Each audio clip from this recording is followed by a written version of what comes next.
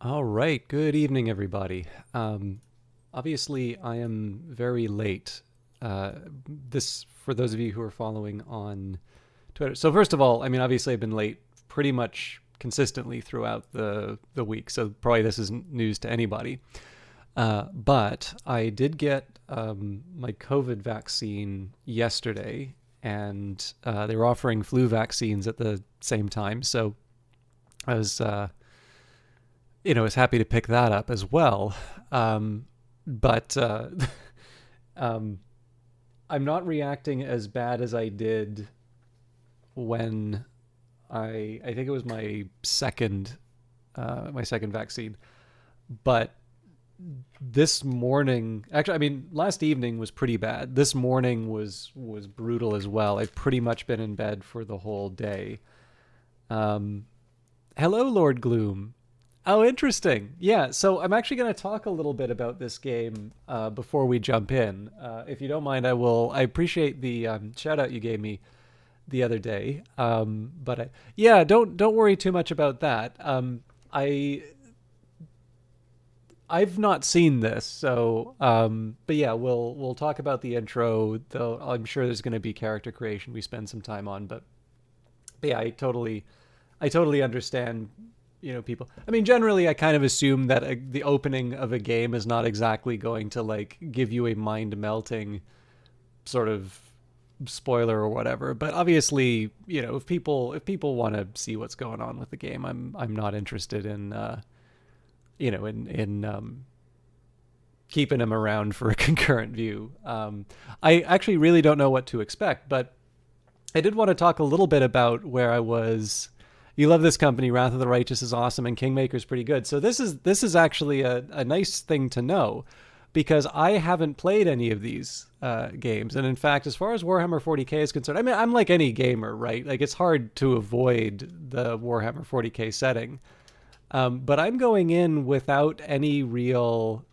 I'm really going in without any real knowledge of what to expect here. So my understanding is that this is a game by Owlcat Games, who are known for, um, I guess it was a Pathfinder. It was a Pathfinder adaptation, but I don't believe they were. So I think there was another Pathfinder game which they didn't do. Um, Let me see if I can find this. There was. Okay, so Wrath of the Righteous is awesome and Kingmaker's pretty good. So I wasn't really sure what the relationship with Kingmaker was, but it looks like they did actually do Kingmaker as well. I just didn't see it on the list. But yeah, so as far as I can tell, that these are games which are a little bit like, I don't even know if it's right to call them like the Infinity Engine games. So there was a while when it sort of felt like a certain type of CRPG was coming back. So a really good example of this would be Pillars of Eternity by Obsidian, that had a very successful Kickstarter. And the idea, I think, about the Infinity Engine game, this is in reference, and again, I'm speaking about gaming history I'm not directly familiar with, but basically, Baldur's Gate was quite unique in the fact that it was an attempt to be quite a faithful adaptation of the D&D rules there. I think third edition might have come out roughly around the time, so I think it had used the second edition rules. Or anyways, again, it's probably there are people who are experts on this, but it was a very unique kind of a game, which obviously spawned a lot of follow-ups. So there was a sequel to Baldur's Gate 2. There were ones that weren't by BioWare, but sort of took a very similar approach, like Icewind Dale and Neverwinter Nights. They put a little bit of different emphasis on certain parts of the game. So some of them would be a little bit more about dungeon crawling and combat. But the thing that you'd probably this isn't really a great way of identifying a genre, but I guess the big thing is that they'd have these very beautiful painted backgrounds, and then you'd have a certain degree of freedom in terms of the character that you would create, and they'd really make an effort of sort of making you sort of feel like you were playing someone's really well-designed D&D campaign. So again, it's not to suggest that there weren't RPGs before it, but it does really feel like Baldur's Gate had this very special status, which went a while it went away for a while, and then it sort of felt like with Pillars of Eternity that style of game was back. But it's also fair to say that some of the follow-ups to it, like Tyranny, which was also by Obsidian, and I actually liked a lot more than Pillars of Eternity, although I've not completed either of them. Neither of them really seemed to sell that well, and so far as I can tell, Pillars of Eternity 2 Dreadfire was a financial failure. I don't know the specific details about it, but it may in fact have been the reason why Obsidian wound up acquired by Microsoft. I'm not sure on that. Although there can also be some positive reasons for it, because I also know that there had been an intention to sort of do a first-person RPG experience set in the Pillars of Eternity world, which we now know is Avowed. So I think, and that was one that was sort of a stated intention for that company for a while. But if you think of it, right, one of the reasons why this sort of stuff can happen is that there are more tools available for people. And when you think about how the gaming market sort of segmented, you can have a group of people who sort of say, I really prefer gaming the way it was in the old days, right? Because if you consider the top end of gaming right now, there's a lot of very heavy live service components. They look amazing and they play very well. This is absolutely not a condemnation of modern game design. In fact, this gives me a nice little segue into saying Lord Gloom has recently been playing Escape from Tarkov, which the new arena mode actually seems to reflect kind of Apex Legends or Call of Duty a little bit more. But I did originally find Lord Gloom through Cobalt Core, so a variety streamer, and given the fact that you have just heard that they're going to be looking for to play Warhammer 40k Rogue Trader, probably a good follow for that as well. Hey, we've got Sophia here as well. Thank you for testing your new Discord ping system for you. I didn't realize I was set up to ping when I went live. I'm sorry for starting late then, but I'm glad that could help you out. And I might as well talk about Selphea as well, who was having a little bit of technical trouble yesterday, but has actually been putting a lot of work into their broadcast in terms of making some adjustments to their audio settings, taking that time to sort of recenter what they're about and what they're interested in doing. So I definitely know Selphea more for my time at Sandrock, but certainly would not want to pigeonhole her into just that one game.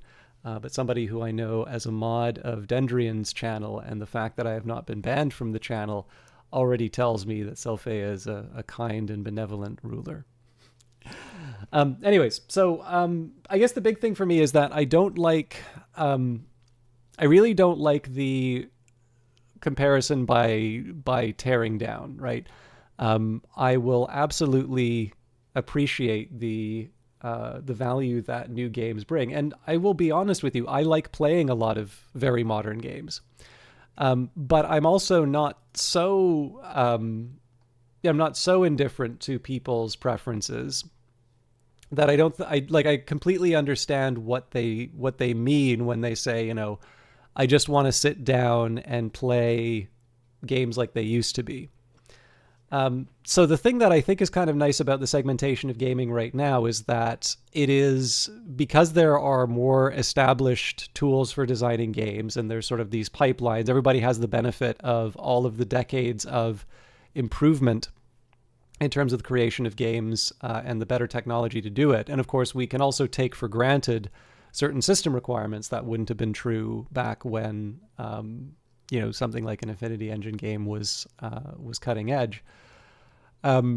This is just an opportunity for people to be able to make these potentially smaller experiences, or at least more focused experiences, and you don't need to worry about getting a very large segment of the gaming population to play the game. In this case, you just simply need to you need to make sure that the people who are into those experiences kind of come in. And so it does feel sort of appropriate that Pathfinder would be a setting that, that would attract these kinds of RPGs. But I was a little surprised and slightly delighted to find out that Alcat would be making a Warhammer 40k Rogue Trader game, because I am not familiar with Rogue Trader. In fact, I've never played Warhammer 40k as a tabletop game. I have played Warhammer Fantasy Battles. But, I should also talk about the other half of this with Lord Gloom. So you say, what I find really interesting about Baldur's Gate 3 Wrath 40k is they allow for stories that would be functionally untellable in their pencil and paper versions due to the ease of use and computerized tracking of the game mechanics. Absolutely true. And actually, I've got a bit of a hobby of playing very complicated and nerdy board games. So GMT sort of seems to have taken the mantle from some of these old, like SPI, and I think TSR was into this for a little while. But there's Avalon Hill. So there's a bunch of board game companies from around the 1970s that were really into doing these complicated war games. And some of them almost became like parodies. So the Campaign for North Africa is this notorious, like, epic game with like completely made up history as part of the rules. So like there was the somewhat notorious pasta rule, where like the Italian soldiers needed an extra water ration to boil their pasta. And apparently the game designer knew full well that this wasn't true, that basically the pasta was cooked in the sauce. But it creates this impression that they're doing this very detailed simulation. And I mean, if you look on Board Game Geek, it's something that I think has a playtime listed in months. But this is a very silly example of it. But like these are the types of games which are just begging for a computer to be keeping track of all of these things. And again, GMT sort of seems to have taken up the mantle of these sorts of games. But they really did Kickstarter before Kickstarter was a thing. They called it Project 500, because one of the problems that you have if you're a board game company is that if you get it wrong, if you don't correctly identify what the demand for a certain type of game is, you lose your entire investment. Arguably, the cardboard and plastic is worth more before you make the game, because once you make the game and you can't sell it, it's already been tainted by this, unsellable art that's on it. So the point that you're making about Baldur's Gate 3 is a really good one. In fact, Larian, I think, has done something that has been the goal for a lot of people ever since computer RPGs were a thing. Because I remember it was actually Divinity Original Sin 2, although my coworker really likes Baldur's Gate 3 as well. I remember him playing Divinity Original Sin 2, and like he's not a huge gamer, but I remember getting a text message from him, and he said, like, it feels like I can do anything in this game. And if you read the original manual for some of the old Elder Scrolls games, like, Elder Scrolls Arena would be a good example of this. This is one thing that a lot of game designers have been trying to capture ever since they first played pen and paper RPGs and wanted to adapt them to computer, is to create that feeling that anything can happen within the confines of this digital setting. So Lord Gloom is absolutely right in terms of saying, the advantage of having, a virtual DM, and not a large language model that's like trying to invent a story while it's going by, but just simply a system under which it's creating, when somebody's kind of creating a set of systems under which it is well thought out enough to be able to, capture all of the things that you would want. A really good example of this actually is Deus Ex. So anybody who's played Deus Ex knows that if you go into the women's washroom, you always play a guy. That's unavoidable. But, so there's a woman who's just like looks at you and is like, how unprofessional. And then, you walk out and carry on, and that's it, right? But it turns out that when you report to your leader, he tells you off for going into the women's washroom. And so this creates this impression, ooh, the game is watching everything that I do. And so far as I can tell, again, I haven't played Deus Ex to the end, but it is it is just one of these things where the trick here, and I think this is one of the things that a lot of computer RPGs are getting quite good at, is that you don't actually need to sit down and work out every possible set of combinations.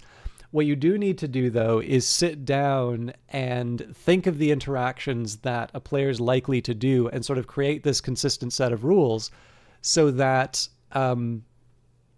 essentially once you follow that logic through to the end, people have the illusion that you can do anything, when of course in reality there are clearly defined borders for the game, right? You can't go off the map because the map doesn't exist. You can't explore dialogue options that have not been already written by the game. There's plenty of limitations that exist in all of these types of games. But the thing is, we never think about it because the design behind these are getting so sophisticated that the set of things that we want to do is sort of satisfied. And I also think there's another half where the game's also doing a nice little job of only making you want to do the sorts of things that that's in it. So I'm probably not really in the context of Warhammer 40K. I'm probably not really going to want an elaborate diplomacy system. Even if I were to play a 4X kind of Warhammer 40K game, the whole idea of trying to forge an alliance with another faction, that really just isn't part of the setting. And so it's one of these things where you wouldn't necessarily feel like it's the sort of thing you want to do. In an RPG, you might, because there's sort of there's the kind of the alliance by necessity, right? So the Dawn of War games do this quite a bit, but that's a little bit different from something like like a grander scale kind of game. So anyways, I wanted to talk a bit about Warhammer 40K. I just forgot to talk about sort of the modern generations of these. So first of all, I'm kind of interested to see where Rogue Trader goes with this, because I have not seen LCAT's previous games, so this will be a bit of a treat for me there. But the other thing I wanted to talk about was the name. So, and I don't know how close of an adaptation this is going to be, but for those of you who don't know, Warhammer 40K Rogue Trader was actually this is the founding document of the Warhammer 40K setting, so far as I can tell. And it seems to, I do sort of wish that I had read this source book before playing, but I have no idea where I would even find one. So oh, that's interesting. So maybe you can verify a few of these things for me, Lord Gloom. So my understanding of the genesis of this was that it was, I don't know if this is just specifically to sell, surplus Warhammer Fantasy Battle miniatures, but definitely it was designed in such a way to be able to use, to use the races. So I believe there were lizardmen of some kind. I think they were called the Slan. In 40K, definitely had a wonderful sense of humor. So some of you have seen me refer to the fearsome Inquisitor. Was it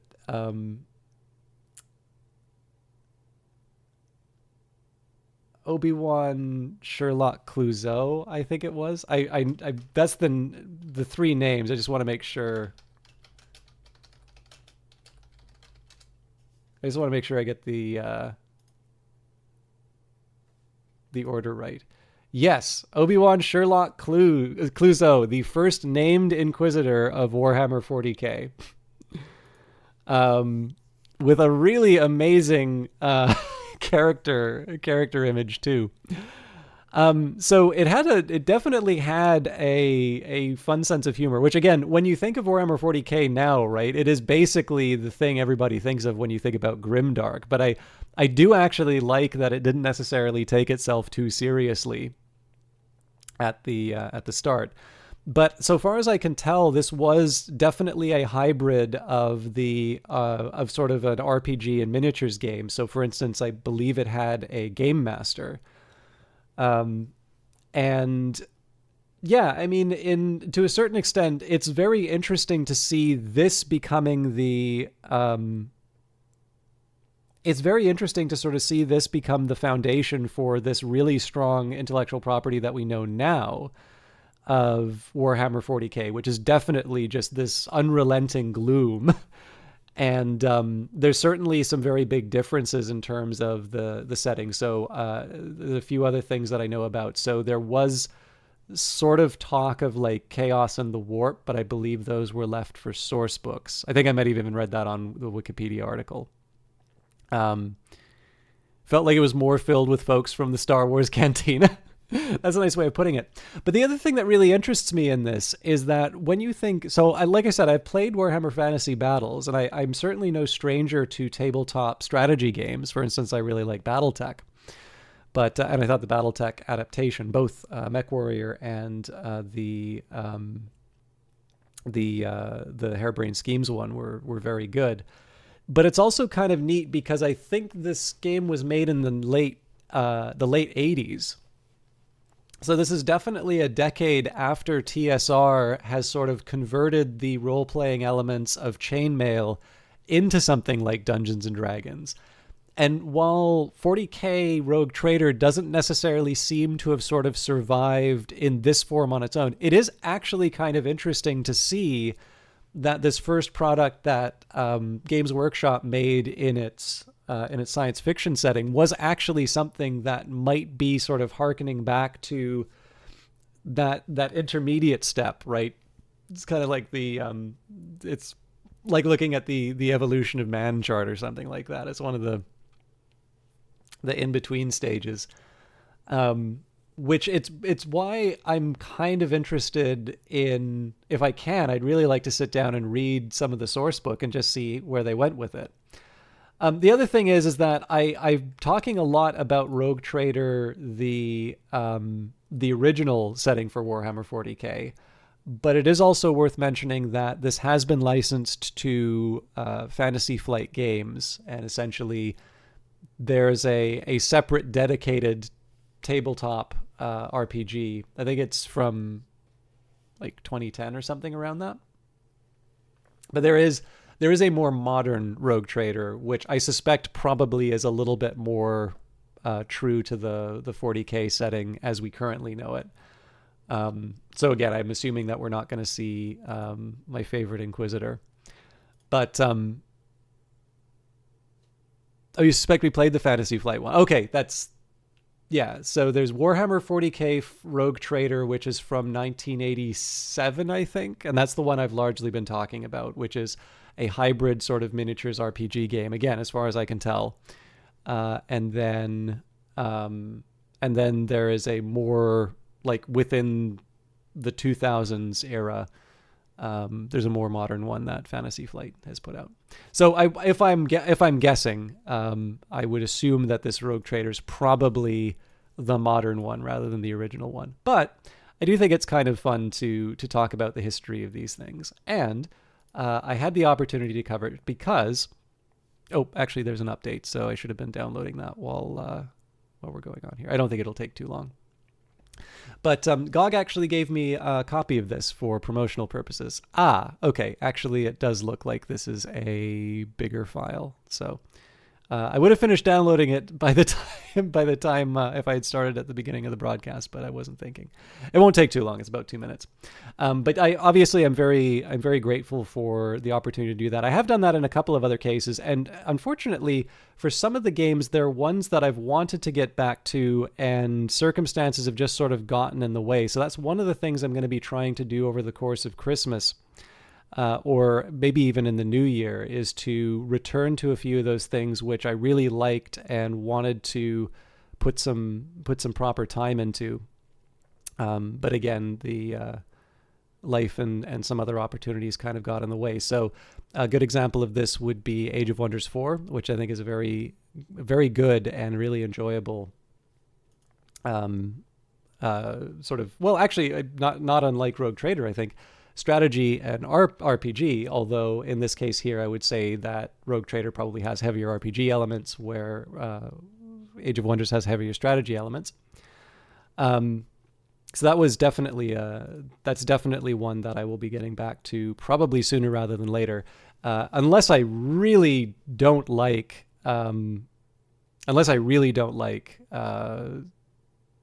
Rogue Trader. I fully intend to return to it, and of course the big one, Phantom Liberty. So the one thing that they do like it when I talk about these things are they do want me to direct you to GOG. Oh no, yeah, that's just blurry space for me because I haven't loaded up the game yet, but we'll get there momentarily. I'll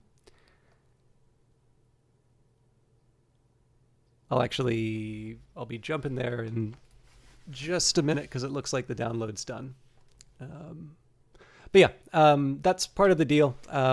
If I get it from GOG, the last thing I'm going to do is recommend one of the other sites. I of course leave it to your judgment to decide where the best price is. I think most of the stores are pretty good at parity, but we're in the winter season, right? So I've got to admit, like, it's hard to keep track of where the prices are. But GOG definitely likes to pride itself on the DRM free site. It's owned by CD Projekt. And wherever fine games are sold, you can pick this up. But the link in there is for GOG because they are ultimately the people who gave me the key for promoting it. So with the mercenary part out of the way, we are now ready to play Rogue Trader. I did go in and mess around with the settings, but I'm not sure if it works with... Okay, great. It's automatically picking up.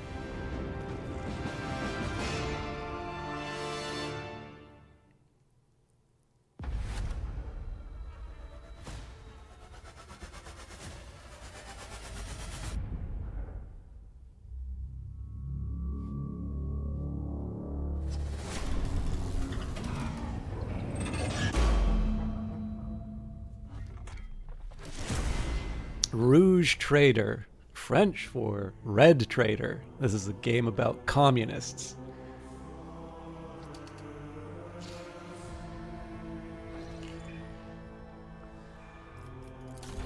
Yeah, so everything... Whoops, didn't mean to do that. This should just be in the introduction anyway, but...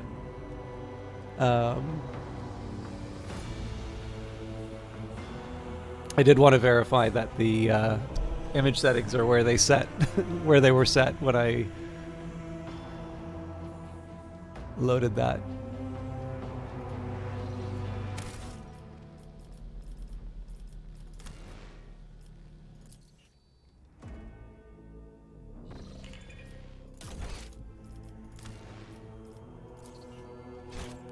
Okay.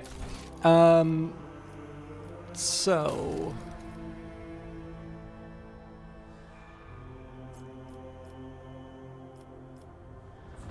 I think I turned off VSync because it doesn't let me set the 144. And I don't think the FSR was required. Your mileage may vary though. And I did play around with these, but honestly I should just keep these as defaults.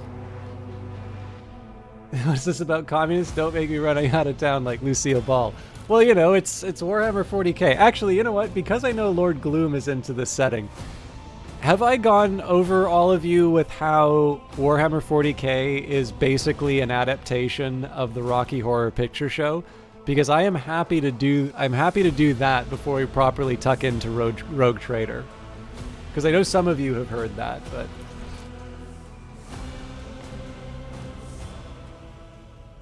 Cool. Yeah, so here's the thing, okay?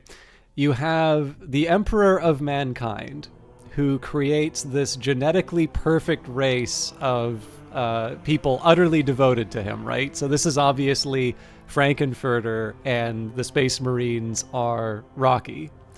And then everybody's like, okay, well that's one aspect on it. But of course, how do they travel? Well, they do the time warp again, right?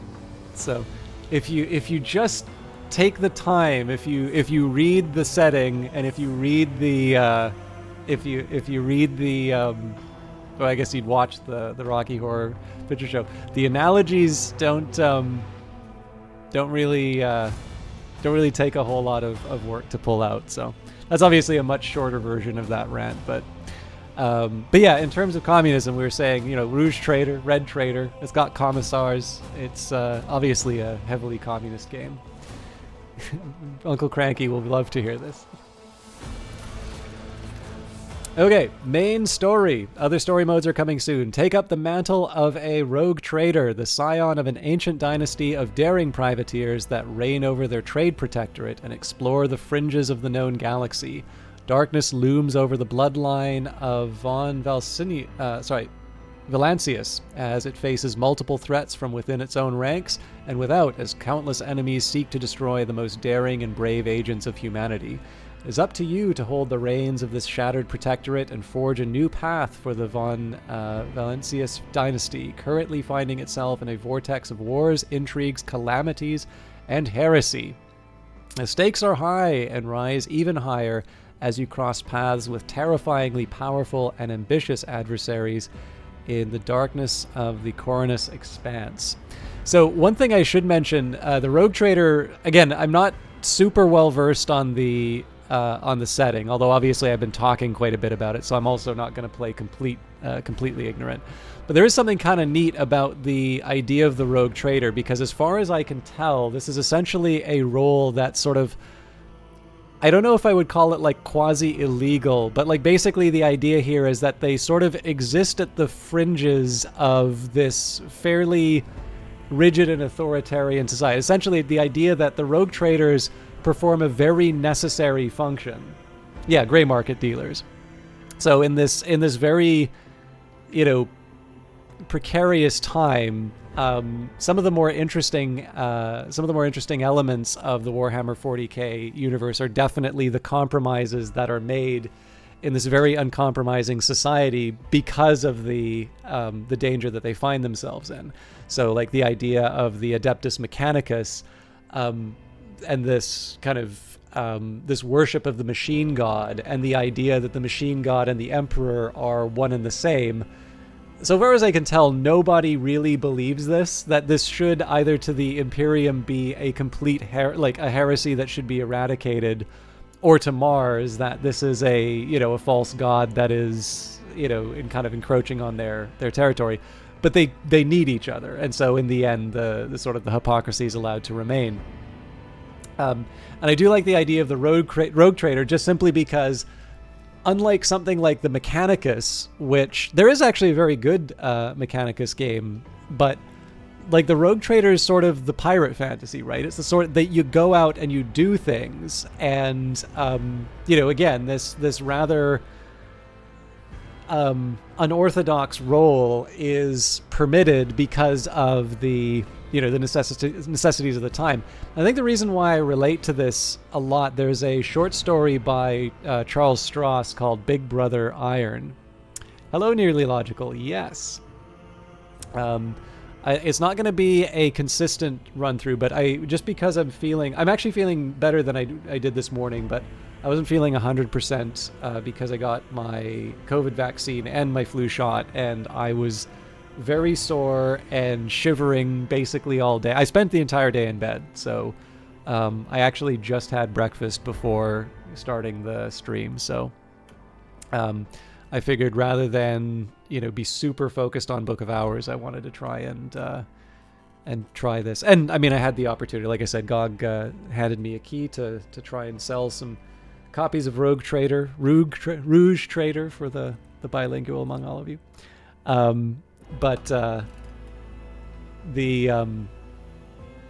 This is something I was kind of looking forward to trying, and I will return to, but it may not be like a Monday and Friday game like Book of Hours. I kind of need to clear out my schedule before I do that.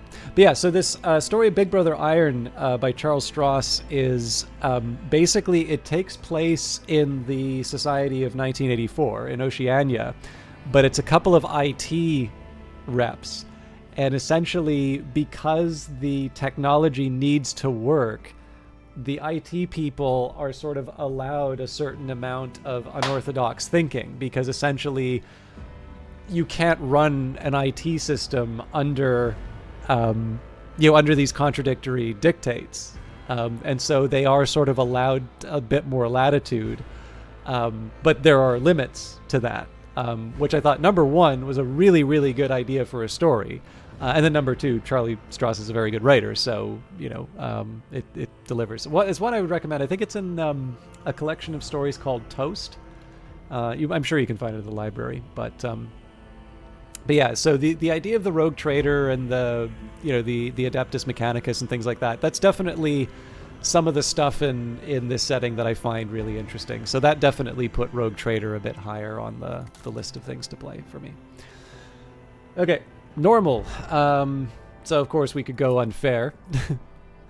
But yeah, this difficulty is not recommended for players not familiar with Warhammer 40k Rogue Trader system. I do find CRPGs really interesting because I love strategy stuff, but I actually really struggle with combat in these kinds of games. So Divinity Original Sin I still haven't beaten because I played it on Tactician mode, and that takes a lot out of me. But they actually say here, unless you are familiar with Rogue Trader, they don't even recommend going above normal. So I won't do story, and it seems that it has a lot of customization in terms of difficulty. But I'm happy enough to go here. I don't think I'm quite at the point where I want to go into story mode, but I'll do what the game recommends. Oh, so it's that's the same for the Pathfinder games as well, then, I guess. Okay. Character creation. I don't know if anybody has any preferences on this. I'm probably going to make my own unless people feel differently. We have Hekata, who is a soldier. We've got Darius, who is an operative. And Bardor, which is obviously a member of the village people. Warrior. Commissar. There you go. Ah, cool. Yeah. Now, usually, I'm actually really spoiled on a lot of this stuff. I usually wind up just going for defaults. I don't even really do mods in games, but as long as nobody minds, I think a custom character would be sort of fun, especially because it doesn't really seem to have any biography, so we can come up with a biography for a character as we go through. Create your very own Rouge Trader from scratch. The possibilities are endless when it comes to customizing your character and choosing their homeworld, gender, and background. You can also choose from a wide variety of abilities and skills, such as combat skills, social skills, and technical skills. These abilities and skills determine how your character interacts with the world and what kind of challenges they can overcome. Finally, you can choose your character's archetype. Each archetype path offers its own set of opportunities and challenges, and so choose wisely. With all of these customization options at your fingertips, you can create a Rouge Trader that is truly one of a kind and embark on an adventure unlike any other in the world of Warhammer 40k. And I'll stop saying Rouge Trader. I've been really hoping to annoy people with that, but nobody's biting. Okay, so we can play a Milady or a Monsieur. I'm going to probably go for Monsieur.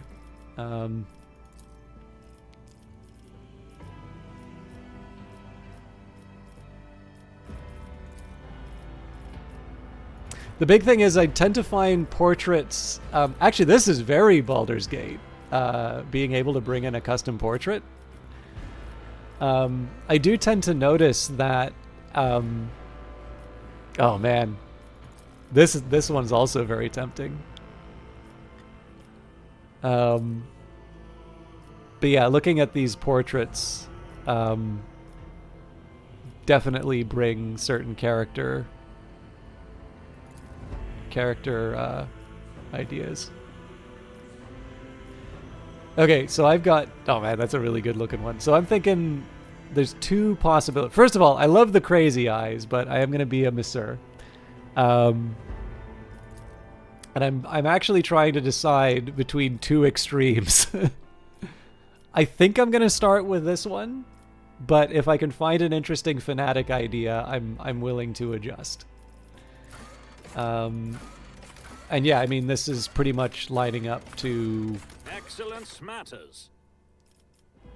We have purified the battlefield of the enemy's taint.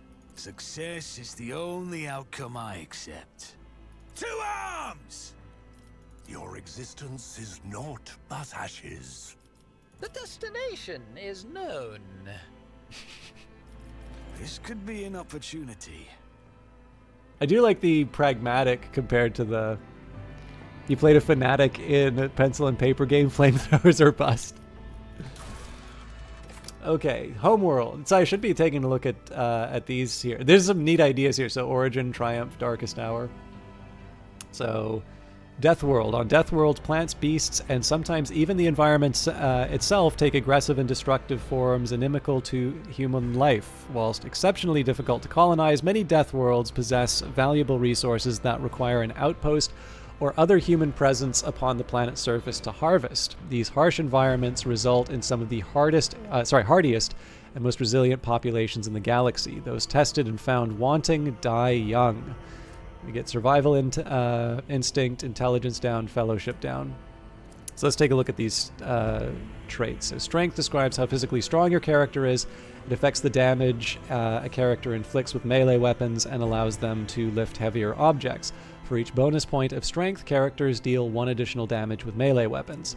Agility measures the excuse me, character's quickness, reflexes, and poise. High agility allows a character to manipulate delicate explosives with finesse or keep their footing when crossing treacherous terrain. It improves the character's initiative, dodge, chance, and reaction. If a character uses a melee weapon, their dodge reduction is equal to half their agility. It also affects the demolition skill. Fellowship represents a character's ability to interact with other creatures, to deceive, charm, or befriend them. High Fellowship will help a character find a way to approach a gathering of unsociable servants or to effortlessly make deals with treacherous merchants. So I'm definitely feeling like Fellowship and Intelligence are probably 2 traits that I would want for the character looking like this. You're trying to recall the actual mechanical system for the 40k RPG. Is it D100? I genuinely have no idea, Lord Gloom, for either the original Rogue Trader or the Fantasy Flight one. I would make a guess that probably the original one would be D6s, because I think that's all. Well, no, sorry, that's not true. I think there's an occasional D8 in the tabletop game. But again, like that doesn't mean that the system hasn't improved, because I mean there's almost certainly 20 years between the very first Warhammer book and whatever the new RPG would be. Toughness defines how easily a character can shrug off injuries, as well as how easily they can resist toxins, poisonous environments, diseases, and other physical ailments. It increases the chances of resisting negative physical effects and the amount of a character's wounds. For each bonus point of toughness, characters gain plus 10% wounds. It also affects the carouse skill. Finally, intelligence. Intelligence is a measurement of the character's acumen, reason, and knowledge. So, less inclined to do Death World, but we are going to read each of these and see what's new. So, Voidborn. Voidborn are humans birthed in the belly of a void vessel or aboard an ancient orbital satellite. Those who have lived their lives on void ships have become inured to some extent, due to the reality-altering process of warp travel and living in low or zero gravity environments. In many cases, their features are drawn and their skin pallid, and they may even have minor deformities or a strangeness to their speech, gait, or general appearance that sets them apart from others. So there's willpower and intelligence. I don't think we read willpower yet. Reflects a character's ability to withstand the horrors of the warp, the terrors of space, and the dreadful opponents that they are bound to encounter in the Coronus Expanse. High willpower allows characters to exert control over a crowd or interrogate a heretic. It also increases the chances of resisting negative mental effects and psychic powers. So this is not entirely bad, because I did say that intelligence might be one of the primary features I'm focusing on for this character, but we'll see if there are other things that can be done. I'm guessing Hive World's probably going to have a high fellowship. Yeah, that's not a surprise. A hive world is a hive world's population is so dense that great swaths of the surface of the world are frequently covered in gargantuan cities bejeweled with towering spires that pierce the atmosphere. Hive worlds are vital to the welfare of the Imperium and are the beating heart of its economy and war machine. They produce munitions for the Emperor's armies in vast manufactories, mine valuable minerals, and refine fuel for the Imperial Navy. Innumerable regiments of the Astra Militarum are raised from their massive populations as well. So, if you're looking for an example of a hive world, there have been 2 Necromunda games, and I believe both of those are set on hive worlds. But we do get a minus on willpower, so this is closer to what I'm looking for, but it's closer in the sense that, you know, Voidborn also sort of does the same thing. Forge World. Forge Worlds are the domain of the Adeptus Mechanicus, entire planets ceded to the demands of vast macro industries. Each is a manufacturing super complex of unimaginable capacity and power. Over the millennia, different Forge Worlds have become especially renowned for their philosophies or ways of war. These are often colored by the technologies they specialize in manufacturing. The bulk of Forge World's population is utilized as a labor force, whilst the fortunate few may be inducted into the ranks of the Adeptus Mechanicus itself. An Imperial World. An Imperial World is one of a million planets united by the belief in the immortal god Emperor. Hailing from hyper-technological societies to grimy feudal populations, the inhabitants of countless worlds offer fealty and devotion to the master of humanity and the imperial creed espoused by his servants. The designation Imperial World encompasses a vast array of wholly dissimilar worlds that are nevertheless part of the Imperium. So what's interesting here is this is basically blank. We'll see what Fortress World gives. So a lot of these do seem to hit you on Fellowship. Fortress Worlds are planets where the entire populace is immersed in warfare. They constantly train for the day that they may be called upon to defend the Imperium, a charge they solemnly uphold. Fortress Worlds are established as bulwarks against the enemy. Every citizen is a soldier trained to fight from the moment they can handle a weapon. High perception, willpower. I don't think we've seen perception yet. Perception describes how well a character perceives their surroundings. Characters with high perception can pick out a stray bolter shell casing in between the day-to-day morass of an underhive, or even tell when someone is being deceitful. It also affects the awareness skill and reduces enemy dodge chance against the character's attacks. I don't think this guy looks like a Spartan. Okay, so I think we've narrowed this down to Voidborn, Hive World, and then Forge World we can't because of the so it would be Voidborn, Hive World, and Imperial World. So there is the question in terms of what I'm willing to sacrifice. Probably the strength is one I would be willing to give up, assuming I don't go for Imperial World. But I do now also want to take a look at the features. So a Voidborn character can re-roll any failed attack, dodge, parry, characteristic, or skill test with a 20% chance of success. This chance cannot be greater than the base success chance of the roll. Additionally, any enemy dodge or parry against a Voidborn character has a 20% chance to fail after a successful roll. That seems very strong. The strength in numbers. Hive World characters gain +1, 1 plus Fellowship, bonus divided by 2 resolve if there are 3 or more creatures, allies, or enemies in a 3-cell radius. Yet, they suffer a -2 penalty to resolve with no creatures around. Okay. So Voidborn's looking a bit better here. And then Humanity's Finest, Imperial World characters can select any characteristic except for weapon skill or ballistic skill and add a +10 bonus. So essentially you're giving up the bonus, you're giving up sort of the division here and going for a straight bonus. And then finally we'll take a look at talents. The following features will be available after Origin Advancement, ready to serve when an Imperial World character is affected by an ally's non-damaging ability or affects an ally with such an ability. Their resolve is increased by Fellowship bonus divided by 2 for 1 round. Better to die for the Emperor. While under 40% wounds, Imperial World characters gain +10 bonus to all characteristics and +2 resolve. Doing my part if no other character in the current party has the same archetype as this character. The first use of any abilities from this archetype costs -1 action point less. I'm assuming its AP is action point. No Heresy. Imperial world characters gain plus 10% critical hit chance and plus 10% armor against Xenos or demonic creatures. Their allies gain half the bonuses of No Heresy. However, Imperial world characters Lore Xenos and Lore Warp are always 0, which won't necessarily align well with my intelligence. And stronger together, all allies, including Xenos, in the current party gain plus 5 to the same characteristic as was chosen for humanity's finest. Okay.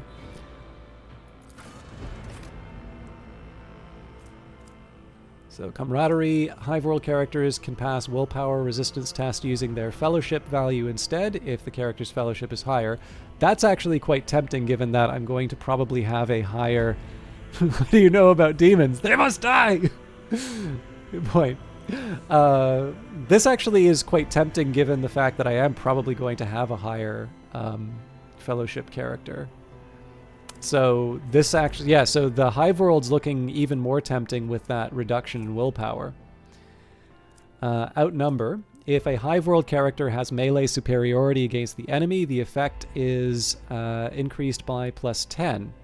If an enemy has melee superiority against a Hive World character, the effect is decreased by 10. Okay. Melee superiority in melee combat. Any target surrounded by more allies than enemies receives a plus 10 weapon skill bonus for each additional ally. Larger creatures need to be surrounded by more than 2 enemies to provide advantage to the attackers. Now, I didn't see this as a melee character, but maybe we can change that. Weapon personalization. All ranged weapons dealing physical damage have plus 1 damage, plus 5% armor penetration, plus 1 rate of fire, and minus 5 to recoil, so that's definitely a good argument for ranged. Helping Hand. If a Hive World character starts their turn adjacent to an ally character, that Hive World character gains plus 2 MP. If a Hive World character ends their turn adjacent to allies, they gain plus 2 MP on their next turn. And Fresh Start. Hive World characters gain a 50% bonus to dodge against the first attack of opportunity every round. Okay, so this is tempting. There's a couple of wobbles on this, but I do think there's some interesting ideas here. And then under Voidborn, so Fortune was a pretty strong one. So we've got Bloody Mess. Anytime a Voidborn character scores a critical hit, there is a 10% chance to double the damage. Contagious Luck, using a non-damaging ability on an ally, grants that ally the ability to re-roll any fail attack, dodge, parry, characteristic, or skill test with a 20% chance of success for 1 round. This chance cannot be greater than the base chance of the roll. Using non-damaging ability on an enemy grants them a 20% chance to fail a successful dodge or parry test against any character for 1 round. Just a flesh wound, the Voidborn character has a 20% chance to survive after suffering lethal damage, surviving with 1 wound. Jinx, while a Voidborn character has more than 50% wounds, all chances of all creatures, including enemies, in a 3-cell radius are increased by 10%.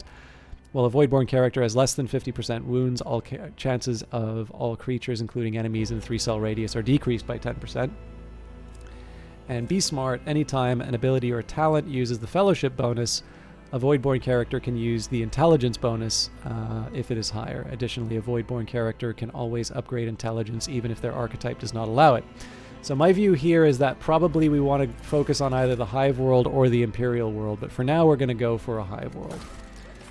Origin. Astra Militarum Commander. The Astra Militarum, commonly known as the Imperial Guard, is the primary fighting force of the Imperium and the first line of defense from the myriad threats that endanger the existence of humanity in the 41st millennium.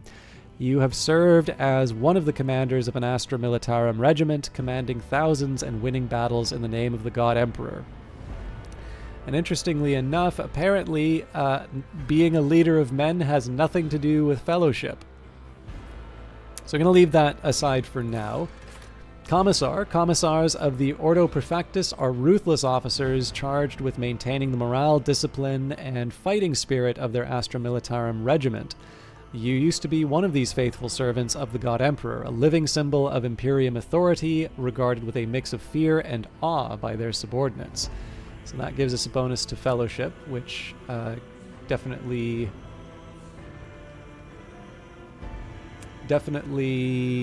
warms me to Commissar. Crime Lord. The Imperium survives and prospers in no small part due to the narrowness of its vision, but a rebellious mind and will such as yours could not be so easily constrained. The dark paths of smugglers and renegades that wind behind the facade of the Imperium society offer a dangerous refuge for those unwilling to bow to the law. You used to be one of these dangerous yet resourceful individuals. Ministorum Priest. The ecclesiary, known formally as the Adeptus Ministorum, is a vast institution that oversees the galaxy-spanning religion of the Imperium. The ecclesiarchy's complex hierarchies of cardinals, missionaries, preachers, and zealous laity ensure that prescribed prayers and invocations are made, all the while instructing the masses to guard against heresy and deviancy. You used to be one of those fiery and charismatic individuals concerned with keeping a close watch on your congregation. I will definitely do a future run as one of these guys, but I'm kind of locked into my... do the origins change based on the homeworld choice? So I couldn't say for sure, but I'm guessing that it's... I'm guessing that it doesn't. So let's change to Imperial World for the sake of... Oh, right. So this one's a little bit different because of the characteristic change. Let's go Fortress World instead. Yeah, it looks like you can be the same...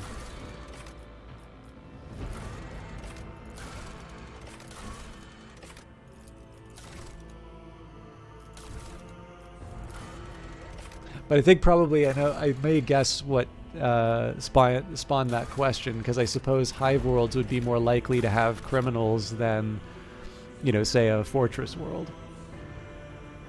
Yeah, I could definitely see myself trying a Ministorum Priest at some point in the future, but I'm married to this Intelligence Fellowship-oriented character.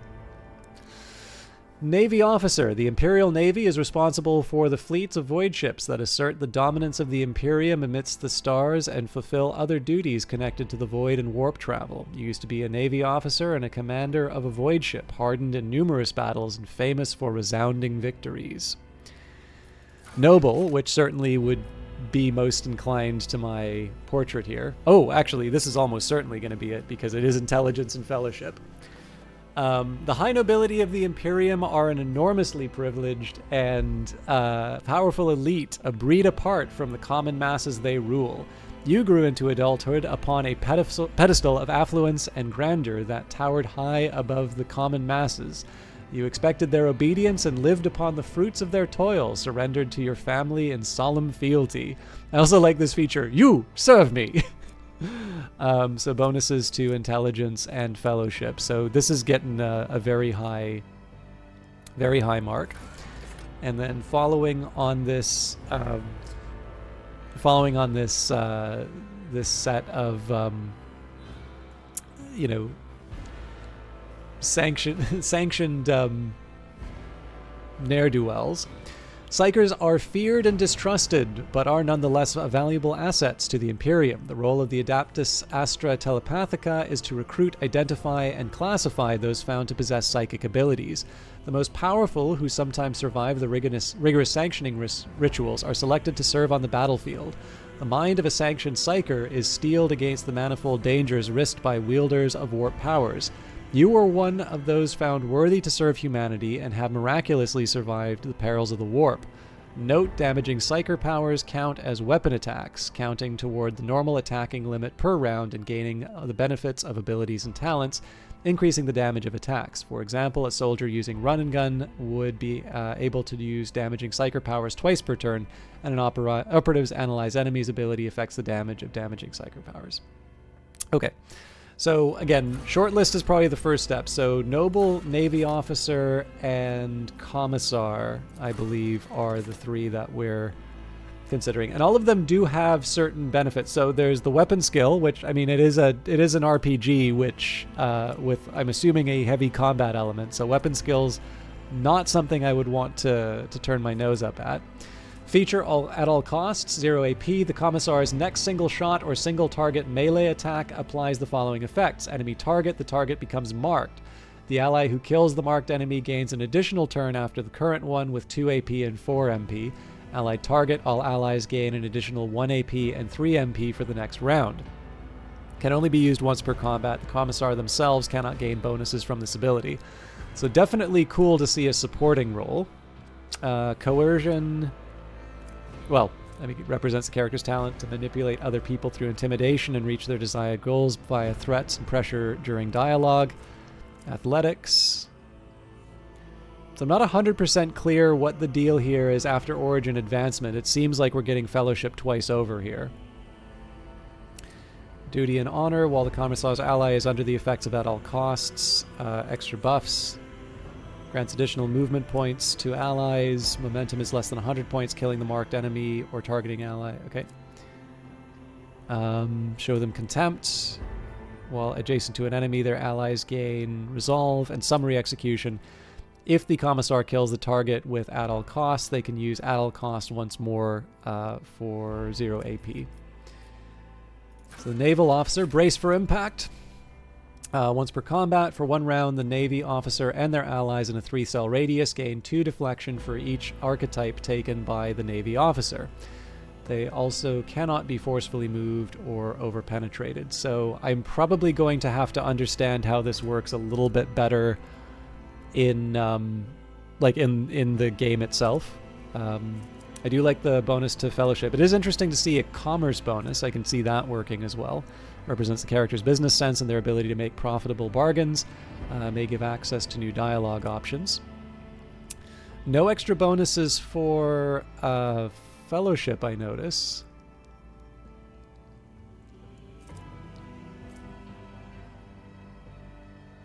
Do not falter. Allies affected by brace for impact do not suffer the negative effects of melee superiority. Perfect timing. All allies affected by brace for impact gain 30% to cover penetration. Get into cover. Get an extra turn with 0 AP, 3 MP to increase their cover efficiency by 20. Scatter. All allies affected by brace for impact suffer only half damage from all attacks of opportunity. And get off me. Allows the Navy Officer to use any ranged weapon in threatened areas, knocks enemies prone, and pushes them 1 cell away during the effect. So I'll admit, I'm not super stoked about Brace for Impact compared to At All Costs from the Commissar, but I may be willing to have my mind changed. Better Fellowship and Persuasion for the Commissar, for the Noble.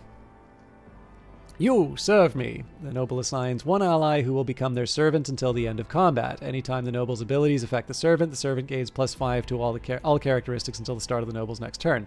Anytime the servant attacks a target that the Noble dealt damage to last turn, the servant gains +10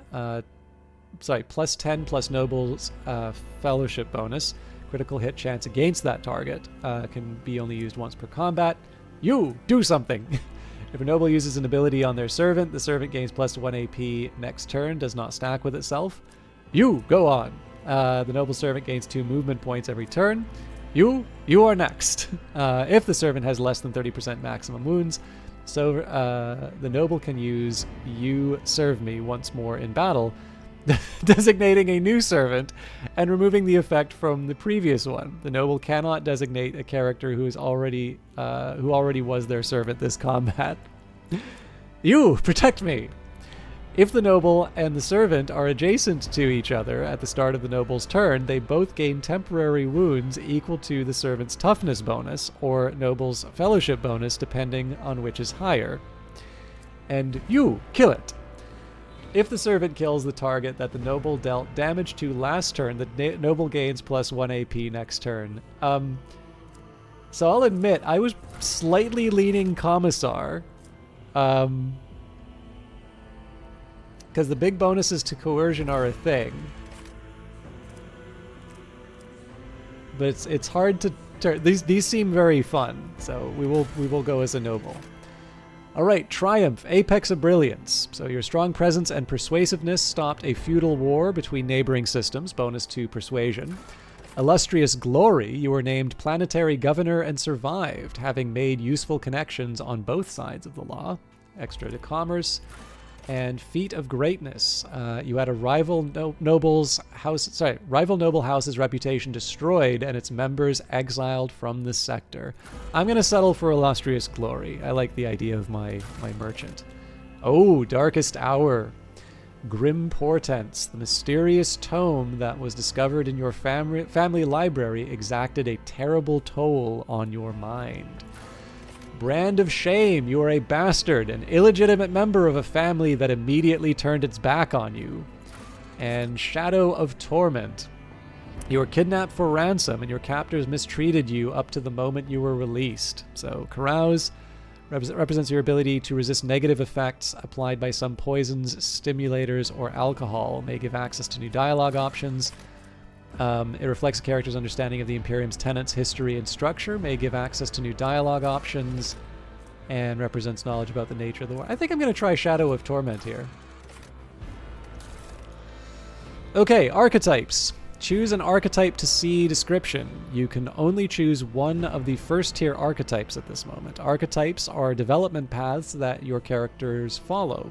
Each archetype encapsulates a unique set of skills and experience that represents a specific combat specialization, from the frontline warrior to the indispensable leader preferring to command from the rear. Choose who you want to be in the grim dark future of Warhammer 40k Rogue Trader, available where fine games are sold, but particularly GOG. Oh, this is neat. It shows you how these develop. So let's read the descriptions first. Warriors are combatants boasting exceptional melee prowess, capable of dealing high damage in close quarters and withstanding heavy amounts of damage. They also excel at drawing enemies' attention from less defended allies. Core focus, melee, movement and dodge, armor, parry, taunts, and soaking damage. Officer use willpower and fellowship to improve their combat capabilities of their allies, turning them into even greater threats on the battlefield. Core focus, extra turns, simple target buffs, rescuing allies, and momentum. So I obviously am going for heavy fellowship, but I would like to be somewhat effective as a fighter myself. Operative. An operative uses intelligence and perception to find and exploit weaknesses in an enemy's defenses. None can withstand an attack from an operative. Core focus, precise single attacks, defense penetration, area debuffs, consistent firing position. And Soldier. Soldier is a master of all ranged weapons, quickly able to assume an advantageous position, from where they will stand ready to rain fire on the enemy. While well trained in a highly diverse range of arms, a soldier is particularly proficient at blasting their targets with burst fire and area weapons. Core focus, movement and ranged attacks, cover and dodge, burst fire, area attacks. Okay, so I'm also interested here. So Soldier will allow me to get Bounty Hunter, Master Tactician, and Arch Militant. Officer will let me do Vanguard, Master Tactician, and Grand Strategist. In fact, all three of these seem to convert. No, sorry, not all three.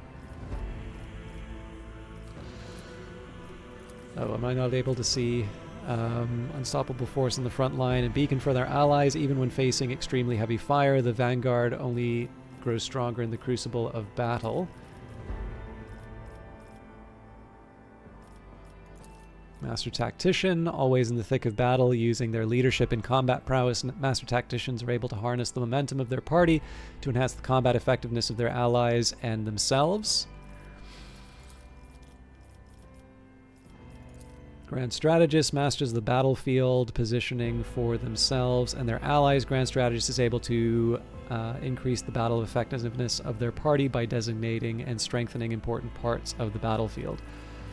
So, I can actually see situations where the operative would be most helpful, but let's take a look. So Keystone features immediately grants an ally an extra turn with action points. Force an ally to fully push themselves, increasing their characteristics.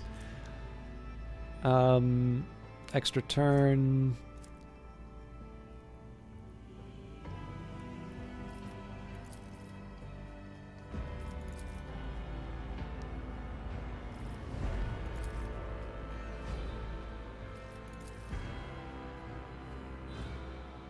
Yeah, so we've got persuasion, commerce, coercion, carouse, lore, as opposed to... Yeah, so officer really is in line with how I'm using these things. I have no idea what any of these are going to do. So I'm not too fussed about the willpower because of that bonus that I get from my home world. So Hive World characters can pass willpower resistance tests using their fellowship value instead.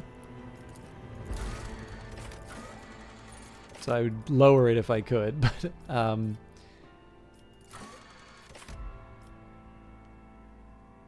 because I feel like probably going all in on fellowship is where we go. Okay, and we oh, that's interesting. Okay, so basically we get 6 points to distribute here.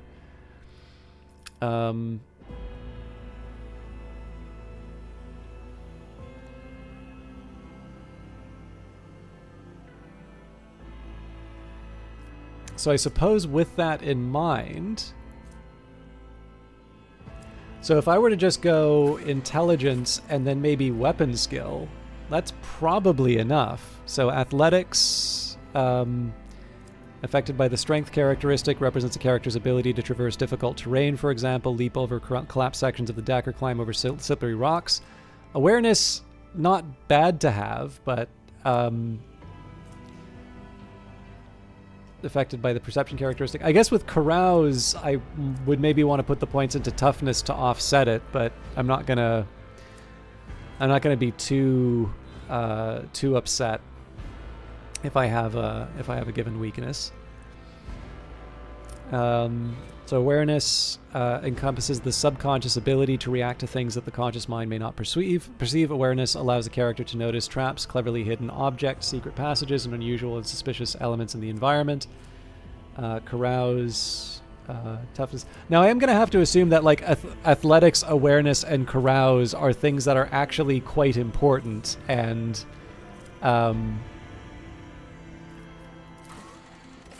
like basically the fact that there's only one point that's associated with it. Like the fact that I've got these big points towards intelligence, again, it may not be that this lore comes up very often. Demolition, use to deactivate traps, also allows the use of explosives to blast containers open or break through closed doors and block passages. So yeah, I mean, again, if I want, I can boost up some of my traits, but I think probably the weapon skill here. Ballistic skill, rather. Reflects the character's accuracy with all forms of ranged weapons. A high ballistic skill indicates that a character is a Deadeye, someone to be feared in a gunfight or skirmish. The base hit chance for a ranged attack is within the weapon's effective range. The only other thing I could imagine, I'm noticing willpower isn't mentioned at all.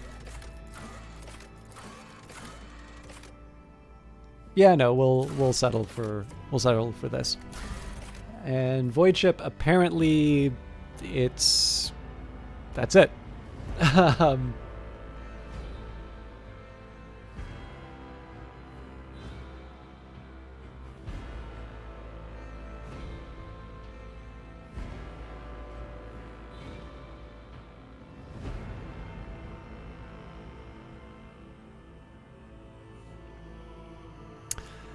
The Sword Class Frigate is a classic combat ship design proven in thousands of battles, combining decent firepower, high speed, and respectable survivability. Estimated dimensions, 1.6 kilometers in length, 0.3 kilometers abeam at the fins approximately. Estimated tonnage, 6 megatons approximately. Estimated number of souls, 26,000 approximately. The Von Valancius flagship is the mightiest void ship belonging to the Von Valancius dynasty. Every system aboard this frigate has been tried and tested in innumerable engagements. Its weapons and turrets deliver hard-hitting volleys with pinpoint accuracy. Its plasma drives are rugged yet reliable in extreme conditions. The flagship's size and maneuverability are perfect for pursuing smaller, faster raiders and for hunting the countless pirates, Xenos, and heretics in the Coronus Expanse. Numerous Von Valancius rogue traders have acknowledged the exceptional performance of this vessel, and with a few minor updates, the flagship has continued to faithfully serve the Von Valancius dynasty. Oculus Ignis. Why not?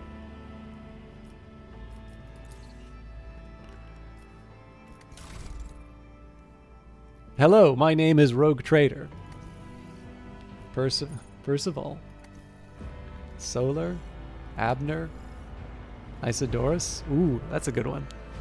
I think we're set. No, I was gonna write something, but I can actually live with that. All right, are we happy? Are we ready to embark on the story of the Rogue Trader Isidorus, of noble heritage?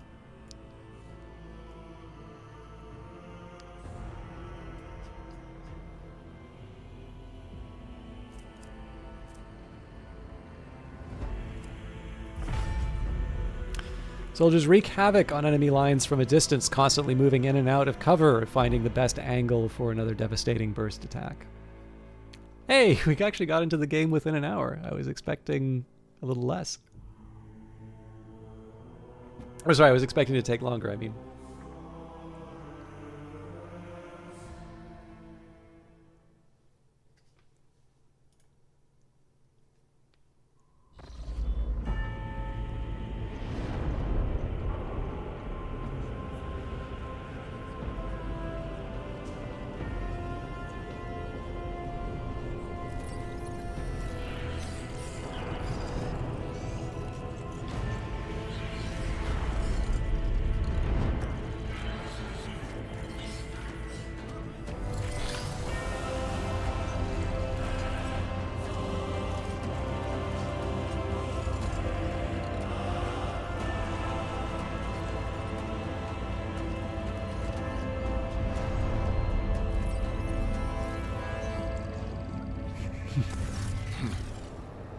An excellent place for contemplation.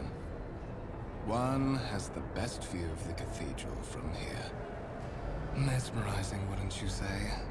An impeccable manifestation of the God Emperor's sublimity. It's nice to I mean, I always like it when they don't do voice acting in these games because it gives me a chance to read the stuff. But the one thing that always bugs me a little bit is that there's the description that's given in the game, and they never have a break to read that out. So the man who has approached you is gazing down into the depths of the vast temple on one of the lower decks. God Emperor, the guide, the ruler, and the highest power to which humanity offers their prayers for aid and deliverance. Most would be driven mad with despair if they knew the truth. The Divine Presence who sits on the golden throne of Terra is the heart of the Imperium, towering over his willing servants as their rightful master. He is depicted and worshipped in myriad forms by souls beyond counting. Through his Imperium, humankind is united and remains one of the most powerful intelligent species in the galaxy. This is Alcat. All right. Truly an awe-inspiring sight. Frankly, such excesses can be tiring at times. All this is ostentatious luxury, this laughable pretense. It is enough to make one think that the architects meant to compensate rather than glorify. Have we met?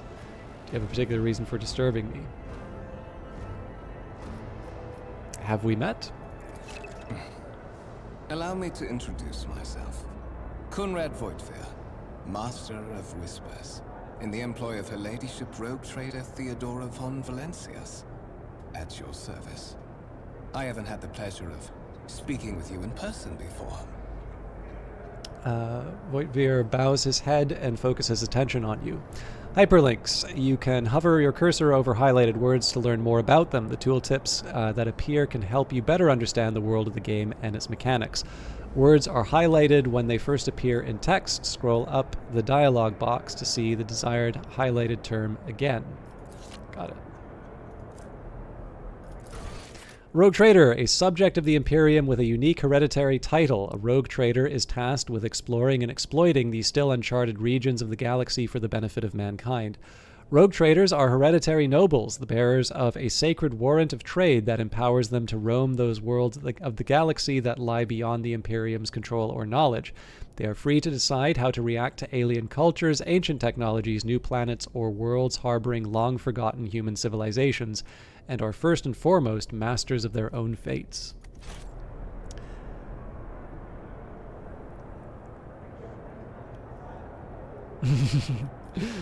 Duke Isidorus Eos Venria Deval of Calixus. You may call me your grace.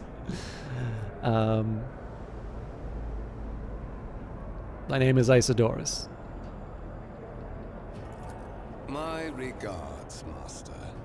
Or should I say, von Valencius, scion of a blessed rogue trader house in the service of the Imperium. Perhaps this kinship came as a shock to you. Understandably so, given that all evidence of the connection was lost in the generations separating you and Lord Captain Theodora. It required no small effort on the part of Her Ladyship's servants to discover and verify this blood tie, which has now made you one of the heirs of this dynasty. Hello, Takri. How are you doing tonight?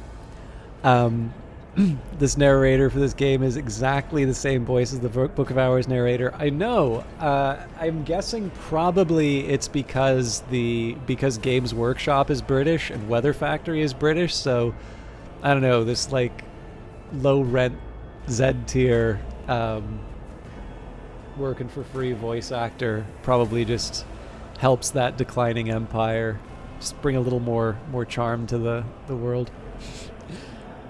All right, let's find out about the Imperium, the galaxy-spanning interstellar human empire ruled by the living god who is known as the Emperor of Mankind. Its territories encompass untold millions of stars and countless more human lives, united by bonds of species and by the overarching faith in the Emperor. Aliens and mystical forces unremittingly challenge the supremacy of the Imperium, forcing humanity to fight in endless wars.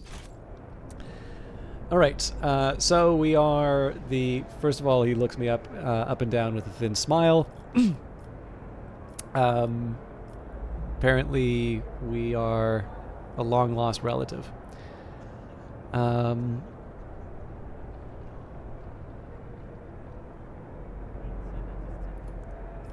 have a curious title, Master of Whispers. What are your responsibilities? To put it plainly, I am the head of the network of spies and informers who serve the interests of House von Valencius. I uncover weak links both among Lady Theodora's retinue and in the ranks of her rivals. I eliminate our vulnerabilities and exploit those of others. Why am I aboard this vessel? Why have I been brought here? As if the family tie wasn't apparent. So that you may fulfill your blood duty. Whatever obligations you had before, they are henceforth null and void. By order of the Lord Captain, you have been requisitioned to serve the rogue trader, indeed blessed by the God Emperor.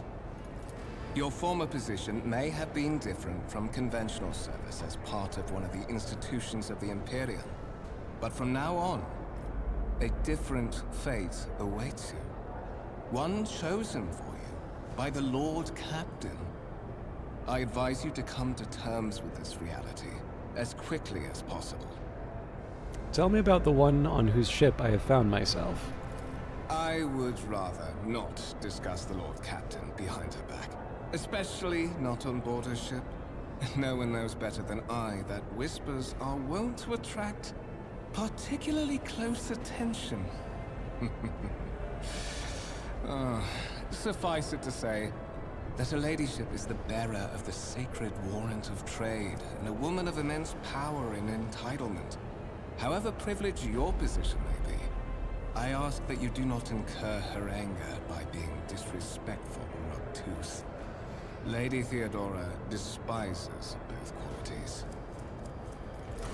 The Warrant of Trade, the sacred relic document that affirms the preeminent rights of a rogue trader throughout the galaxy. The warrant grants not only permission to travel beyond the Imperium's borders, but license to deal with pirates, mutants, or Xenos if needed. Rogue traders use the Warrant of Trade to conquer or colonize newly discovered planets to gain exclusive trade rights with newly discovered cultures, and to explore the galaxy beyond the Imperium's frontiers. You say I'm one of the rogue trader's heirs, so there is another candidate. There is. And you will meet him soon enough. I assume you had some goal in mind when you decided to seek me out. Let us address it. But of course, I have come to invite you to a meeting with Lady Theodora. I imagine you have many questions for your patroness, and I'm sure she has just as many questions for you. It is regrettable that you haven't yet had an opportunity to speak. It has been an arduous voyage thus far. The Lord Captain and Master Edelthrad von Valencius are conversing on the observation platform. Let us join them there.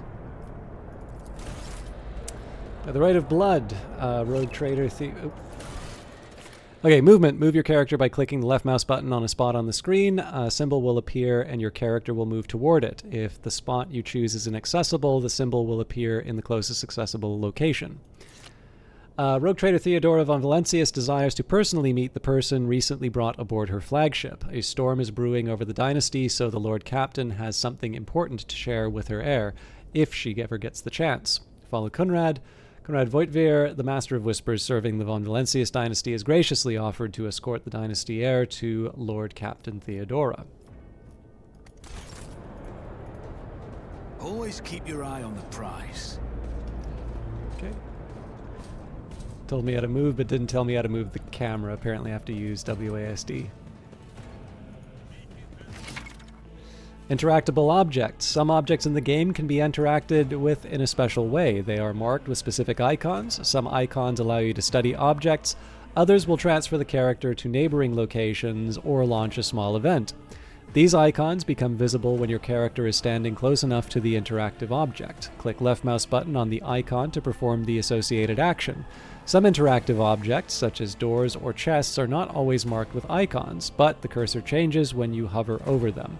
Hover your cursor over the object. If the cursor changes, the object will be interactable. Hold Tab to highlight objects your character can interact with. A massive conference table, obviously crafted from real wood, a resource of incredible value aboard a void ship.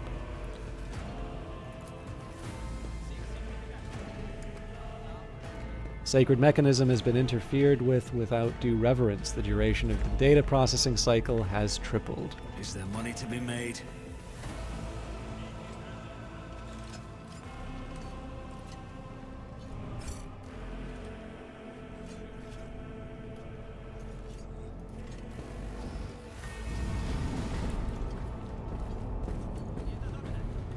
One of the von Valancius trophy rooms. Perhaps you would like to take a look around after your audience with the Lord Captain.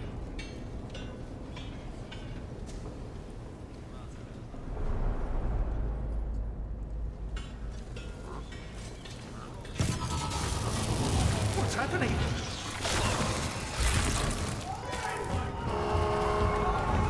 Run! The servitors have gone berserk!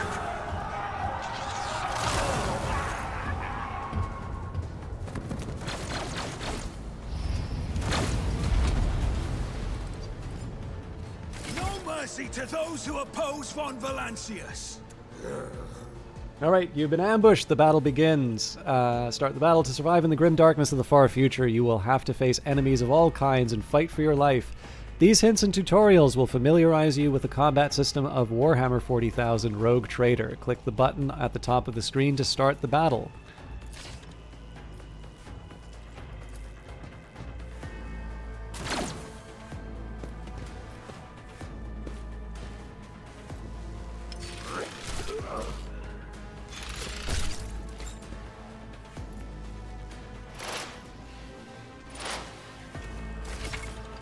Movement in combat. All battles of this game are turn-based and take place on a grid. On their turn, a character can move, attack, and use their abilities. Select a cell within the highlighted area and double-click the left mouse button on it to move the character there. Movement points will determine how far a character can move on their turn. 1 MP corresponds to 1 cell on the battlefield. Moving diagonally is more costly. Every second diagonal cell uses 2 MP. This, as an aside, is actually one reason why hex grids are so popular. So there's a couple of properties about hexes in general that just make them really appropriate for like covering a surface. I think this is also true for computer vision and like there's a bunch of other applications other than games. But I think for a lot of games, hex grids were they're a little more complicated to implement in some cases, and there's a bunch of really interesting systems for putting them in. So like I've been kind of into generalized balanced ternary, but it's really hard to intuitively think about it. And one of the reasons why hexes are a bit more appealing is this very problem here, which is if it's the same value for a diagonal move, then you can actually move a lot faster, right? And, you know, if that's not clear why, just remember Pythagoras' theorem. And if you don't penalize, so then you say, okay, well, maybe we penalize the movement. But if you penalize the movement, all of a sudden, it's a much more complicated system. And then it's maybe you wind up with these counterintuitive results. So Amit Patel, who I don't really know of any modern games that he's done, but I think he had a history working on like BBS doors, if anybody knows what those are. He's got a really, really good guide on hex grids, which still gets updated, actually. Anyways, at the beginning of each turn, movement points are restored to their maximum value. Note that once a character starts moving, this action can no longer be cancelled.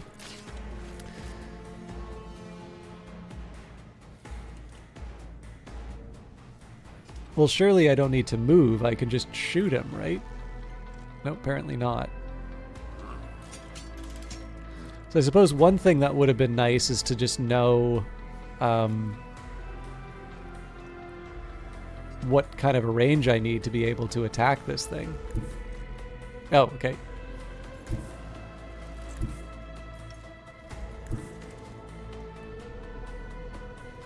I don't need luck. I have strategy. Action points. To make attacks and use abilities in combat, a character must spend action points, or AP. Their total is displayed on the panel at the bottom of the screen. Every attack or ability has a certain AP cost associated with it. The number of squares next to the icons of attack, actions, and other abilities indicates their AP cost. At the start of each character's turn, their AP are restored to their maximum value. To attack, first click the left mouse button on the single shot icon on the weapons panel at the bottom of the screen. Hover the cursor over an enemy. A tooltip will appear showing your chances of hitting that enemy and the possible damage you can deal on a successful hit. Click the left mouse button on the enemy to fire. The amount of damage your characters deal depends on the parameters of the weapon they are using. The effectiveness of the shot depends on the distance between the character and their enemy. When you target an enemy with a single shot, you will see two areas denoting the weapon's effective and maximum firing ranges. Okay, cool. So it gives me that information I was looking for before. Certain abilities in the game are considered attack actions and can only be used once per turn unless affected by specific talents or other abilities a character might have. If a character performs an attack action, they will not be able to attack again and will lose their remaining movement points until the start of the next turn.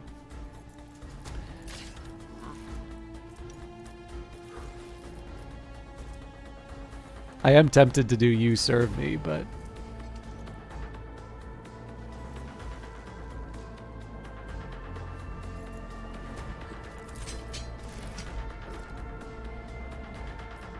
Okay, so seems to me like this is max distance as opposed to...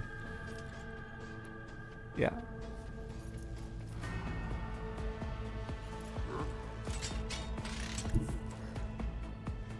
It would be nice if they could give me the information about the attack.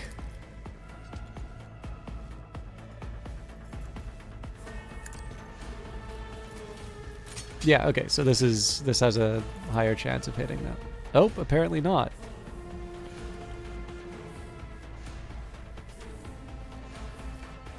That's kind of strange, isn't it?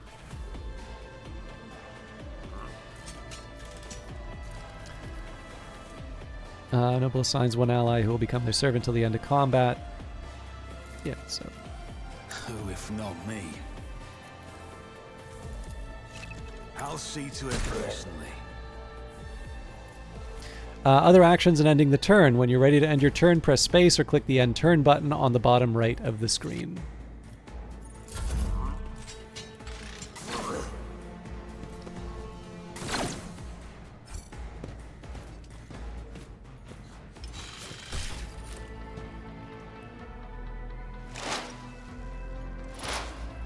Conrad doesn't believe in getting his hands dirty with attacks.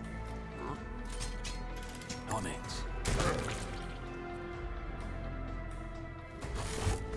I can scarcely believe it on a day like this. Suspiciously poor timing for such an accident. Servitors malfunction on the officer's deck at exactly the same moment when the rogue trader and her heirs are gathered here. I have blocked all passages between the upper and lower sectors of the residential decks. If this is a deliberate attack, it should stop the culprits from advancing their plan. Without taking his eyes off the bodies of the floor, Voitvir removes the Voxcaster from his belt and speaks a few quick orders into the device, then he turns to you. Vox, a piece of technology used to communicate over short distances or record sound.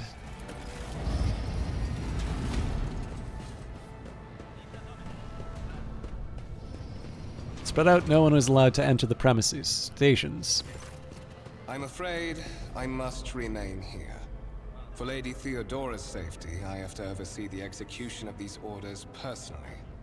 I hope you will have no difficulty reaching the observation platform on your own. It is just at the end of this corridor. The Master of Whispers gives you a curt bow.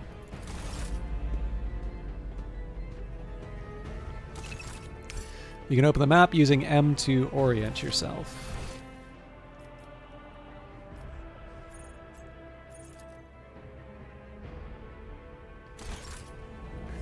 So I'm happy that it shows me the map. I'm not 100% clear on where I go, though. I'm curious if I can bring the dialogue back up.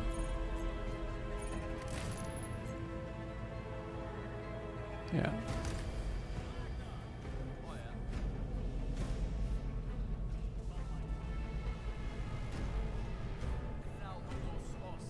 But we're all about the lore here, so... The wires of the servitor's head are still smoldering. It would seem the cause of this malfunction was the short-circuiting of the motive force. Tarantula sentry gun constructed with the blessing of the Adaptus Mechanicus using a standard template construct in the manufactorums of Kiava Gamma. Lehman Russ battle tank, reclaimed and restored by the grace of the God Emperor, the first to breach the capital walls during the pacification of Vortes Chthon? Chthon? Pronunciation's never been my strong point.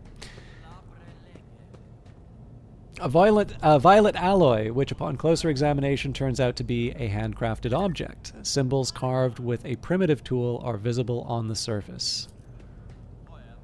Black shard resembling obsidian. If you look closely, you can discern a strange, barely perceptible glow inside the artifact. A massive golden amalgam interspersed with sparkling particles. The stone on the pedestal is no doubt solid, but its surface shimmers and changes hue, as if someone has captured a piece of turbulent sea within the rock. A strange object that resembles sea coral. The porous surface is pitted, a sign that it has been underwater. The exhibit is unfinished. Another symbol of the House von Valancius's valor will be displayed here at some point in the future. Statue of me.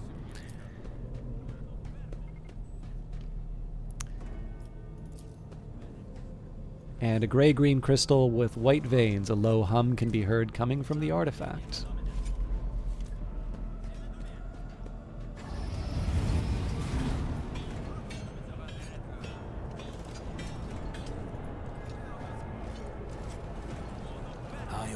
Have a backup plan.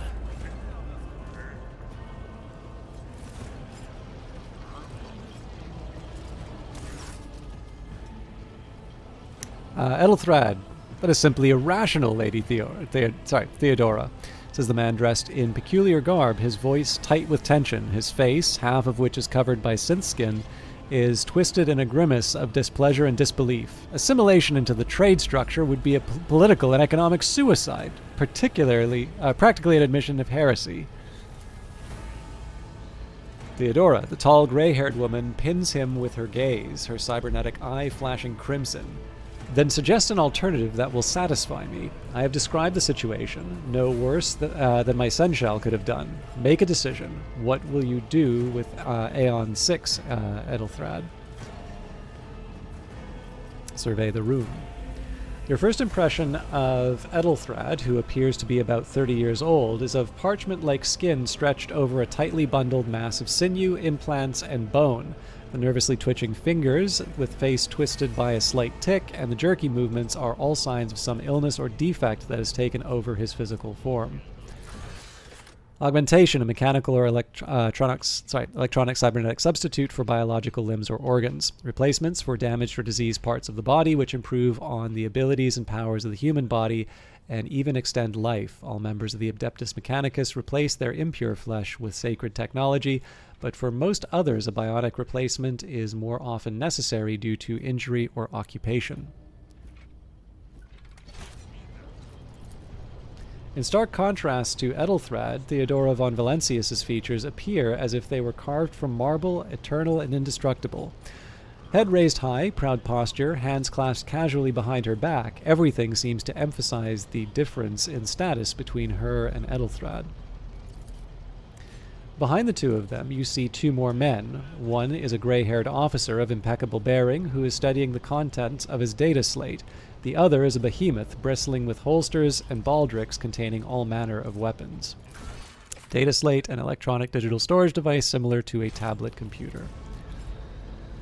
Our second candidate has joined us. The dry female voice and the powerful feeling of being watched force you to look at Theodora. The rogue trader is looking straight at you, and her gaze, like herself, is predatory and oppressive. Isidorus, approach and give me your answer. Passive skill test. Your character's skills reflect their knowledge and capabilities. Some dialogues automatically initiate passive skill tests. If such a test succeeds, new information will be revealed or a hidden dialogue option will unlock. If your character is traveling with allies, the party member with the highest score in the applicable skill is selected for the given passive skill test. Consider this hypothetical example. Aeon 6, a new world on the fringes of the Coronus Expanse. High seismic activity, regular magma eruptions, metamorphic rock deposits, prospects for large-scale mining. The world is populated by natives who worship some heretical underworld spirits that protect those who offer them sacrifices. Flights of fancy, you might say, but attempts to install ore extractors have failed for the second time. The mining crews sent to the planet's surface simply vanished overnight. My question to you is, what would you do with this poisoned treasure? So, our options. Lord Xenos succeeded. So this is interesting. They actually roll the chance. They roll the chance already.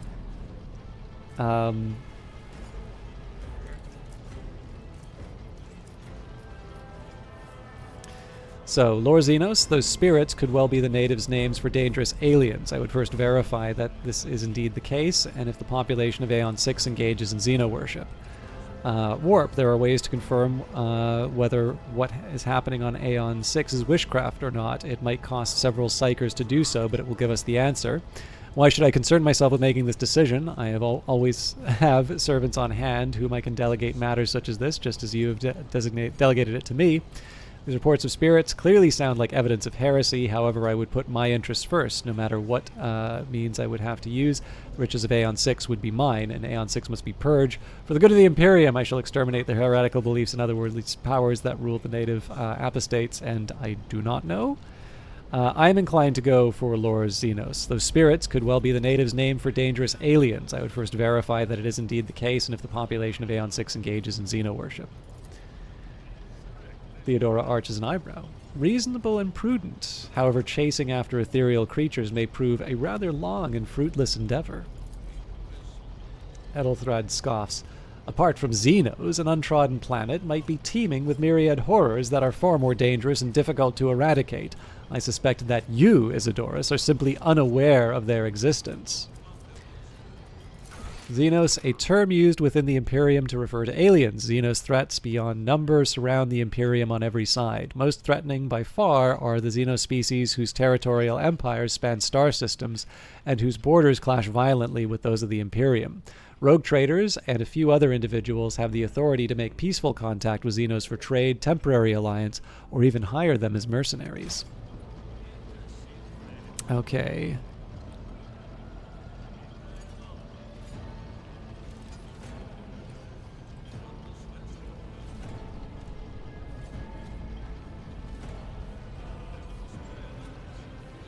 We are both servants of the God Emperor and Lady Theodora. Does it become any one of our status to engage in petty feuds?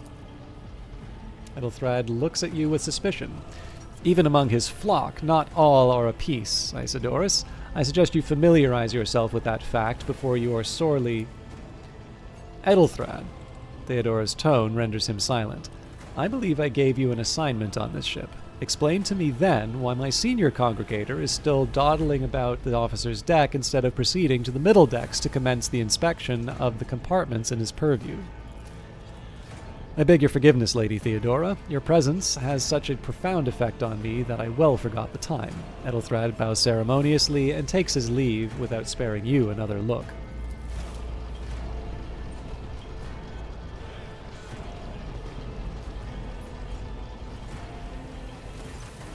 Theodora's gaze follows him as he leaves. Then she turns to you. So, Isidorus, why are you here? Was it not you who sent for me? Theodora scoffs. You've ceded the opening that was offered to you in a woeful display of meekness. Admittedly, this tendency is equally strong in all who toil in the Emperor's service.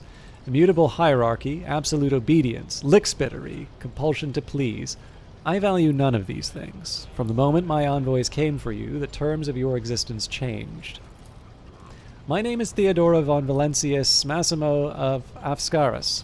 I am a rogue trader in the service of the God Emperor of humanity, and my rights and freedoms are vindicated by a most sacred relic, the warrant of trade, kept aboard this very vessel. Mine is the honor to venture into the darkness beyond the Imperium, and carry humanity's light where powers wicked and heretical reign and bode death and ruin to us all. It is my decision alone to determine the fate of whatever I find past the bounds of the explored void. Every world I discover, along with all there is to find thereon, resources, people, riches, and mysteries, are mine by right. I command millions of lives, rule over numerous planets, and possess fortunes that no planetary governor or commander could dream of amassing. And you, Isidorus, are one of those with the von Valancius blood in their veins and a rightful claim to this inheritance when the hour comes. One of? Does this mean there are other heirs? Naturally. Some of them have yet to arrive on board, but you have had the pleasure of meeting one of them. Edelthrad may be somewhat disconcerted by the scale of the responsibilities that may potentially fall upon his shoulders. However, I have a good feeling about him as a candidate. Bloodright alone is not enough to earn the high honor of becoming the bearer of a warrant of trade. Nonetheless, your abilities and talents may prove useful. If not for the role of Lord Captain, then of their closest ally. Theodora sighs and looks away pensively for a brief moment. Alas, even those responsibilities can at times be too challenging for those who share your blood. Conrad Voitvir served me for many years before he made his mistake.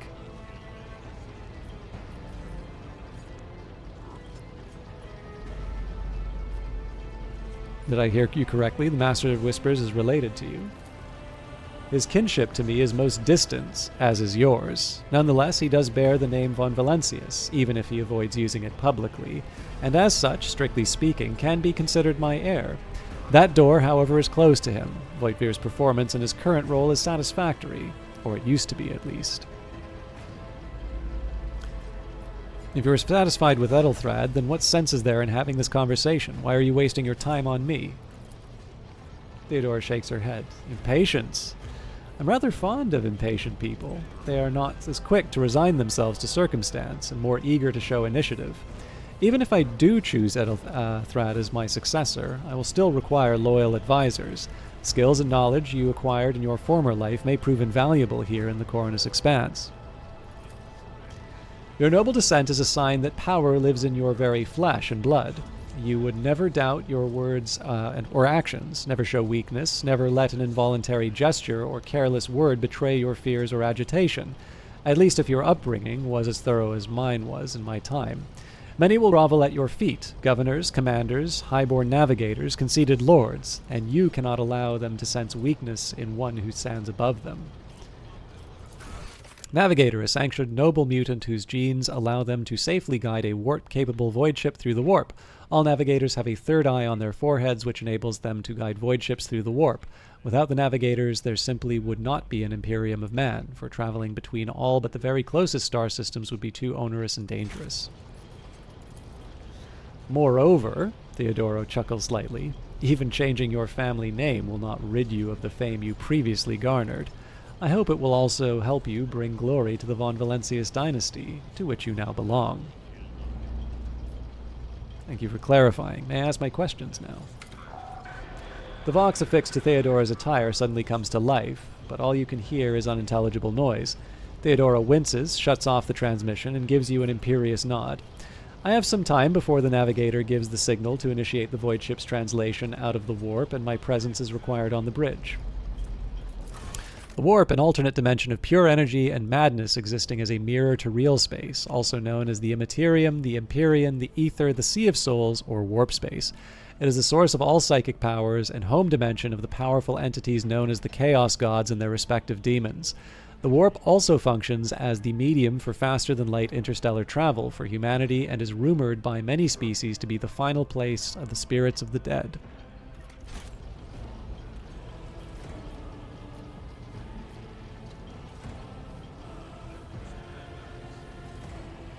An incident took place on the officer's deck. Some servitors went berserk and attacked the crew.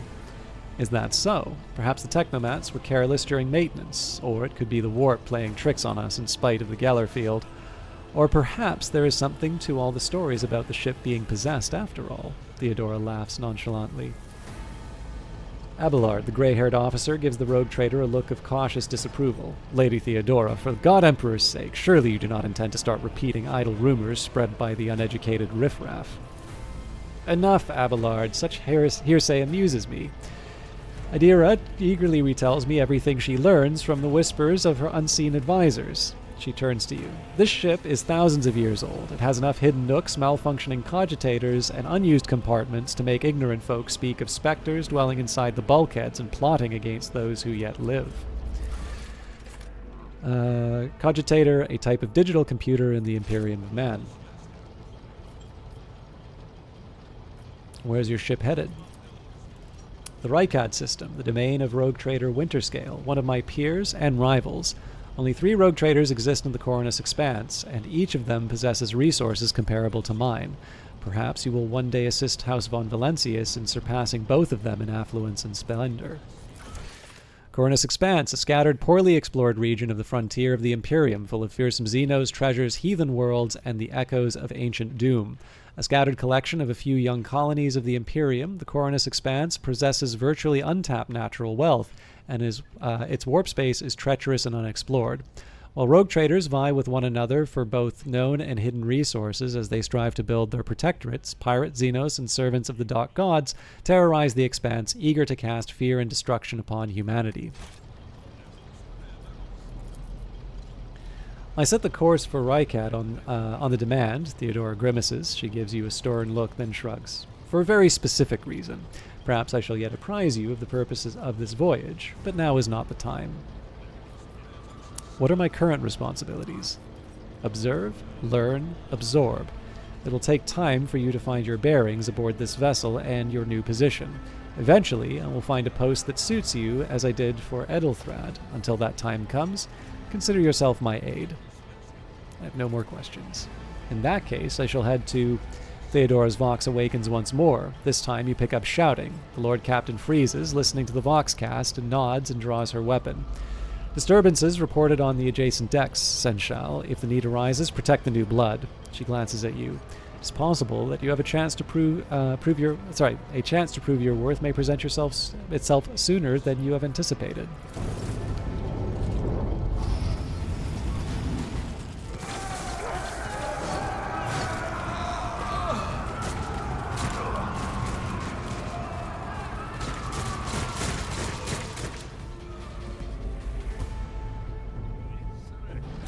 An example out of you! Crush them! Initiative. All combatants act in turns and their order is determined by an initiative roll. The order of turns displayed on the left side of the screen from bottom to top. The character at the very bottom goes first and the one above them and so on. So...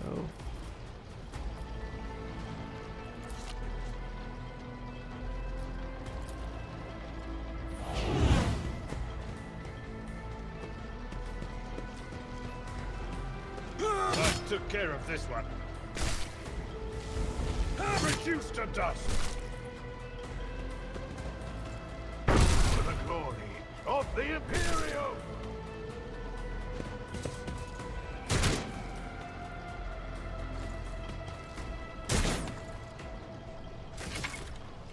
Cover. Use cover to avoid enemy attacks. Cover that a character can hide behind are marked with a shield or a shield with a skull. When standing close to them, the character will automatically take up an advantageous position. In this case, the chance that the enemy attacks will hit the cover and not the character behind them increases.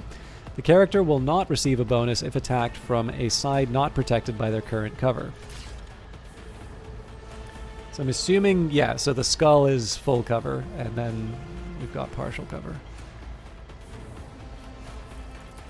Now, unfortunately, I can't simultaneously take cover and have short range. Well, no, that's not true. I should probably be able to attack this guy, so.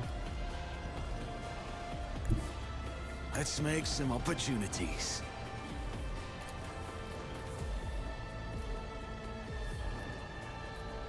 I'll see to it personally. You never stood a chance. Nice. Critical hit. Your character just landed a critical hit that deals increased damage equal to the character's critical damage stat. Character's critical damage is 150% of their normal damage by default. However, certain talents, effects, and abilities can increase it. Each weapon has its own critical damage stat, which is added to the character's total stat value during the attack. Let me also just take a quick second here.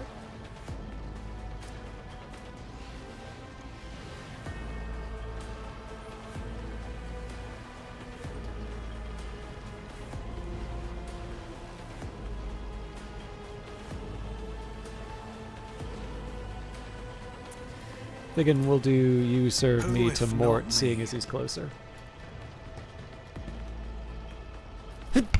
Excuse me.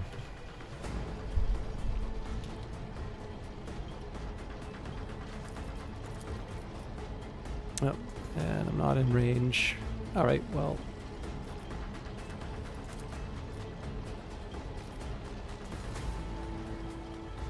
Or am I? I won't compromise my principles. My gut tells me it's a bad idea. Okay, so what's the deal here?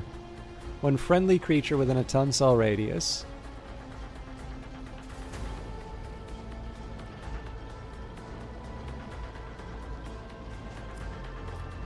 So at least in terms of distance, it applies.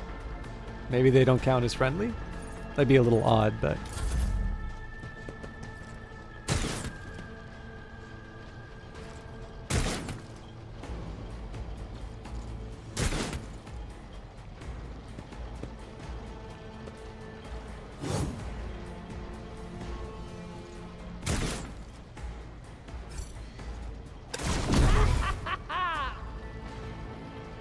Fewer target.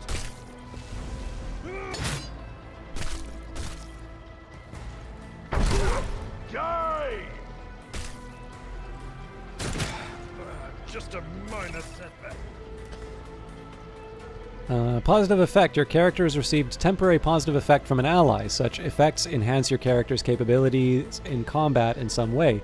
To learn more about the effect you have gained, hover your cursor or over the effect's icon next to the character portrait. Got it. Alright. So, kill them. Source Theodora, 50 ballistic skill until the end of combat. Works for me. Not a great chance to hit here.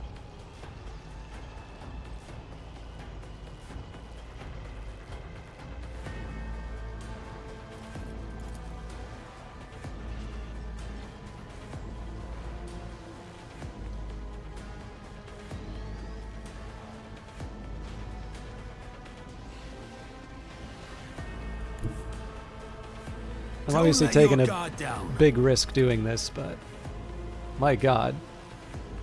I still don't know why that percent chance is so low, but... It's as good as done. Another enemy down.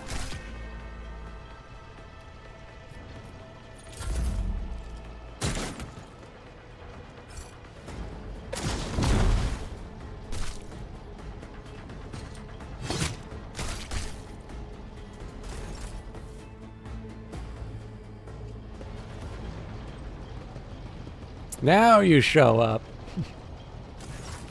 Theodora waves her hand in a commanding gesture. Mort, take a team with you and clear a path to the transport line. Do not let a single Horson survive.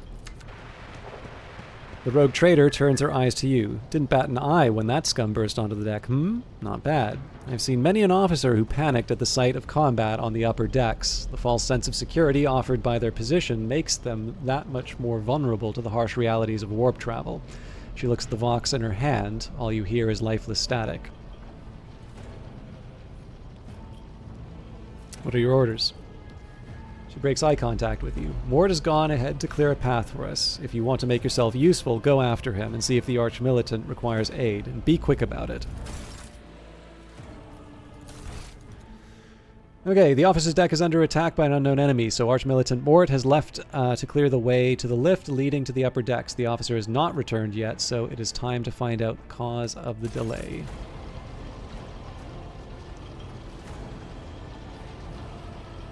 I'm concerned about the disrupted communication with the Navigator's Sanctum. We should have already approached the translation point and proceeded to real space. Alright, I really wish this was a little bit better at telling me where the various people are.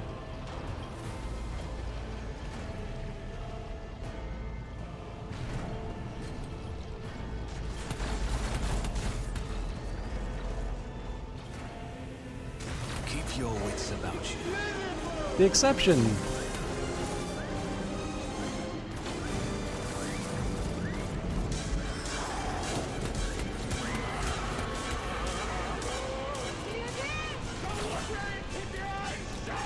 I always keep my options open. Thank you very much for your 69 months of subscriptions. I really appreciate that. We were enjoying Warhammer 40k Rogue Trader given to us by GOG today. I have no idea if Warhammer 40k is your thing or not, but I am always happy to see you sub, and thank you for being here for so long. Conrad Voitvir lets out a sigh of relief upon seeing you. Thank Providence you're alive and well. Always on time, eh, Conrad? The moment we finish chasing the riffraff around on the deck, you show up. Always just after the fighting's done. You could set your chrono by it. Conrad pointedly looks away from the Arch-Militant to you. Mort, pull yourself together. The Arch-Militant looks back at you. What, did the Lord Captain send you to chivvy us along? We're all done here. I'll report right away. Mort pulls his Vox from his belt and hurriedly reports on the situation. I feel like I missed a text item. We'll check the log and see if that does anything.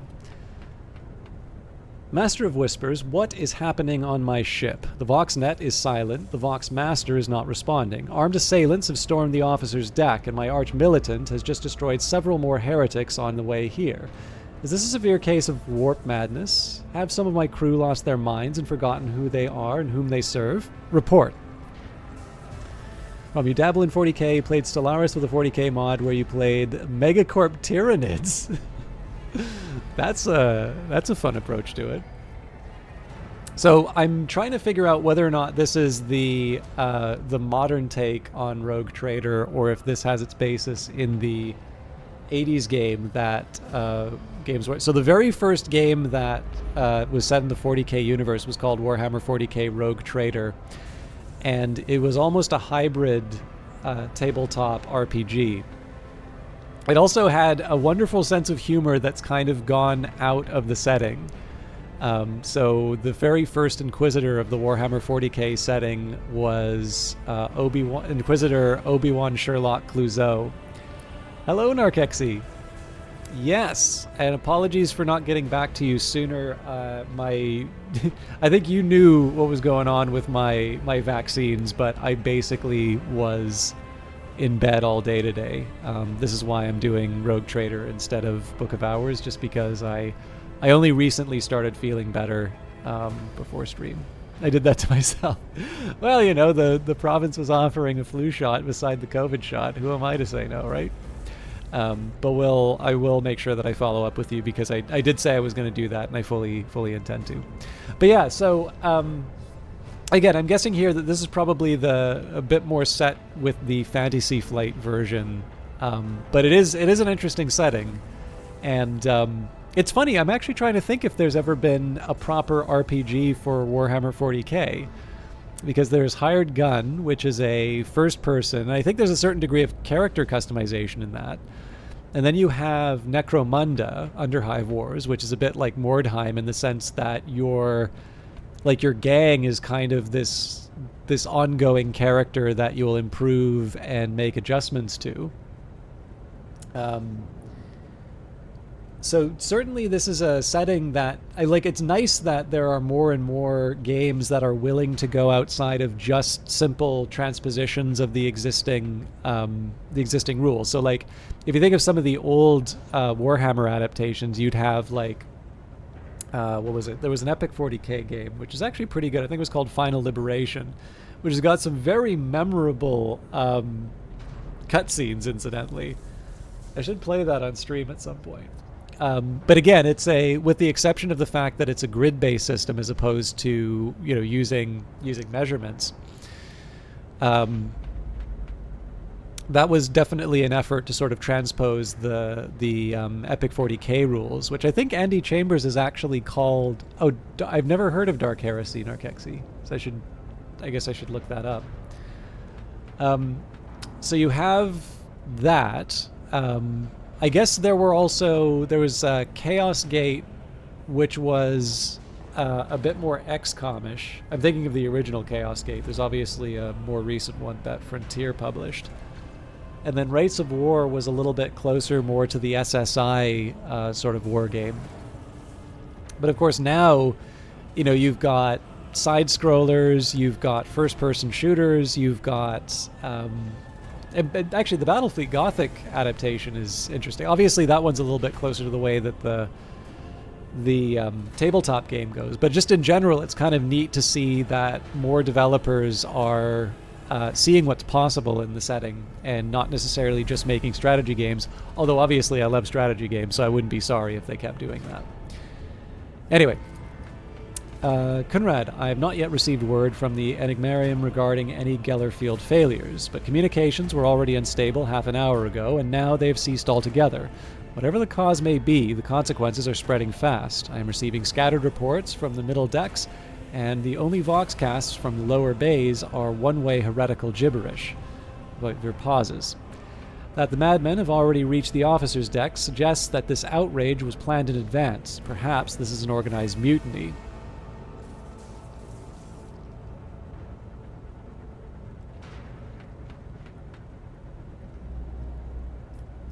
Must provide immediate assistance to those still on the middle decks. Perhaps then we might stop this wave from spreading. First, we have to confirm that the bridge and the navigator's sanctum are secured, and I have the means of doing both things at once. Her expression changes as her eyes flash ominously. Theodora looks at Voigtveer. Edelthrad, where is he? I must know if he is unharmed. A psyker aboard a ship that is potentially being assailed by the warp could pose a greater threat to himself and others than a whole army of madmen with improvised weapons. Everybody's commenting on that. Yeah, so I don't know. Like, I did do Tyranny and I quite enjoyed it. But should I take this as an indication that people are not looking forward to me doing more traditional RPGs? Or just is this a comment on the difference? I thought people would like this. I tried to locate him, but the last thing known is about his movements is that he arrived on Transitional Deck 18. Blasted. Master of Whippers, find Edelthrad immediately. Senshal, locate Tlas and the Sister of Battle. Both are to remain at my side. Archmilitant with me. I must go to my study, and it appears that we might encounter heretics along the way, Isidorus. Okay, cool. Yeah. No, it's the difficulty for me is that I have kind of a long history in terms of stuff that I've done, and then of course there's things that I've played. So that I've played on my own that I haven't played on stream. So a good example of this is that I've been putting some time into Gladius, which is the Warhammer 40k 4X game. It's not perfect, but I think the developer's doing something interesting. I tried their demo for their new game called... Why don't I remember? Sorry, I'm going to take a second to find that new game. It's named after a type of angel. I just don't remember. Zephon.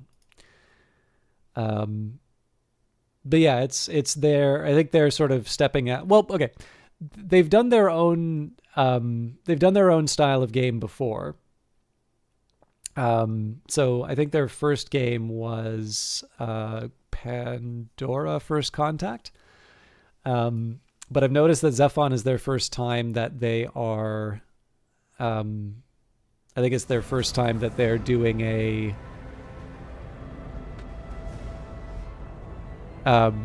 It's the first time that they're like publishing as well as developing on their own.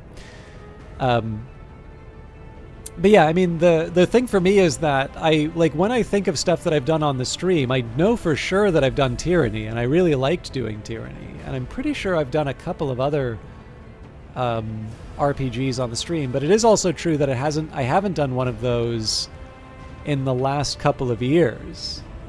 So it's kind of interesting just to see people saying that it's out of character for me, because to me, like when I think of all of the games that I've done on stream over history, which is obviously a lot of them at this point, I don't think RPGs are that unusual, but I also think it's true that it's not something that I've done anytime recently.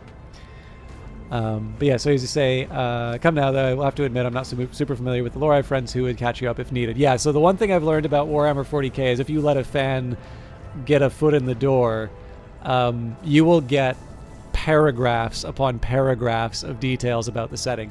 One thing that's nice is they do provide an encyclopedia, which I've been reading along the lines, but like whatever it comes up. But we're early enough in the game here that there's not too much that you need to catch up on. And it's right now all that really matters is that we are. It turns out that we are an heir to to Theodora, potentially someone who can inherit the role, although it's suggested that we will not at the moment. And the ship is under attack. So that's really all the plot that we have at the moment. If I may, Lord Captain, Voivir's voice is soft and cautious, Transitional Deck 18 is at the heart of the disturbance, and if our goal is to bring Edelthrad back, I could use some support. After all, I'm not as adept at directly confronting enemies of the House as the esteemed Archmilitant, and, taking into consideration Edelthrad's psyker powers... Yeah, so I feel like it's skipping dialogue, possibly. Then it's settled. Isidorus, find Edelthrad and bring him here, in whatever state you find him. This elevator, she points at the massive doors, leads to restricted compartments such as my personal chambers and the bridge. Do not let me down. I require you both. Do you understand?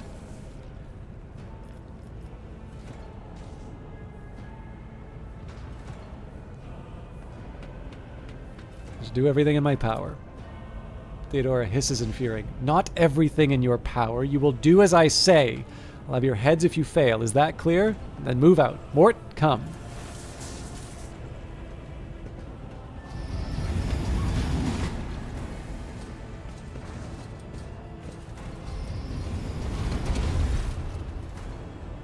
So I'm going to try and take a look at the log just to see if there... more. Whoever gives you a nod. Are you ready to head to 18? It is a long walk, and you do not even have proper gear.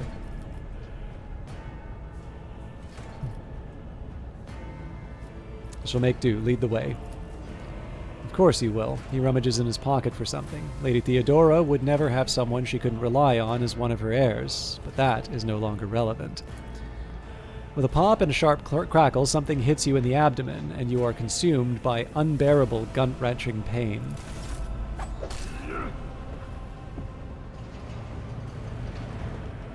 I promised you a special destiny, Isidorus. It's time to fulfill it.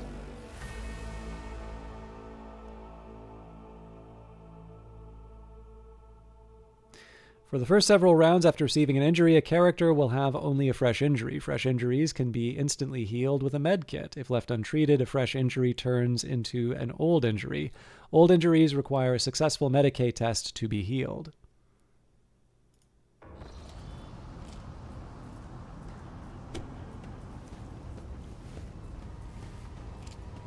Careful, careful. Be gentle with our guest.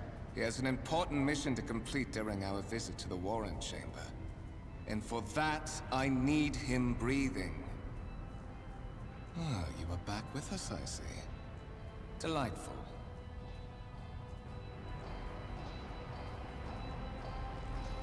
Sorry, just 1 second.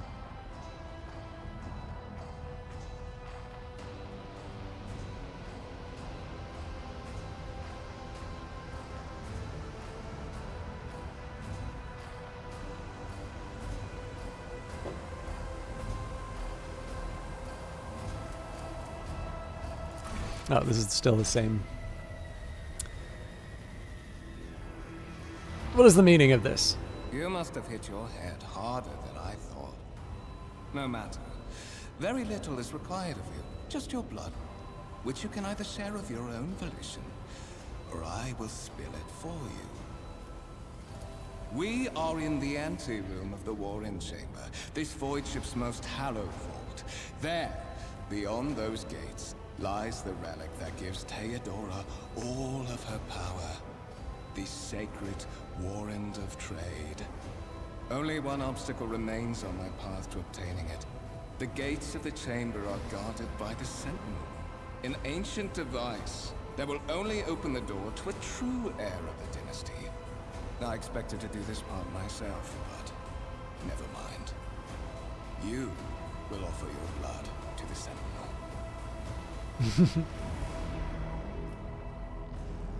Will you let me join you? We can take the warrant from Theodora together. No. What is it, inbred? Is your blood too thin for the Sentinel? On the contrary, the Warp's blessing has raised me too much above your kind, Fon Valencius. The Sentinel refused to submit to me. But you can help. After all, isn't that what family is for? I have no intention of helping you. I am afraid that you have no choice in the matter. Try to resist, and I will demonstrate the power that the warp holds over mortals. Come to think of it, I might even take some pleasure in doing so. I'm slightly curious what happens if I keep going on the Defiant end, but usually when a game warns you twice like this, it's basically setting the contract to say, well, we did warn you. The void with you. The blade flashes in the dim light, and drops of blood appear on your palm. For a brief moment, you feel nauseous. Your head is spinning, and then quiet whispers begin to flood your mind. More and more sourceless voices echo each other, drowning out your own thoughts, replacing them with a singular urge. Go to the gate. Go to the gate. Go to the gate. Skill tests and dialogues. One of the available dialogue options requires making a skill test. Unlike with passive tests, which are made automatically, in this case you can decide whether or not to select an option, the consequences of which will depend on the result of the associated test. Success or failure affects how the dialogue will develop depending on the context. You might change the course of the conversation, alter the character's attitude, or perform an action whose consequences will only become apparent later. Hover that cursor over the dialogue option that requires a skill test, and you will see the tooltip detailing your chances of success. The number after the skill's name indicates the difficulty of the test. Once your character starts traveling with allies, the party member with the highest score in the applicable test will be selected for each test.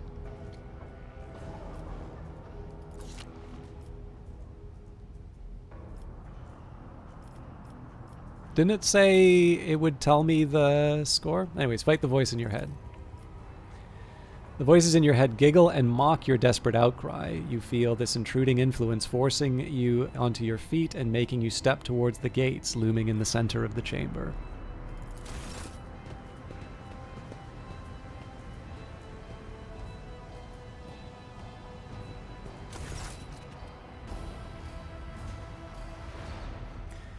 In the gateway arch, you see a cogitator with a human likeness built into the front panel. As you approach, the torso twitches slightly. This is a servitor, an obedient automaton created from a lobotomized human being. The sentinel turns its head to you, one of its eye sockets lighting up with two ember-like irises. Look for anything that can be used as a weapon. You look around in hopes of finding at least something that could work as a weapon. Your search is in vain. The chamber anteroom is completely empty and in perfect working condition. Nary a broken panel or a protruding piece of rebar in sight. Look back. Did you forget something? I suggest you hurry. Examine the device. Apparently very high chance of success. Tech use test succeeded. You carefully inspect the design of the gate cogitator. What immediately catches your eye is the strange alloy that was used as material for the machine's components, some of which are unfamiliar to you. You suspect that it might be some kind of Archaeotech relic. So we were talking a little bit earlier. Thanks. I am not quite as dumb as chat likes to think that I am, but generally when there is a numbered test after the tutorial says that it is a skill test, I feel that I can handle that. In case that was unclear to everybody. But we were talking a little bit earlier about the lore for the game. Now, obviously, if you go to the fandom Warhammer 40k page or pages, you will get tens of thousands of words on basically every possible topic of the game.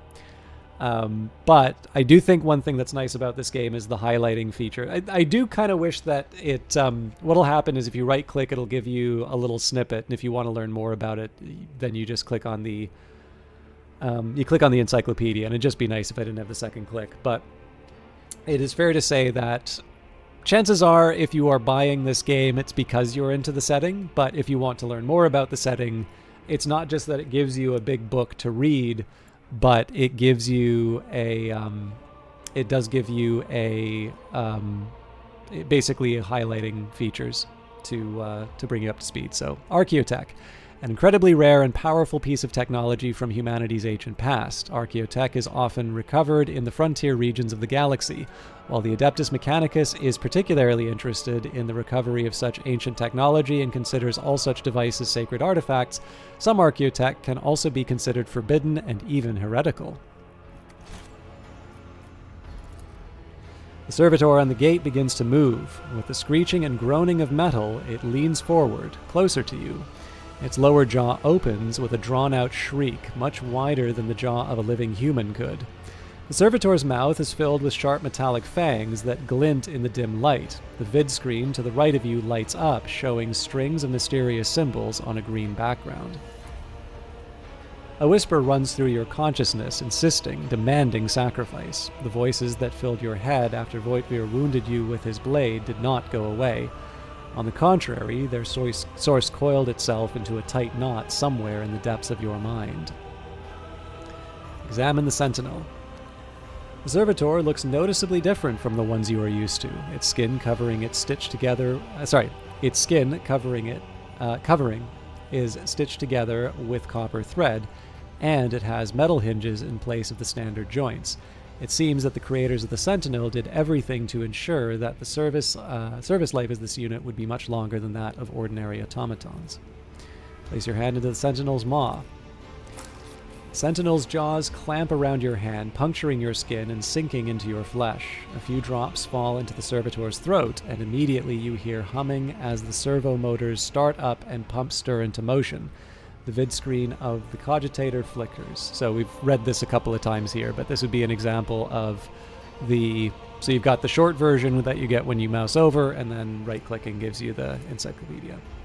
Several long minutes pass. The Sentinel's jaws remain closed, and you are beginning to feel sick. Perhaps if you were to lean against the gate, you could catch your breath, maybe even close your eyes and pretend none of this ever happened.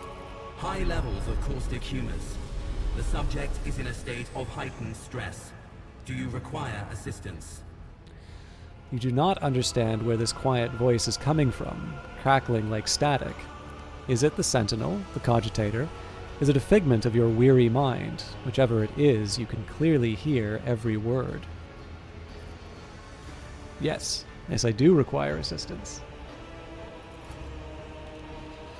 Pain shoots through your head and subsides just as quickly. It would seem the entity coiled in your consciousness does not have the ability to do you any real harm. Request accepted. Initiating defense protocol.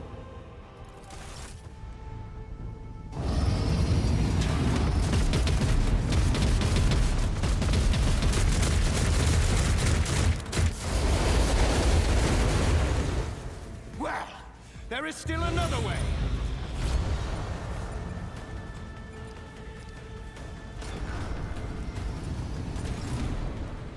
Okay, I actually really like that twist. I don't know if there's a way to pause right now, but I did want to scroll up because there was something from... where were we? It seemed like there were some...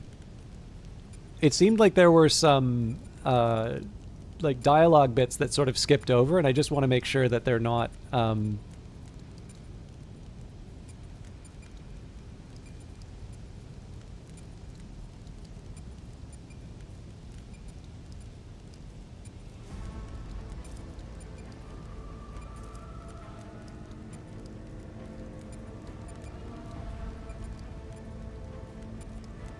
Yeah, so I don't think we read this one before. Once we are done with the riot, I want to have a look at the Logisticars reports. We need to understand what happened on the decks during the warp jump and the preparations preceding it. Looks like I can reduce it down to dialogue.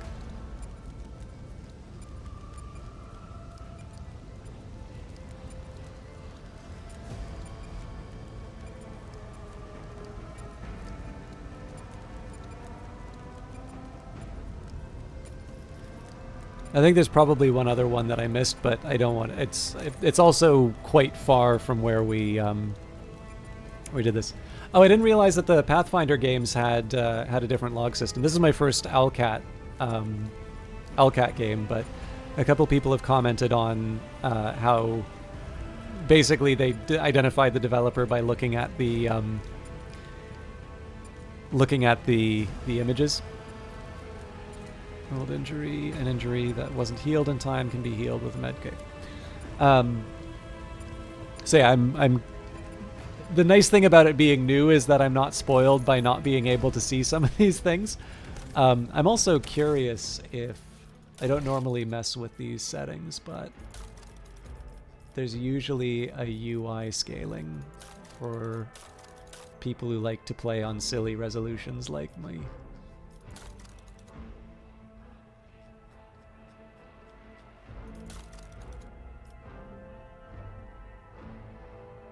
That's interesting. Normally...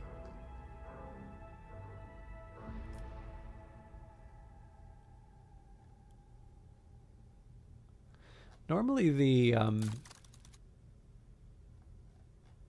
scaling is an accessibility. Oh yeah, here we go.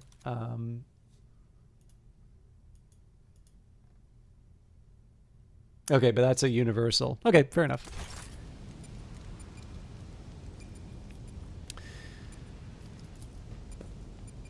The enormous gates match the importance of the thing they protect. The massive doors are made of heavy metal and look impregnable. So there is one thing I actually want to change here.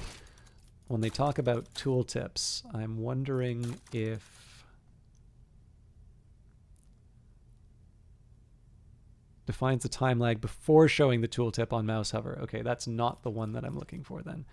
I definitely feel like the... at least for... at least for me reading everything aloud, I do sort of feel like the text goes away a bit faster. The way, actually, Book of Hours handles this very well, where if you put your mouse over the text, actually it's also in Cultist Simulator, it will keep it on the screen until you move away. I think that's a really elegant way of solving that, but apparently that is not a universal pattern yet.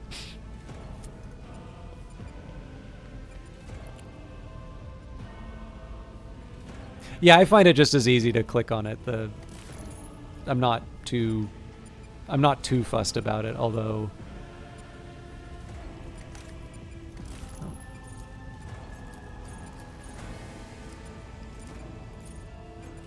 Are you referring to a different log then? Yeah, I don't know. I find it just as easy just to click the item again, but it's, I don't know. I'm spoiled by I'm kind of spoiled by some of the other games that I've played. Okay, I will admit I was not imagining the warrant looking like this, but this is actually really cool.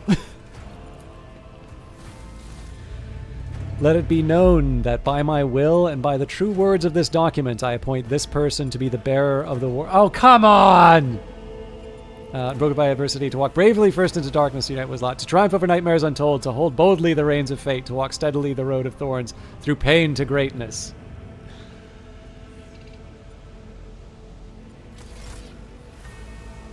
Escort the child of the house to safety.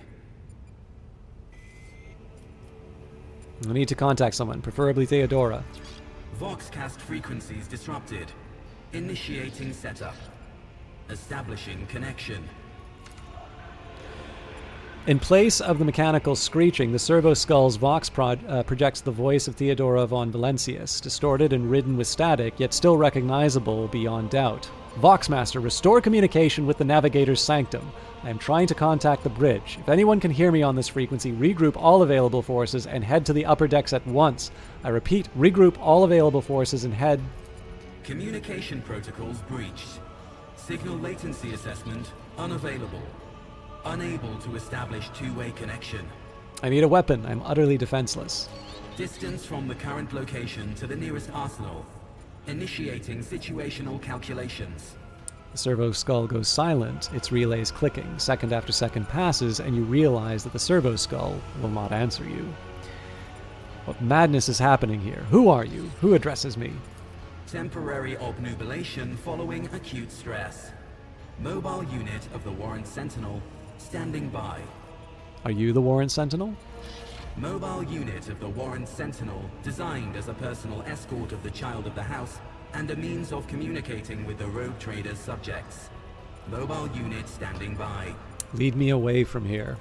Middle and upper decks. Assuming the probability of safe placement in areas of concentration of armed units. Calculating. To prevent unauthorized units from breaching the warrant chamber, preemptive sealing must be initiated.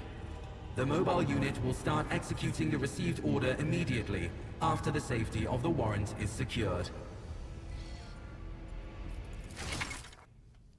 As the game story unfolds, you will see notifications at the top of the screen indicating the status of your current objective has been updated and that new information has been added to your journal. You can open the journal by pressing J or by clicking the left mouse button on the notification at the top of the screen. Journal entries help you keep track of current events and guide your character on the journey. The Quest tab tracks the progress of the main story. Here you can find information about any quests you have accepted and their current status.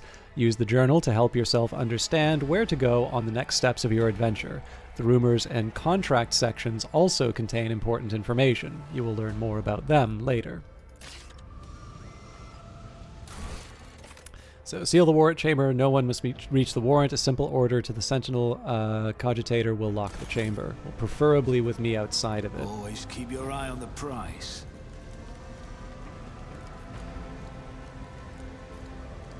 Fight selflessly and lower not your bloodied arms till the last foe of humankind is slain.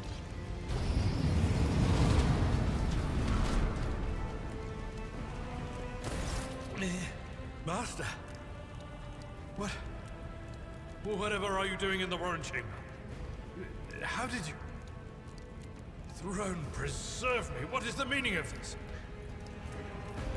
The Golden Throne of Terra, an arcane cybernetic artifact that encases the God Emperor's physical remains entire and preserves them using stasis fields and psi-fusion reactors. Though he can no longer lead his armies to battle himself, the Emperor still protects his people, watching over and guiding humanity from his Golden Throne on Terra, which is absolutely perfectly functioning and in no way has any more elaboration than what you've seen in that encyclopedia entry. Seneschal Abelard Warisian has lost some of his former polish. His forehead is sweating, and one of the sleeves of his coat is torn and soaked through with blood. Nonetheless, despite heavy breathing, he stands firm, and his gaze is demanding, albeit somewhat surprised. He surveys the carnage around him, his brow furrows, and places his hand on his weapon.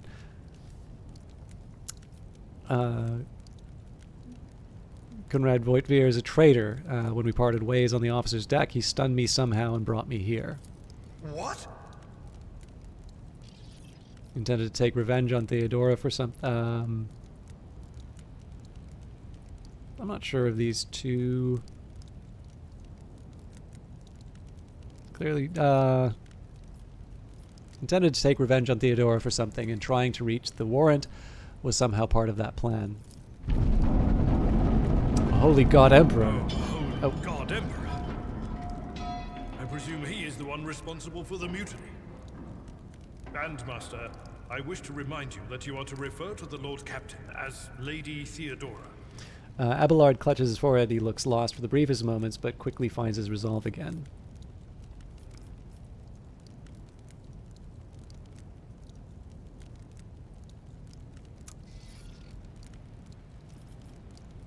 Voigtveer openly admitted that he is the mastermind behind the mutiny. Saints' blood! And it is small wonder that the heretics are so well organized. I thought his order to seal the passages between decks was his attempt to stop the attackers from spreading to other levels. But now I see the real reason. It was to stop the enforcers from intervening. At least you are alive, and now safe, Master. Alas, I doubt we can afford to look for a compartment to sit out this disaster. You're in a bad way. I can treat your wounds. I have a Medicaid kit with me. And, for the love of the throne, now is not a good time to be walking around the decks without means of self-defense. Here. Alright, we've got a stub revolver, sword, armored body glove, and medkit. While fighting, your character can lose some of their wounds. Your character has suffered an injury after being attacked by Kunrad. This happens when a character receives damage that exceeds 50% of their maximum wounds within one round. The exact percentage of wounds a character must lose for this to happen may vary depending on the difficulty of the game you choose. Injuries reduce the character's resolve.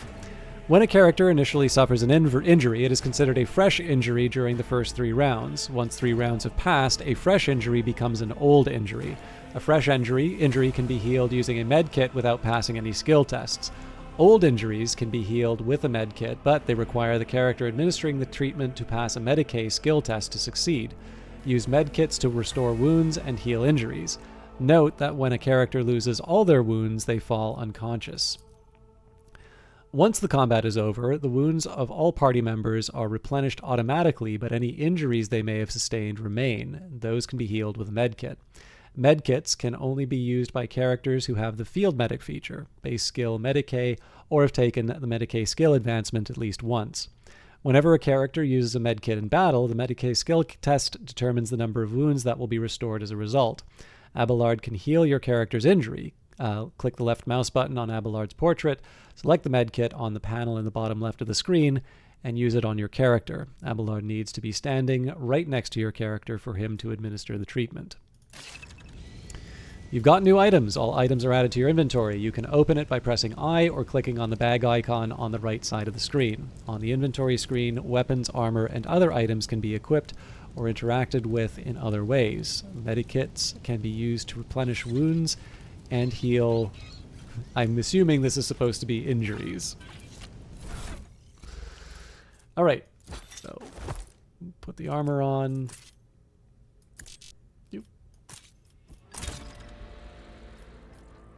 Right of blood, find a weapon. Now I'm slightly curious, can I just equip this as well? Okay, fair enough.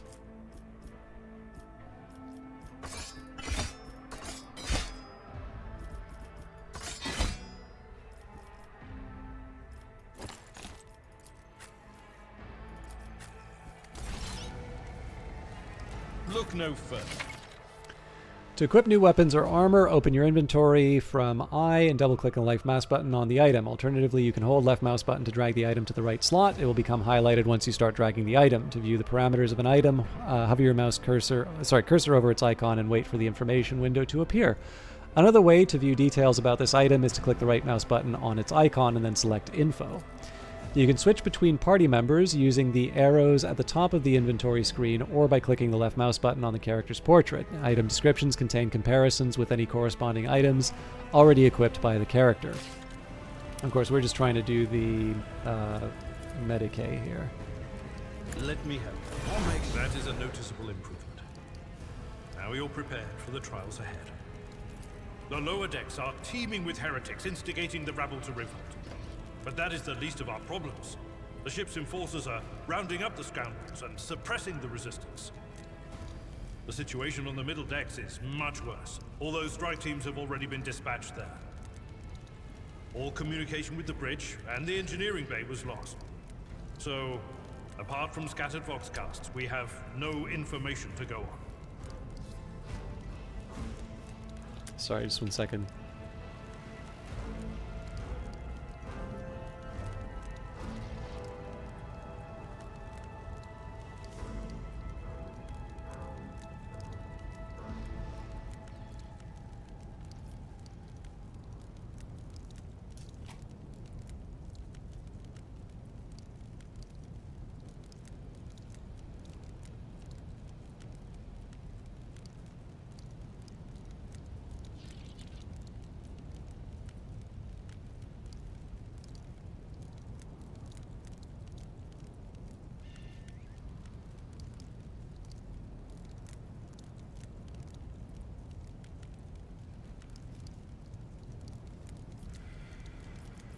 But that is not the worst of it.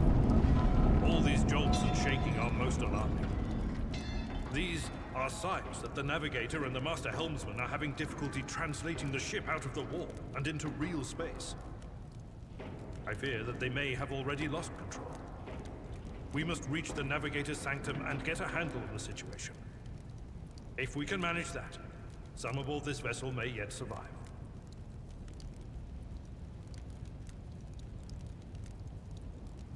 I heard one of Theodora's Voxcasts. Lady Theodora's. Which one?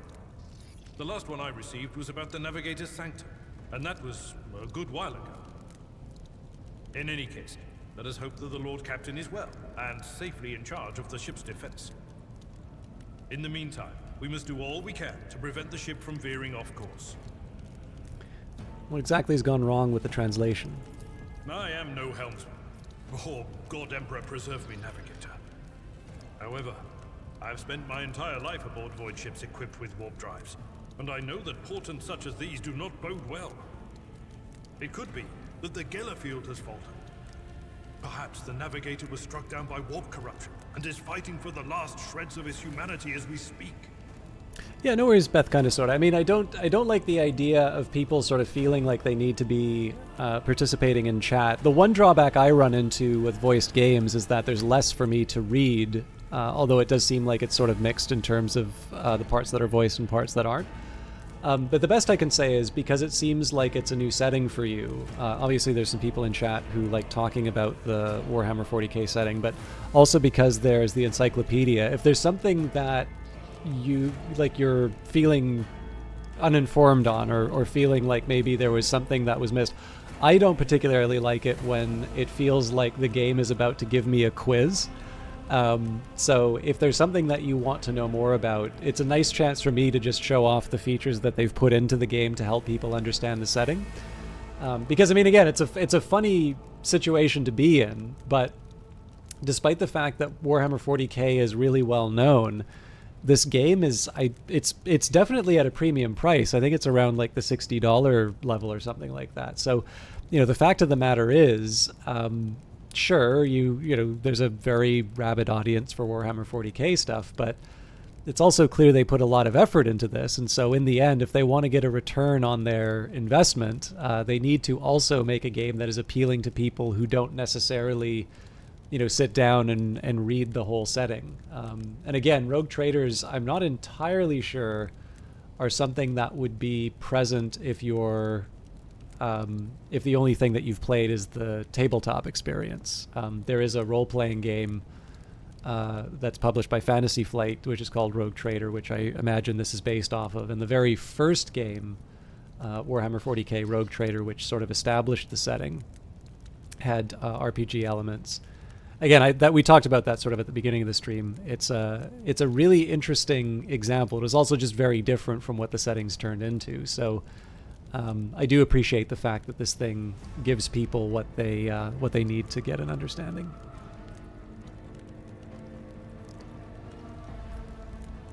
Yeah, well, either way, there definitely is a Fantasy Flight RPG, right? So, or was, if they got rid of the license. If we get thrown, of course, we will be forever lost in the war. Naturally, we would likely not have long to live in that scenario. But I will not resign myself to such an outcome just yet. What can we expect to find in the Navigator's Sanctum?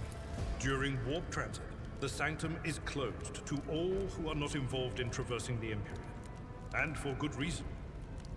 For the Navigator to open their third eye and perceive the way, the Sanctum must be bathed in the energies of the immaterial. Only a Navigator can withstand such an ordeal. For the rest of us, any contact with the warp is fraught with perils such as loss of sanity, spontaneous mutations, and death. Abelard does not bat an eye as he lists all the horrors that you are about to face. The Navigator's Sanctum, very well. Will you lead the way? Absolutely. Let us proceed. I'm actually just trying to see if I can find any information on the...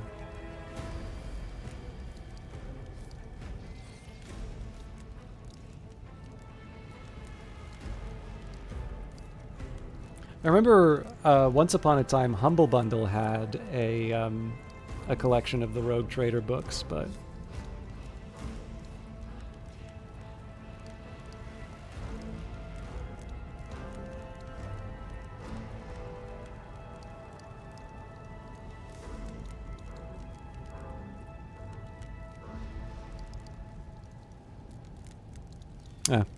it's taking too long, so...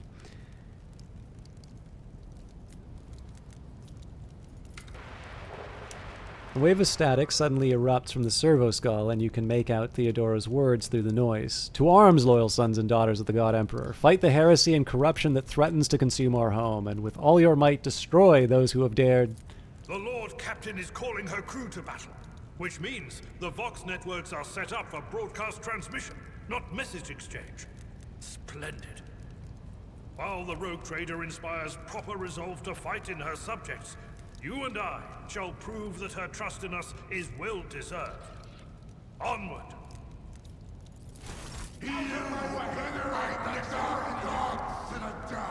Close ranks! I'll turn you into corpse starch. Combat begins with a tactical phase, during which the characters cannot attack or make other actions, but can try to take up advantageous positions. Select a character by clicking the left mouse button on their portrait at the top of the screen, then click the left mouse button on the cell you want the character to move to. Red cells are areas inaccessible to the character. During the tactical phase, each character in the party may move up to their maximum movement points, but cannot position themselves adjacent to an enemy. Press space to start the battle. So it looks like Abelard is primary melee. Again, it doesn't have the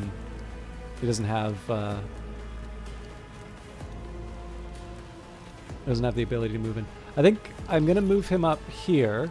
The one worry I have is kind of leaving things open for Isidorus, who's clearly a ranged character, but I figure Abelard can start on this side, and then Isidorus can sort of start shooting folks on the other side.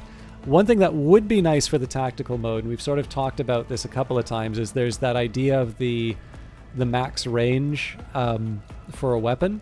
And right now I don't have any information about what my max range would be, so clearly if I'm trying to set up for an advantage in combat, I would want to make it so that the target that I'm going to be fighting, so someone like this, let's say, would be just at the max range but no further, so that these folks need to sort of cross the distance. But anyways, I'll just stick with my existing, well, we'll go a little more bold. Your new companion is a warrior. Abelard specializes in melee combat and drawing the enemy's attacks. Charge is a unique warrior ability that works only when you are using a melee weapon and is not considered an attack action. Use charge to close the distance between you and the enemy and deal damage. Click the left mouse button on the ability's icon and choose a direction to charge in. If an enemy is in the direct path of the charge, Abelard will attack them and still be able to use an attack action afterwards if he has not used one this turn. Note that charge can only be used if the character is 2 or more cells away from their target. Okay, so I already blew it for the charge.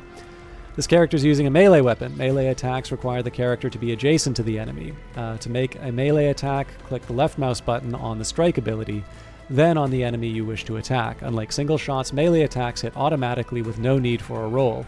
The enemy will try to dodge and parry the attack if they are using a melee weapon of their own. Melee weapons can be used to make area attacks. All creatures in the area will suffer damage unless they succeed on a dodge test or a parry test if they are armed with a melee weapon. Damage dealt by melee weapons depends on the weapon's parameters and the attacker's strength score. So it seemed to me here... Oh, we can... No, target's too close. A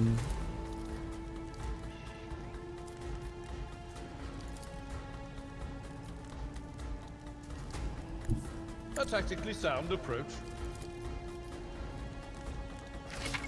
Attack of opportunity. Characters with melee weapons can make attacks of opportunity if an opponent in an adjacent cell initiates movement. It can also be triggered by some abilities. All characters with melee weapons, including members of your party, can make an attack of opportunity. The chance to hit and deal damage are calculated just like a normal attack. But yeah, but if you feel sort of lost on something or would like something explained, don't hesitate to ask. I know it can be a little much to be told, oh yeah, it's easy, just do X, Y, and Z. Like, it's sometimes better if someone if it just gives you the information that you need. But I'm happy to try and fill in the gaps where I can. So I'm going to skip past this guy for the simple reason that he's probably going to turn in and try and attack me. So this is just an effort to try and absorb a few more people into the fight. And with brace for impact, for 1 round, Navy officer and their allies get a +2 deflection for each archetype taken by... why not?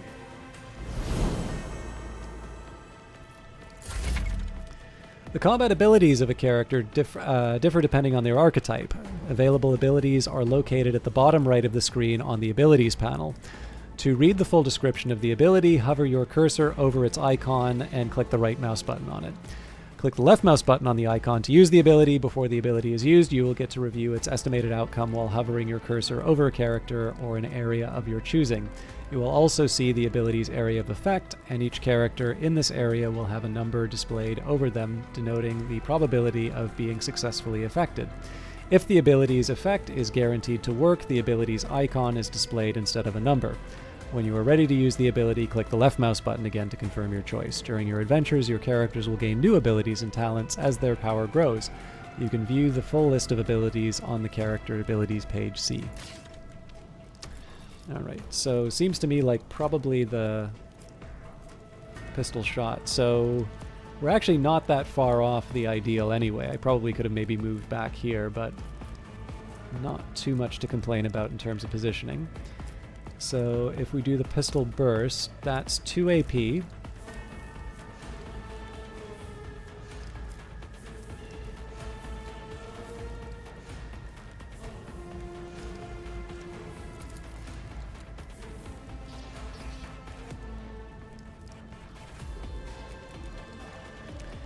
The percent chances aren't making me smile, so I think I'm just going to go for a good old-fashioned pistol shot. Never stood a chance. Nice. Your character has just missed. To increase hit chance, equip your character with a decent weapon and place them on a vantage point. Abilities and talents that improve the weapon skill characteristic will help you hit more often in close combat. For improved marksmanship, learn talents that increase the perception and ballistic skill characteristic. You serve me. I'll make it happen. I'll see to it personally.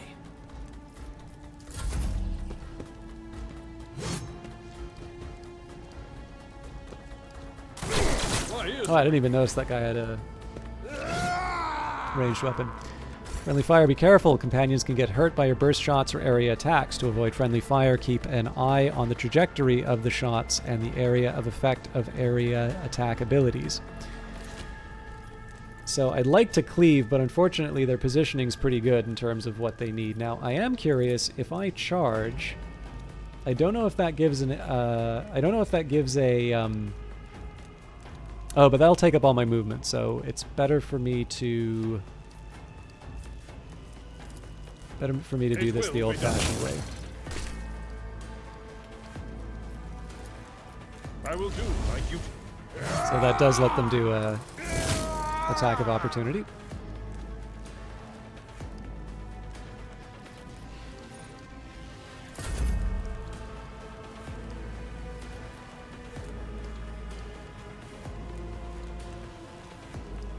I think two diagonal is sufficient. Who, if not me? I won't stand for All right, it. that's because we already did that last turn.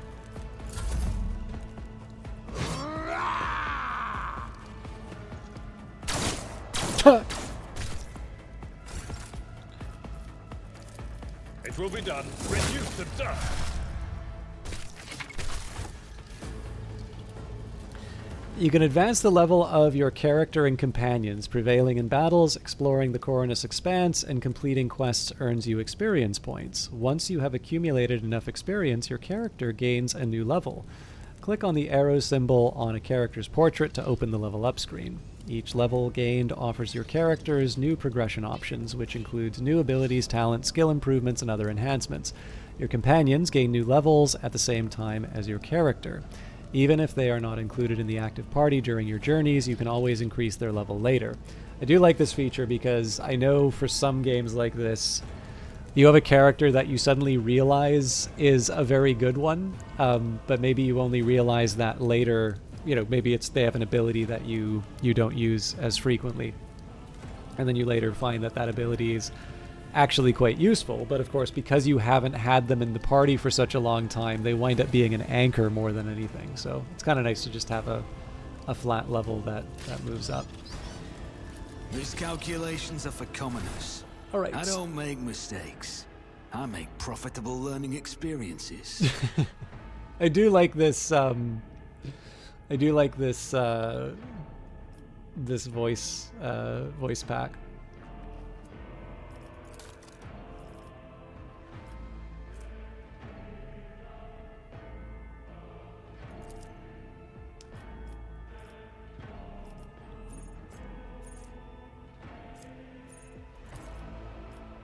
Okay, this archetype rank, it is possible to increase the character's skills. The higher the skill score, the easier it gets to pass the corresponding skill tests. I don't think it said what the thumbs up is for. I'm going to assume that it's things that are sort of related to my character anyway. And I mean, I would definitely go for persuasion or commerce anyway, although I hate that I have to choose between one or the other. Carouse would help me catch up on the defect that I had, but I think let's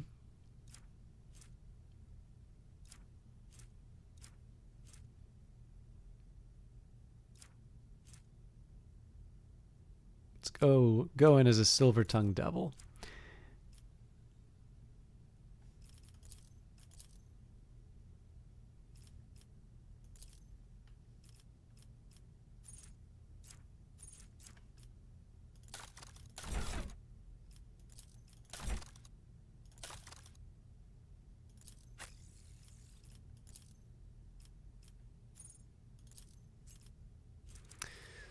Okay, so Abelard is obviously a big tanky character for us. I can see why Carouse would make sense for that. Athletics.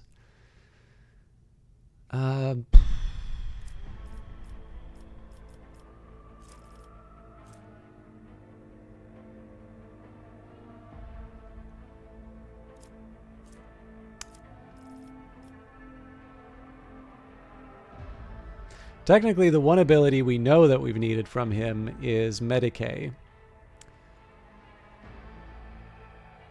But I think in terms of order of priority, I'd say Carouse, then Athletics, then Medicae. And again, Carouse is just because the more I can throw him into the thick of things and the more I can get him to shrug off the tough times.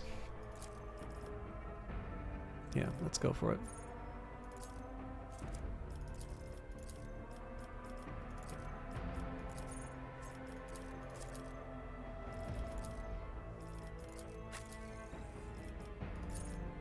Okay, apparently I didn't lock that in.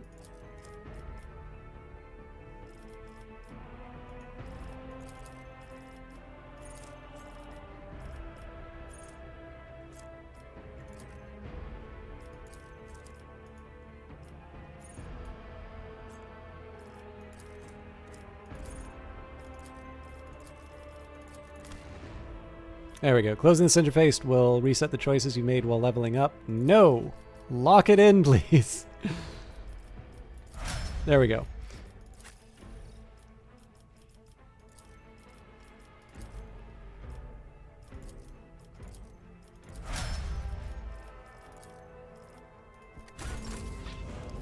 Fate and fortune favor the bold. Okay. Is there money to be made? I don't think I have anything else that I want to do in this chamber, although there are a couple of corners. I'm assuming I probably can't creep into the back here, though. Yeah. And it does look like we can loot the bodies now, so let's... Defeated enemies have no further need for their former belongings, but you can discover valuable trophies among them. Click the left mouse button on a defeated enemy to inspect what is left of them. Items on the right side of the trophy collection window go to your inventory. Such items can be used or equipped by your characters. Items on the left are packed up as cargo and sent to your ship, which can later be used to trade with various factions. You can move trophies from one side of the window to the other by double-clicking the left mouse button on them or by dragging them over using the left mouse button. Alternatively, you can use the buttons at the bottom to mass transfer all items from cargo to your inventory and vice versa. I think we're just going to collect all. And it actually looks like in combat a character may need to use different kinds of weapons which can be prepared in advance. Open your inventory and prepare different weapon sets. To switch to a different weapon set in combat, press X. Swapping weapon sets in combat does not cost action points. So, if I'm reading this correctly, yes, I do not need to click on each individual corpse. That's nice. So, the sword's the exact same as the one I currently have. And I don't think a las pistol makes sense here. Well, first of all, it does less damage, but second of all, I believe the ballistic weapon, which I don't actually think is listed on any of the stats here, but I believe I get a bonus to that given my background. I'm sure I'll see that somewhere on the character sheet. Maybe not the inventory sheet, though.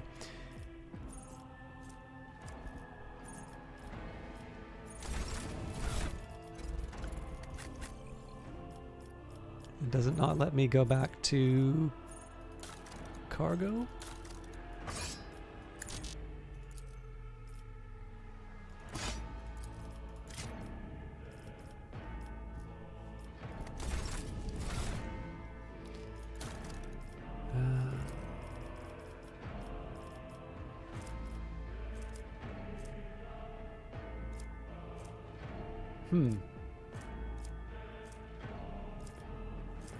So maybe it's something that I develop into later.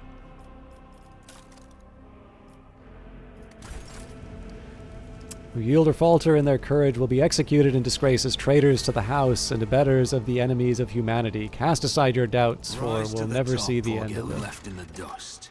Zone map. Here's a map of your void ship. It consists of several parts between which you can travel. Some parts are not yet available, but over time your character will be able to access them.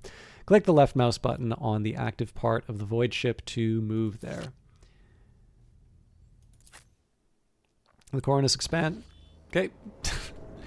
I'm happy the load time's short, but it would have been nice to have the option to read. Directly along the passageway. I pray to the God Emperor that we are not too late.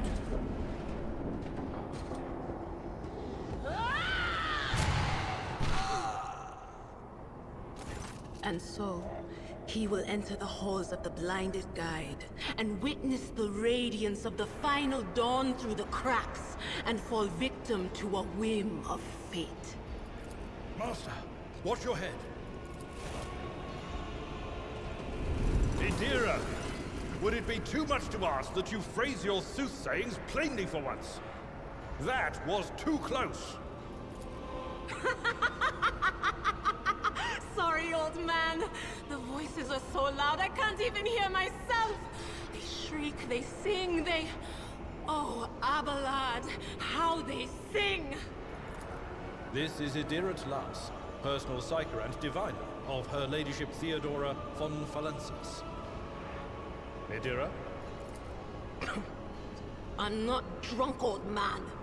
I'm suffering the effects of the warp that is seeping through these walls. I see the ship's fate. To die in the waves of the Immaterium, fall under the burning rays of the final dawn. And in the roaring blaze, I see a figure standing. Who is it?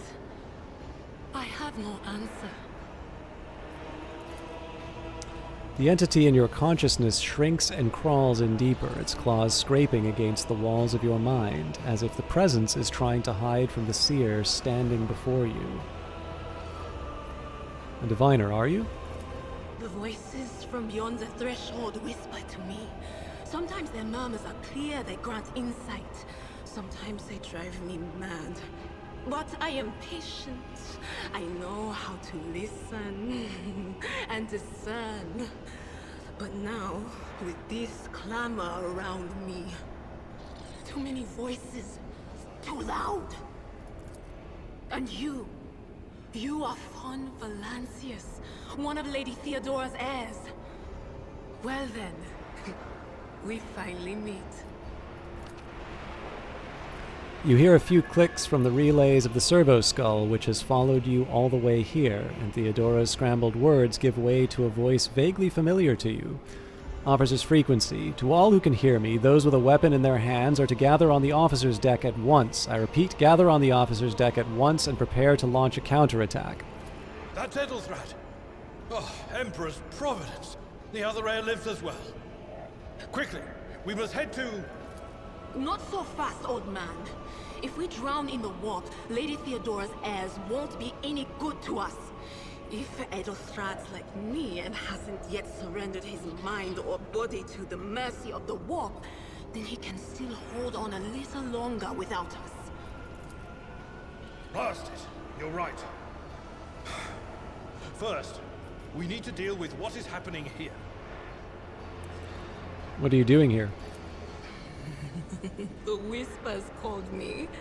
The ones I could make out among all the screams and screeches. Those who are rocking this boat hit us where it hurt. They went after the navigator, our guide through the warp. Other whispers called me to the enginarium, but it was too late. I heard the cry of our master Cog, and the silence that followed. What? You don't mean the Enginseer Prime is... Said, without a doubt. And the voices wail, heralding countless nightmares, cackling at each soul among the hundreds that are now joining the warp. The shriek from the Navigator's sanctum was louder than the rest.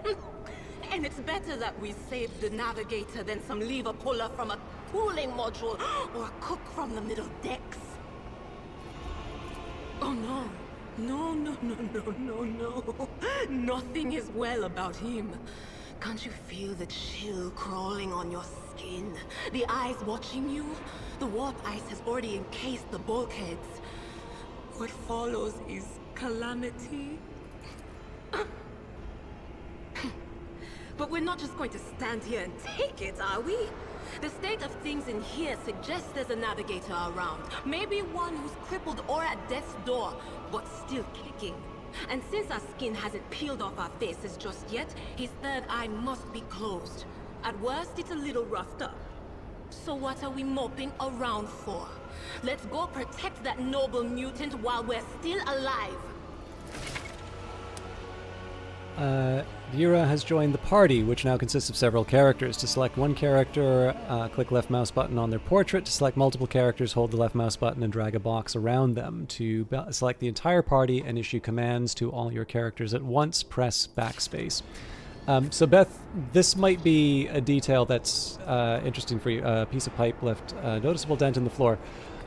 So we've there's a lot of talk about the warp, and I know earlier in the playthrough there was a description of the warp, but if it's not clear, this is an interesting choice in terms of how they're portraying it. So in the Warhammer 40k setting, faster than light travel is done through a place known as the warp.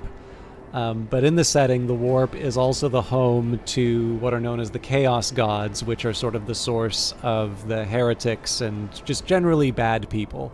And there's a whole history in terms of where the Chaos Gods come from and so on and so forth, but I'm skipping over the kind of the details here. So normally what you would see inside of a Warhammer 40k game, you'll very often see transport through the warp, which is, always listed as this very dangerous activity, which requires very special, as they described, sort of special mutants effectively to accomplish, which is kind of Dune-like in a certain way. But normally what you will see is an external shot of the ship kind of going into this... usually they just kind of make it look like a nebula, but basically it'll always kind of be an external shot of the ship and, all sorts of crazy stuff happening around it. So there's an interesting choice here, which probably is also an economical one to, in the context of a role-playing game, to have the perspective of people inside the ship during this warp travel, which again, I think you can kind of gather that this is maybe not what the ship normally looks like. But yeah, I will confess, I'm actually trying to think if I've seen a Warhammer 40k property which has actually gone from the individual's perspective as opposed to the external perspective for warp travel. But in any case, yes. So presumably, I have not. We didn't hit the enemy in a particularly sensitive artery and paint the walls. Hurry, destroy this field. Don't keep our master waiting.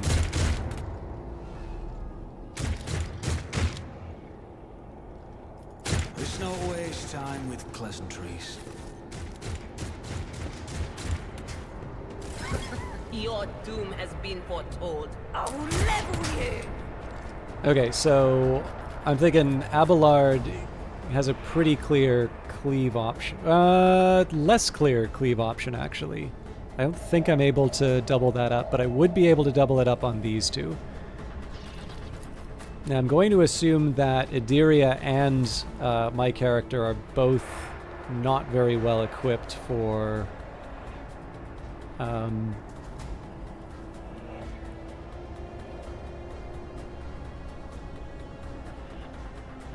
for close combat.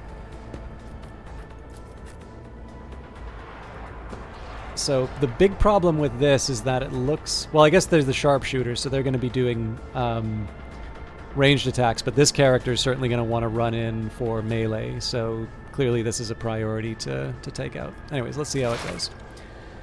Dira's abilities. Dira is a psyker and an operative. Dune on crack, I get it, yeah.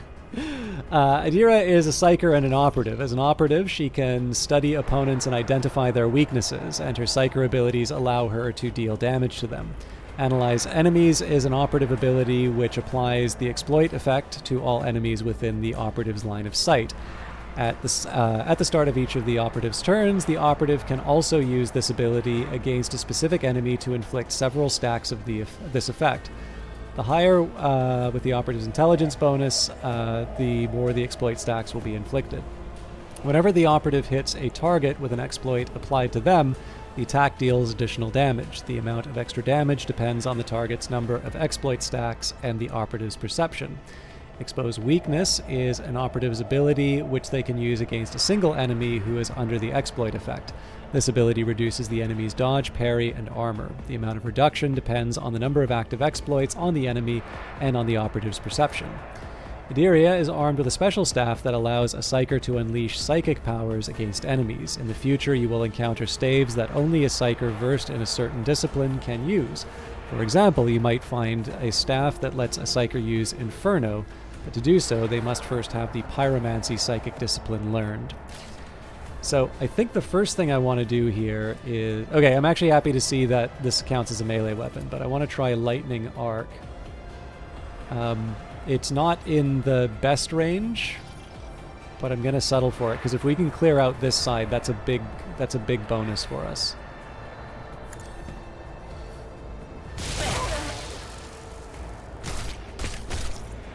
Cool. So, for warning, the Psyker increases the target's dodge and parry by 10% till the end of combat, and analyze enemies. The operative targets one enemy within 10 cells from the operative. That target immediately gains plus 2 exploits. Clearly, the Heretic Psyker is the target there. You know what? I might have discovered whatever the purple bar next to the portrait is, but I really don't like being told how to play games, and I think I was kind of clear on that, so I'm not going to do it, even if it hurts my playthrough.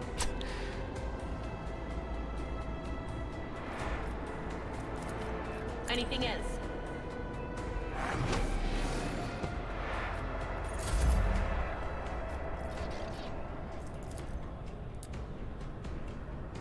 Alright, unfortunately, I don't think I thought through my cleave very well.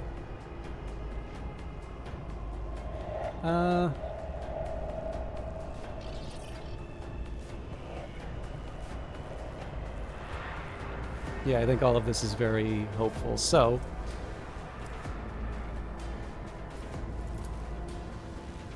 Indeed.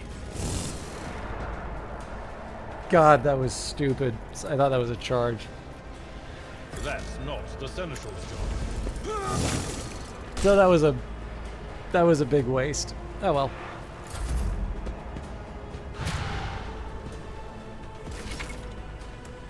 Hologram. You can use the hologram to gauge the effectiveness of your intended actions in combat before taking them. Click the left mouse button on any accessible cell on the battlefield to place the character's hologram there. Select an ability or a single shot attack to see the expected outcome. The action will be displayed as if used from the hologram's location to let you assess whether you have picked an effective position for the action that you are planning to take. The hologram also lets you see if the enemy will be within your line of sight after you move to the selected cell.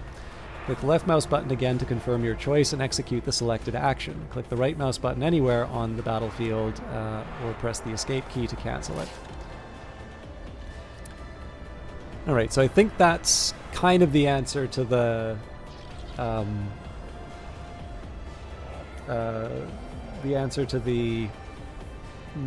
what is my max range question that's come up a couple of times. The drawback is that I still don't think that solves that for the tactical setup. So they're just outside the range that I want. Seems like a fairly obvious choice to go after the Heretic Brawler. I don't like a 33% though.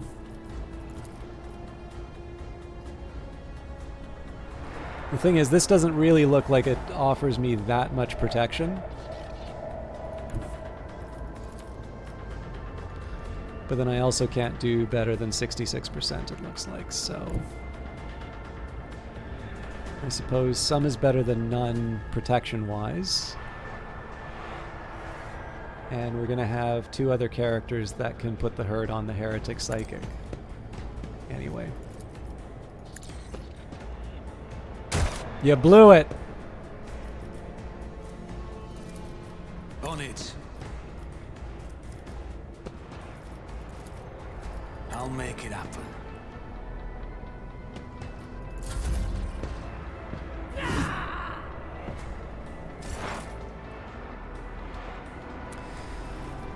Okay, we've got Psychic Shriek.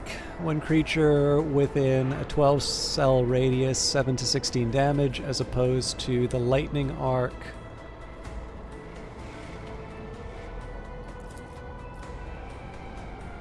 That's almost enough to wipe them out.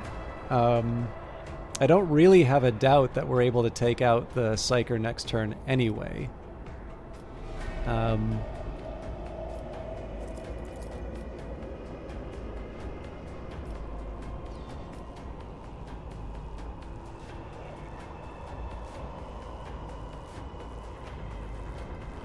I think I'll take the guaranteed damage. Was that you?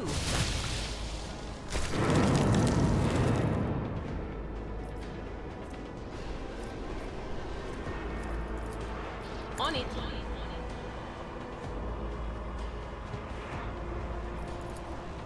Anything else?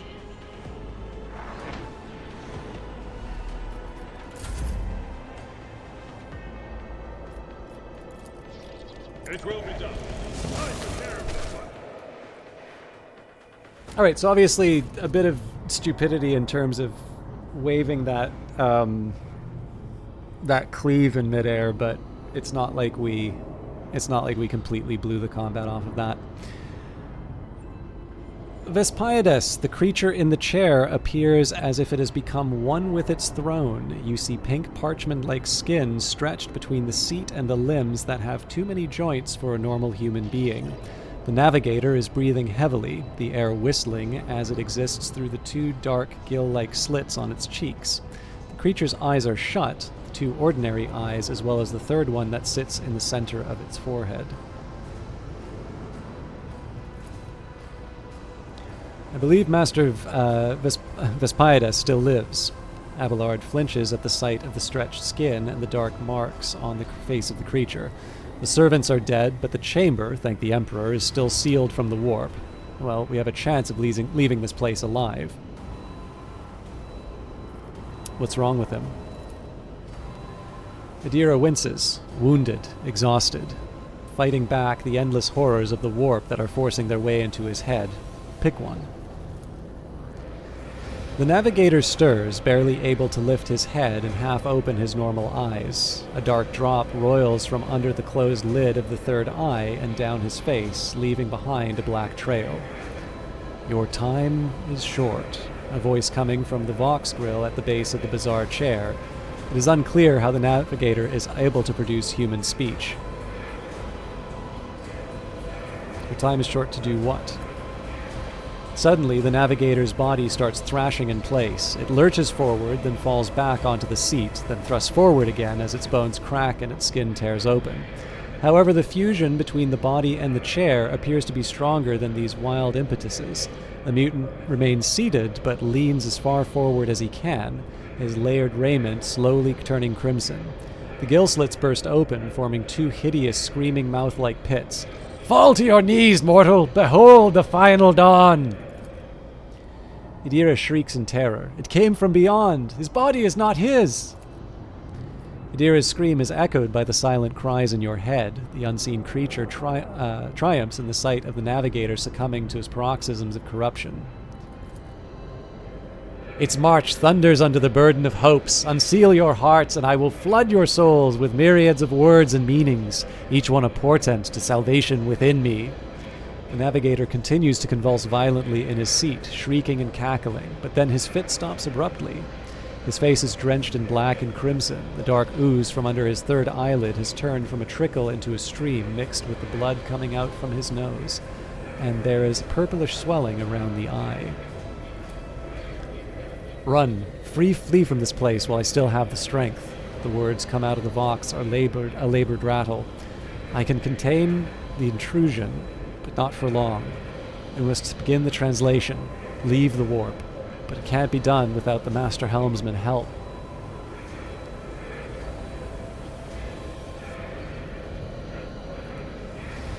The navigator is still alive, but barely so. What do we do now?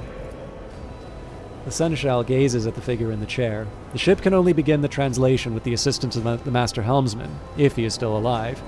It is worth a try. We must get to the bridge, but we need support. Our only option is to fight our way onto the officer's deck and join forces with Eldothrad and his people. I believe we will also find Lady Theodora there. She must have heard the call to arms that the servo skull relayed to us earlier.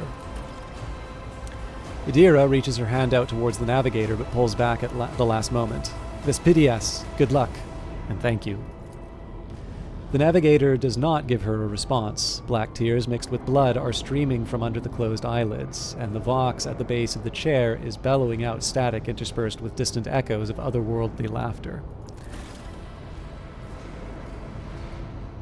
All right, let's take a quick look at the journal just to see if there's... I tend to notice that it doesn't draw as much attention to the completing quests and telling you the text inside of things, so it's nice to just double check where I can.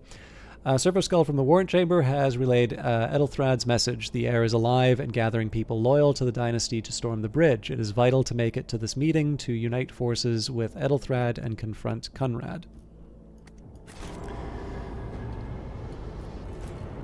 The navigator appears dead. Only the slight movement of his chest and the twitching of his eyelids let you know that he is still clinging to life.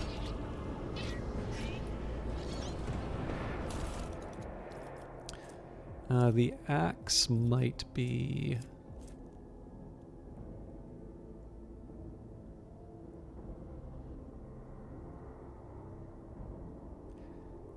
All right, I'm willing to try this in the inventory.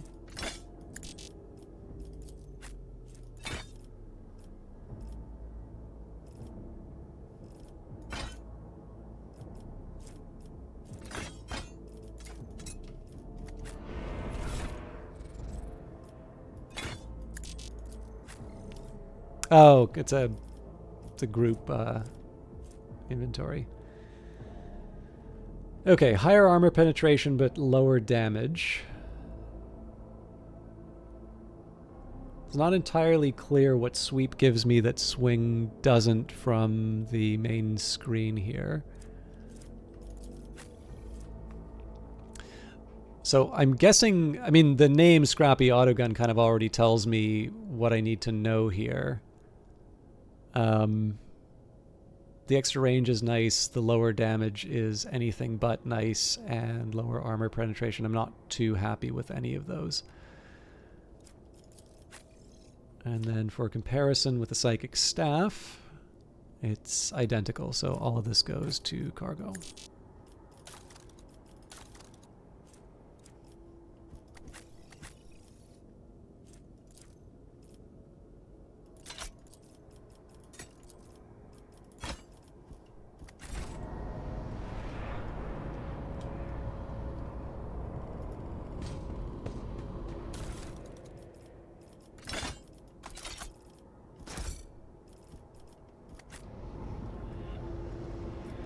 I will lead us to fortune.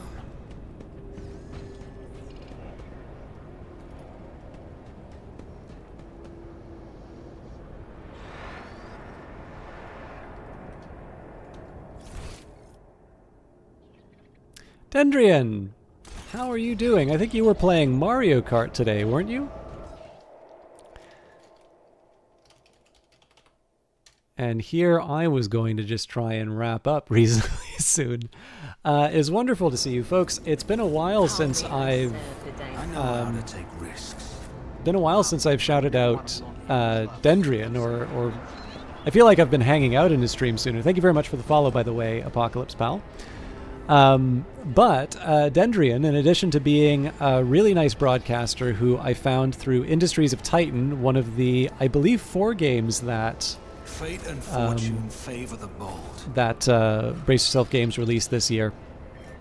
But are you done with the character creation screen already? I am. I have made... have a nose for profit. I can taste for adventure. Bring this up. Basically, the character looks much like his portrait here. We were called Isidorus. But let me try and do Dendrian. Or sorry, what am I saying? Not Dendrian. Darillion is the other one I was thinking of. Dendrian was playing... I'm sorry, Dendrian. I have no idea why I mistook you between the two. You must have been playing Against the Storm again? Sorry, I had my COVID... my COVID vaccination, which came with a flu shot, and I was bedridden for the better part of today. And while I've been kind of sharp for, like, so I might have been able to get away with Book of Hours, but I decided to play Warhammer 40k Rogue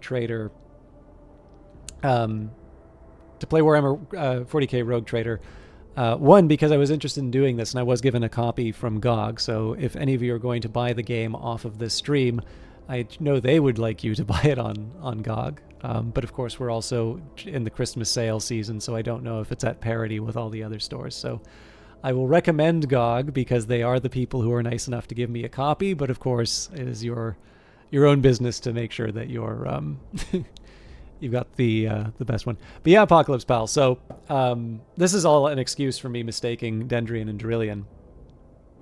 But the worst one was my second one, because I was out for a few days, and it was really last night and today where I was just like had a chill shivering enough that I actually felt very very sore. And like, just to give you an idea, I started like 2 hours late today, and like I had breakfast just before the stream.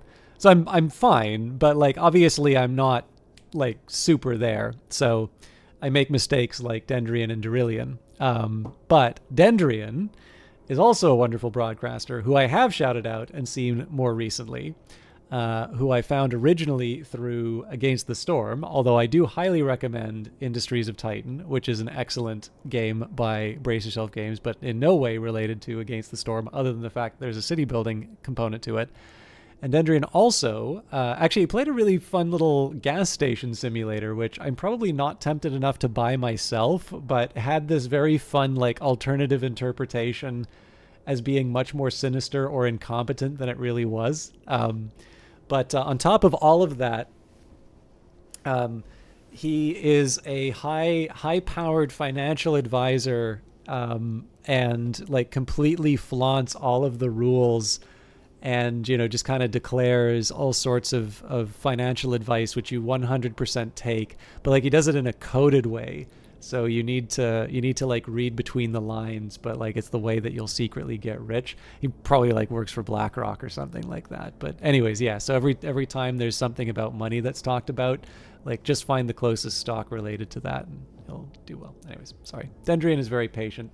Selphea is actually the mod who has to put up with my talking like that. But the biggest thing that Dendrian likes to sell himself on is as a second monitor streamer, and I always try to push back against his portrayal of himself that way, because he is actually a very engaging individual to talk with, and he is somebody who is quite well read on a number of different subjects. So he's one of the few people who I've kind of had extended back and forths on various math topics with. I also sent, for those of you that have not seen it, there's a wonderful like the downfall Hitler rant meme.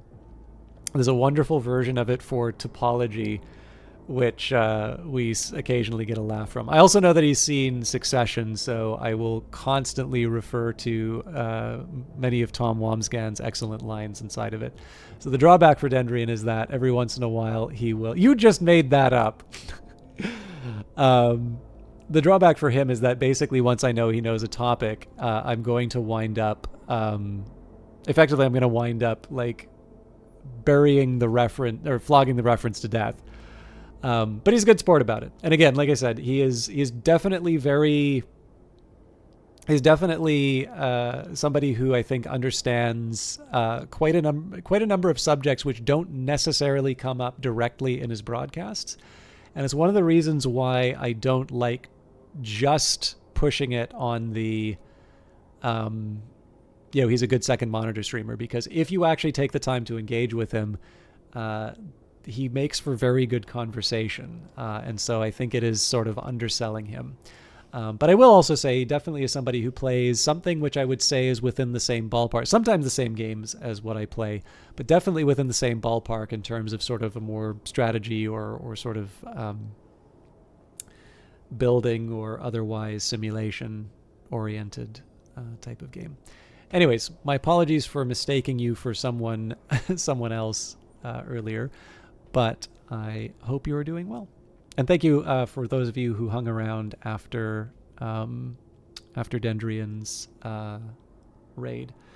Now, I've noticed that in terms of the audience, there are some people who know the 40K setting quite well, and there are some people who know the setting, who don't know the setting at all.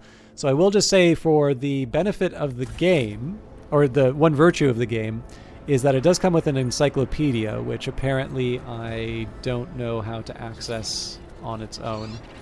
But I totally swear it's here, guys. I'm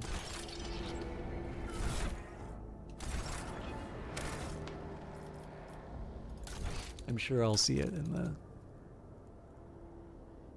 You're becoming more and more tempted to stream just to find out what SC would say about me. Hopefully it would be nice.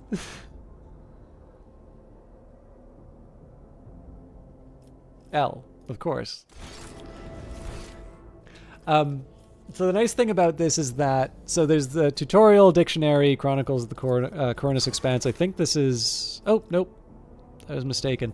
I thought this might have been the story so far.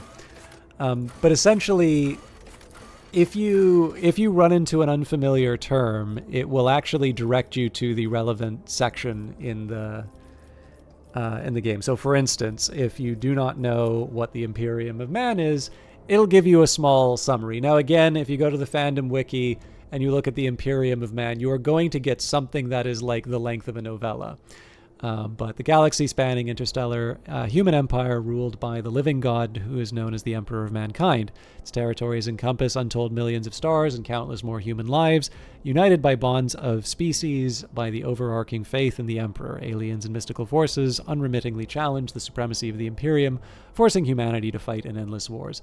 I actually personally prefer this way of explaining concepts in 40k because, again, like I said, the one thing I would say is that, and I know this is the point of wikis is the opposite of this, the Warhammer 40k wiki really could deal with an editor, because it's not that this stuff isn't interesting, it's that it's relentless, and you can be interested in it, but like not everyone is a hyper fan, and so it can sometimes be tough to get to the essence. So I actually really like how it's relatively concise.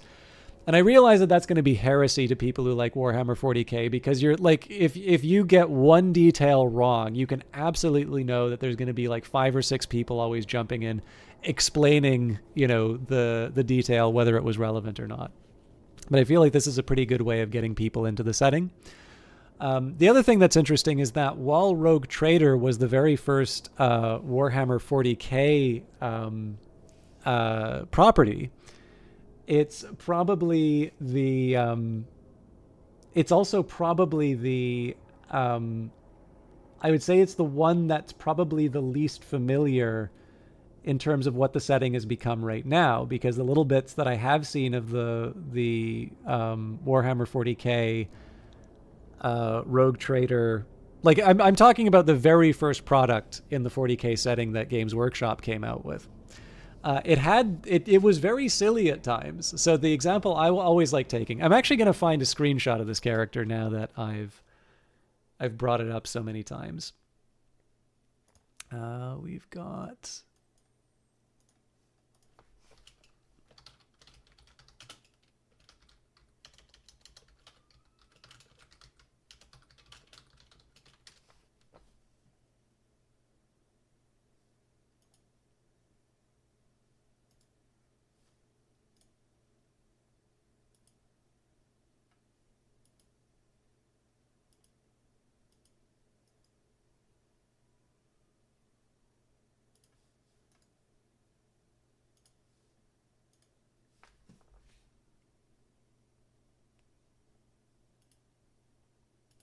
Behold, the fearsome and violent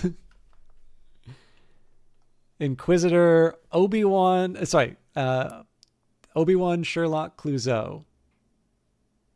So this is actually the first named Inquisitor in the Warhammer 40k universe from the source book, Warhammer 40k Rogue Trader. Now, I don't want to undersell what the product was, but my understanding is that part of the motivation behind Warhammer 40k and the structure, or the Rogue Trader and the structure that it had, was to use something that, or to create something that they could use sort of surplus miniatures from Warhammer Fantasy Battles. So for instance, the Lizardmen faction have Slann, and so the Slann were actually part of 40k in that game, although I don't believe they are present in the current iteration.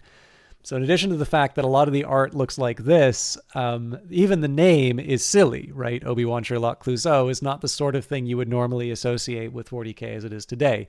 And of course, nowadays 40K is generally sort of the prototypical example of grimdark. That game did have a couple of other things that I thought were interesting, which I'm not going to spend too much time talking about because we did do like half an hour introduction on this, but it does seem to have had like a game master role. And so even though it kind of came out, I guess, about a decade or so after TSR would have made Dungeons and Dragons, it is kind of interesting to see almost something in the same territory of sort of the chainmail type game, the thing that would eventually become Dungeons and Dragons. Essentially, the idea that they says like, hey, you know, the role playing stuff's kind of fun on its own, so why don't we just ditch the tabletop game? Now, of course, Games Workshop took it in a different direction. Now we know Warhammer 40K as a tabletop game, and certainly a very well-known IP. I'd suggest that probably it's even better known than Warhammer Fantasy Battles at this point. Although Fantasy Battles obviously has 3 very high-profile releases in the form of the Total War games. But yeah, I don't know. It's the more likely connection would be with the Fantasy Flight RPG here, which I think would be more reflective of the modern setting. But the one reason why I'm taking the time to point it out is that the Rogue Traders are the sort of thing that even if you're into 40K, but you're not a super fan, it might be that this is that the idea of a Rogue Trader is not something that you would encounter in sort of day-to-day material. Again, I sort of understand if you're a 40K fan, that probably means that you read the books and you probably also like read the lore bits and the source books and such. But in any case here, we're part of the bloodline of this family of Rogue Traders. Rogue Trader, a subject of the Imperium with a unique hereditary title. A Rogue Trader is tasked with exploring and exploiting the still uncharted regions of the galaxy for the benefit of mankind. Rogue Traders are hereditary nobles, the bearer of a sacred warrant of trade that empowers them to roam those worlds of the galaxy that lie beyond the Imperium's control or knowledge. They are free to decide how to react to alien cultures, ancient technologies, new planets, or worlds harboring long-forgotten human civilizations, and are first and foremost masters of their own fates. And I think one thing that makes this as a really interesting topic for a game, at least I find it really interesting just in terms of topics that I like, there's something kind of neat about the fact that this is a role that sort of falls outside of the very rigid structures of the Imperium, right? The Imperium is not exactly known for its flexibility, as all of the references to heresy in the chat sort of indicate. It's the meme. It's like it's the one thing you know about the setting, even if you know nothing about the setting. But the idea of the Rogue Trader, that there's sort of this necessity of space exploration, gaining the resources with which the Imperium is going to fight for its continued survival and expansion, requires people to sort of work outside of those strictures. And particularly this idea of it being a hereditary title also makes it sort of interesting. So it allows for, I guess, individual stories, because very often the scale of Warhammer 40K leads to just these ideas of sort of entire worlds being just one cog in this vast imperial machine. And the idea of the Rogue Trader is certainly bringing that focus back to the individual, which is quite appropriate for an RPG. I'm assuming that RPGs are just less interesting when you're playing like 10,000 people. And on top of that, again, I think to a certain extent, if you're a nerd, you're always going to be interested in sort of like the hacker archetype. And this, the idea of the Rogue Trader, to a certain extent, the hacking may not necessarily be computers, but it is something that's sort of working at the fringes of what would be considered appropriate or orthodox within the allied faction. That's my story, and I'm sticking to it. So that wasn't necessarily a great summary of the story so far, but yes, we're related. Turns out we're a blood relative of this Rogue Trader. We're not given very... we're not given a strong indicator that we will inherit the warrant. But the ship is currently under attack, so right now we're concerned about surviving anyway. Although, I can't find the... Oh, no. A locked door.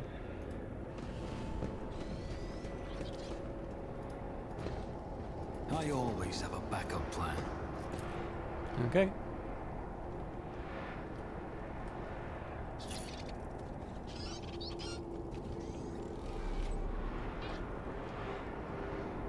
So I'm fairly certain this isn't the way out, but... Oh, my bad. Here we go. Okay, up to the navigator's sanctum. Oh, nope, we're already there. So, officer's deck. However powerful a rogue trader you are, to deal with vendors of the Cornus Expanse, you will have to demonstrate your authority and gain renown with them.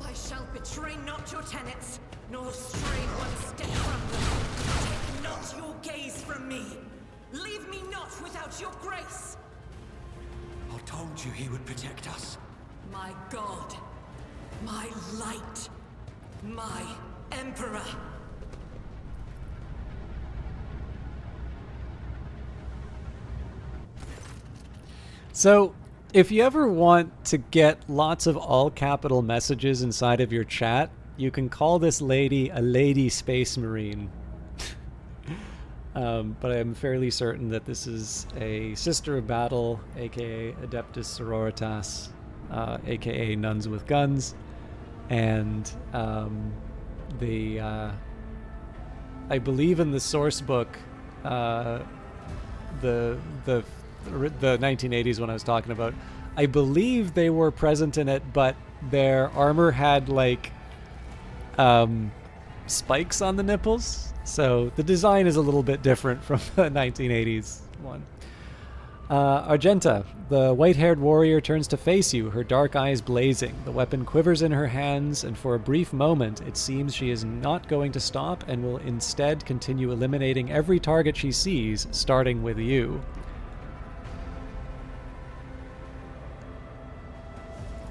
Sister Argenta!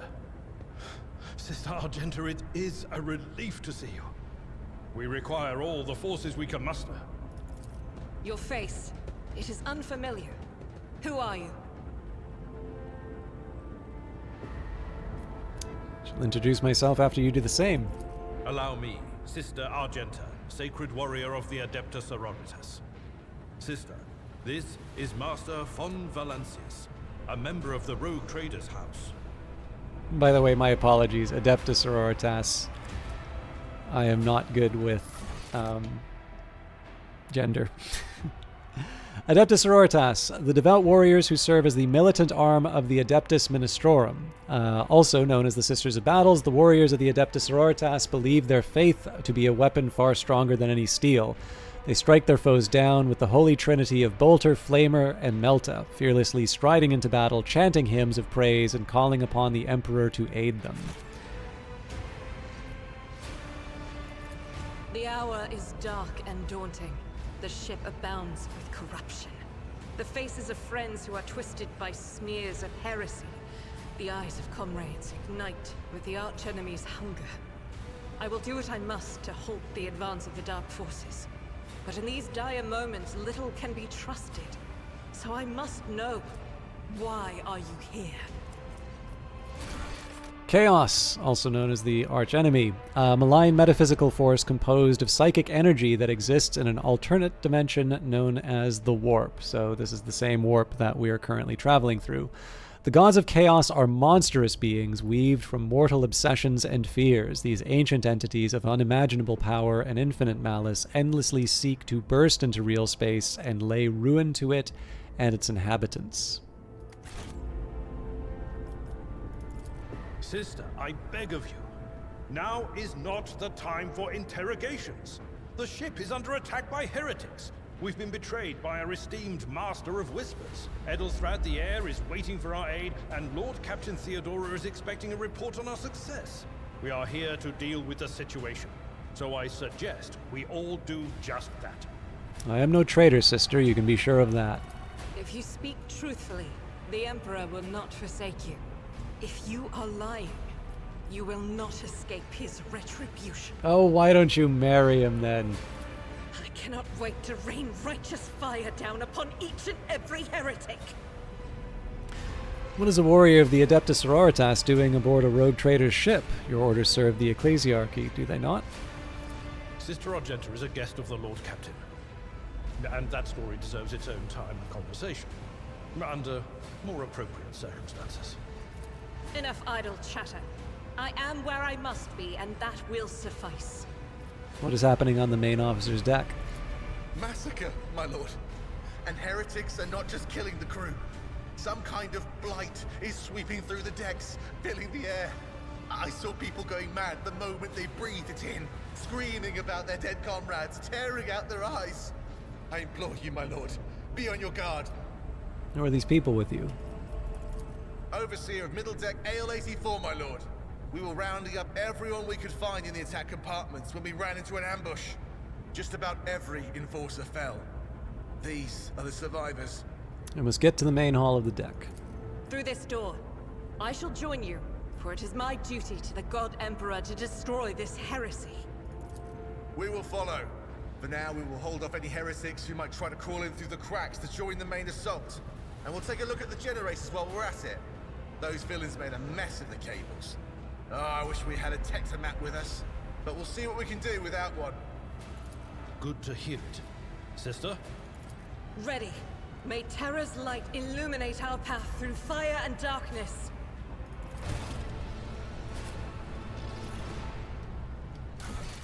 I make it to the meeting with the heir. The servo skull from the warrant chamber has relayed Edelthrad's message. The heir is alive and gathering people loyal to the dynasty to storm the bridge. It is vital to make it to this meeting to unite forces with Edelthrad and confront Kunrad. The crew needs more powerful weapons for the coming battle. Maybe something suitable can be found on the officer's deck.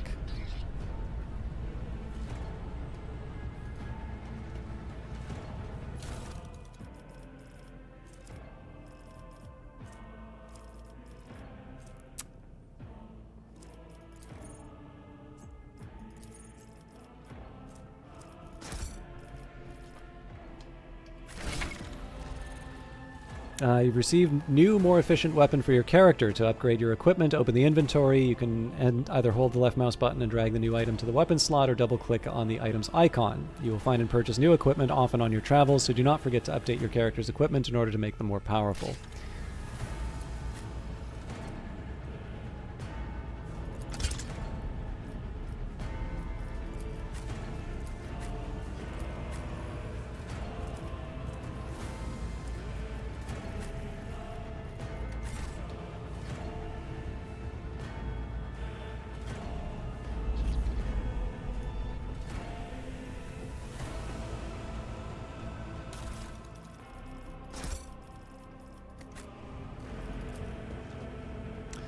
This door will not move an inch. It is blocked.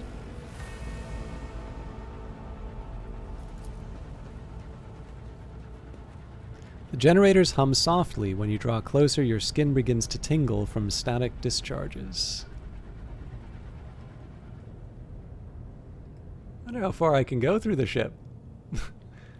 This is quite a bit further than I was expecting, although we've been in this room before.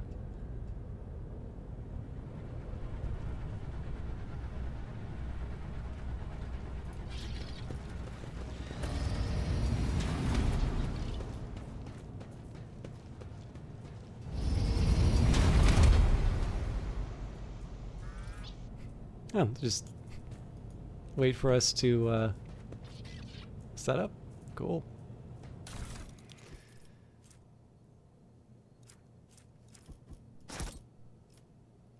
Malachite right set, a set of sacred oils, and cogitograms that can appease the keeper of any technology. Provides an additional opportunity to call out a machine spirit and interact with the device.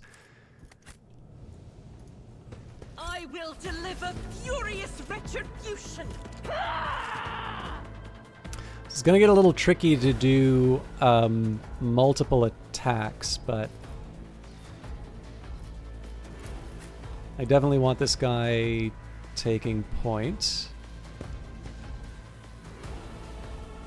Actually, we're going to move him back a little bit because I want to charge the Heretic Cutthroat, and then we can use the Cleave on these two. Now, our cover options aren't great.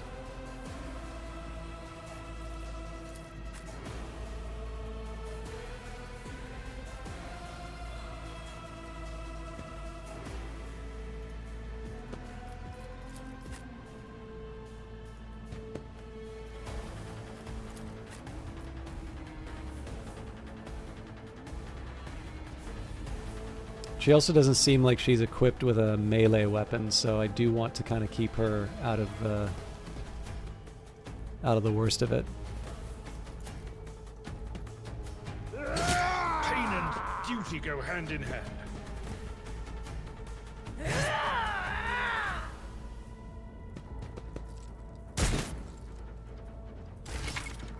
Argenta's ability. Argenta is the warrior of the Adepta Sororitas and a soldier. She is an expert with burst ranged weapons and weapons that deal damage in an area. Another of Argenta's strengths is her mobility in combat. Run and gun is a unique soldier ability. Using it grants the soldier extra movement points and reduces the cost of their next attack by 1 action point. The soldier will also suffer a -10 penalty to their ballistic skill for this attack. Run and gun also allows the soldier to perform an additional attack with a ranged weapon, which is a handy tool if you want to make more than one attack with them on their turn. Revel in Slaughter is a soldier ability that can be used once for each 3 enemies that the soldier kills in a single battle. Each activation of this ability increases the soldier's ballistic skill, critical hit chance, and critical damage. This effect stacks and lasts until the end of combat. Certain types of weapons let you make burst attacks. Unlike single shots, burst fire requires that you select a direction rather than a specific target. Burst attacks are particularly effective against clusters of enemies. When performing burst attacks, the character fires several successive shots in different directions. Most of these shots are concentrated in the center of the selected attack cone. Therefore, the more enemies that are in the center of this area, the more of them will be damaged if the attack is successful. All shots fired after the first one are less accurate and have higher chances of deviating from the central trajectory. Be careful, burst fire shots can hit allies if they are standing in the direction of the attack. Okay, I don't quite see what the value of a burst attack here would be. I think it's a lot better for me to just use the good old-fashioned shots. Unfortunately, everybody's kind of in the same cone, so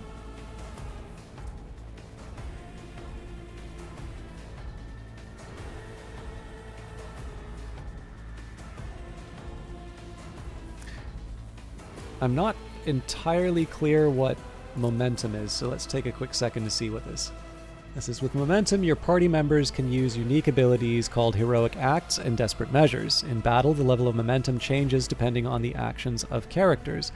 If the momentum gauge reaches 175 or more, any party member can use a heroic act. If momentum drops below 25, your party will gain the ability to use desperate measures, which has a number of negative effects. At the beginning of each combat, the momentum of the party starts at 100. The maximum momentum of the party is 200. The minimum is 0. Oh my god. I'll just wait until that becomes a thing. I don't see a problem doing this now, though.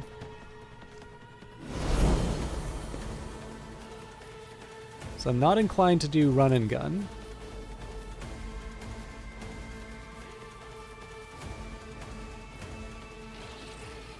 bout is for the weak. Each strike is a prayer. Nice.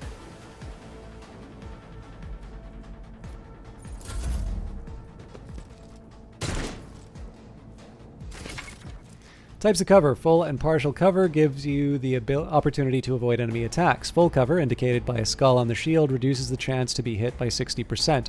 Partial cover reduces it by 35%. At the same time, the chance to hit a character behind cover may vary depending on the difficulty of the game you choose. Some cover can be destroyed by melee attacks, area attacks, and other abilities. Destructible cover has a durability bar above it. Single shot can penetrate through any cover. Okay. I gotta pick a servant, but we can start with some shots first. So we've got a 43% chance. Not crazy about my range options here. So I kind of want to leave these alone, seeing as Abelard is in a good place to handle it.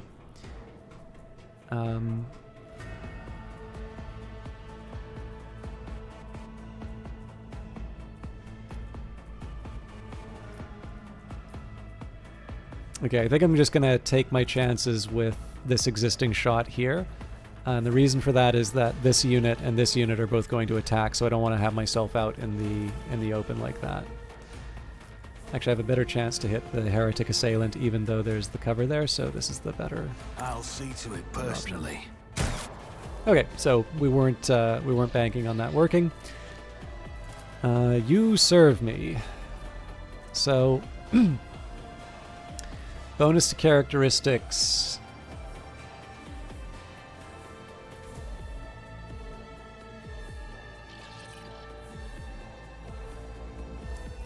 I'll make it happen. And then we'll also buff his I'll abilities. see to it personally.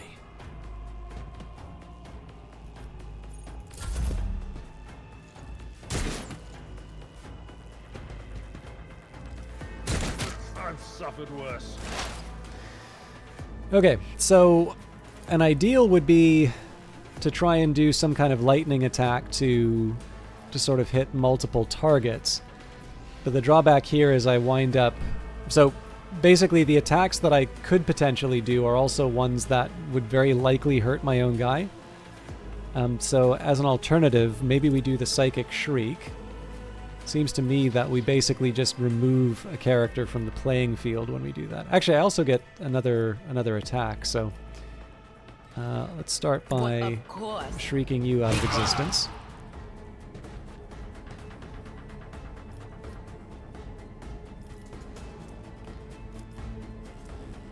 I think we can forewarn Abelard.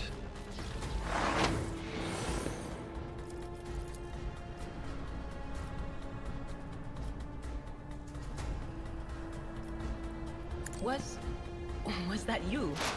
Or... Okay.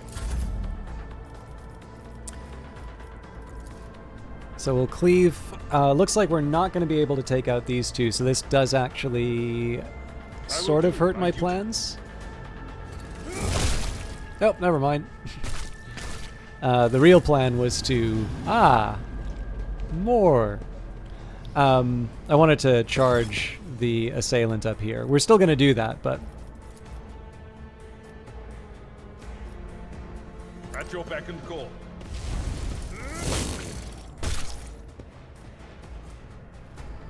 Indeed. We're kind of out in the open, so I figured it's not bad to brace for impact. But hopefully these guys cluster and we'll be able to use the Psyker powers to fry them.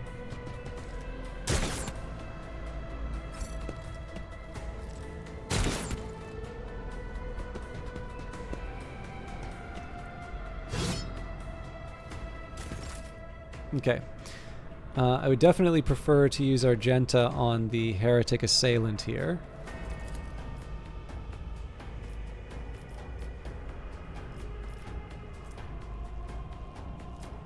I'll do it.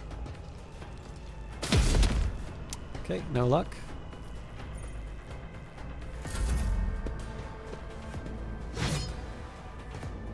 Maybe I should have used run and gun, but we'll see how this turn goes.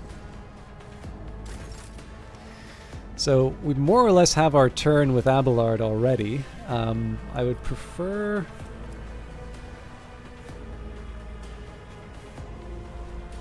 Okay, I'm putting my character at some risk doing this, but let's see, does this improve my chance to hit here at all?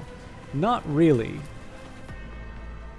Taking calculated risk is my second nature. Ah! Your end was inevitable. I didn't mean to move, but that's fine. We'll live. It's as good as done.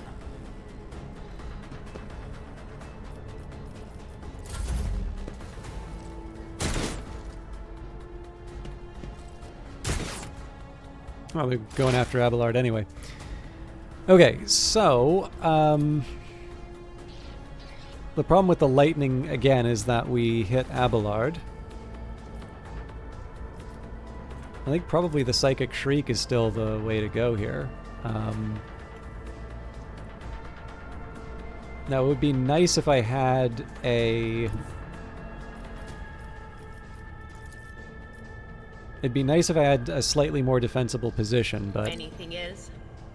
I think we're okay to sort of... I think we're okay to be a little more aggressive in our movement anyway. Can't forewarn myself, can I? Seems like a good idea.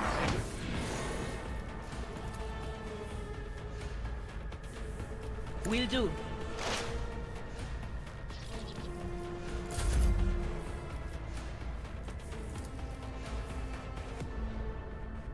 It will be done.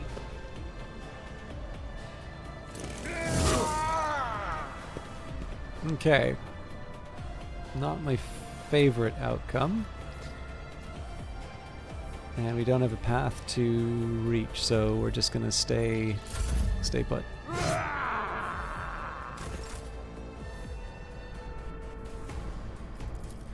Faith without deeds is worthless. Okay, let's try run and gun and see if we can do another one of those. I'll do it.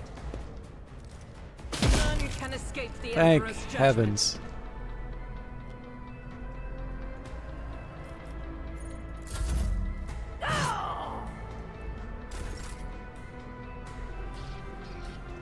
Okay, so I pretty much want to go to the cover anyways. I was thinking that it might be an idea to try and make a move on these two, but I'm gonna focus on the task at hand. Who if not me?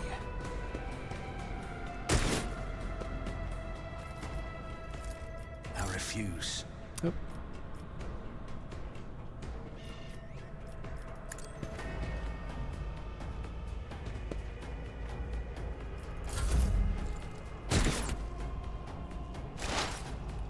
So she can probably just shout him to death.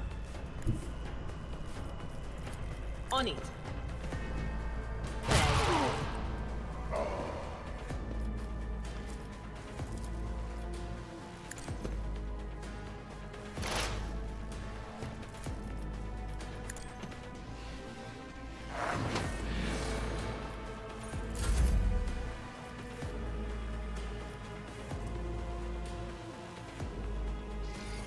So it's a little less clear to me. So it's talking about these heroic acts, but it's not entirely clear what I can do with any of this. So special combat resource required for using unique abilities called heroic acts and desperate measures. Can only be used once per round for the entire party and once per battle for each character. So it sort of says, okay, well, you can't do any of... Or sorry, it's giving the measure of the resource, but it doesn't necessarily show what action I can perform as a result of that.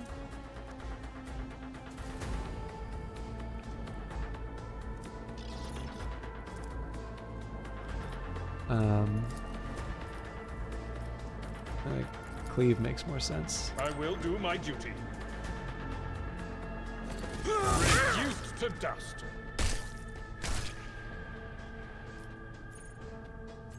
And then we couldn't charge here. I mean, I could try Or no, I couldn't move back because I can only do that at the start. Okay, now this is going to run... If I try to get too clever with this, I do run the risk of hitting my own units. God Emperor, move through me. Be the fire in my heart.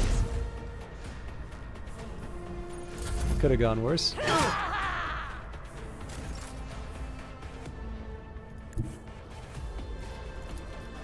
I don't need luck. I have strategy. You never stood a chance. That's completely appropriate for that voice. To shoot someone in the back. Okay.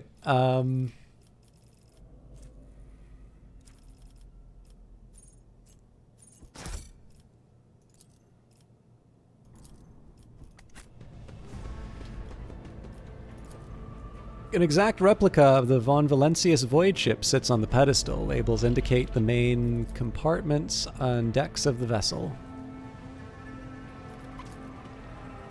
Titles and authors are printed in gold on the spines of the books. The library contains works on Imperium theology, law, codices, biographical sketches, and chronicles of the greatest military conflicts of the Cornus Expanse and the Calixis sector.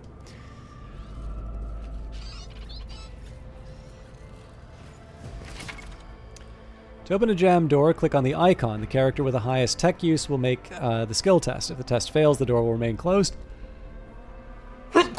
Excuse me. A particularly bad result of a tech use test can cause the door to become permanently stuck and impossible to open.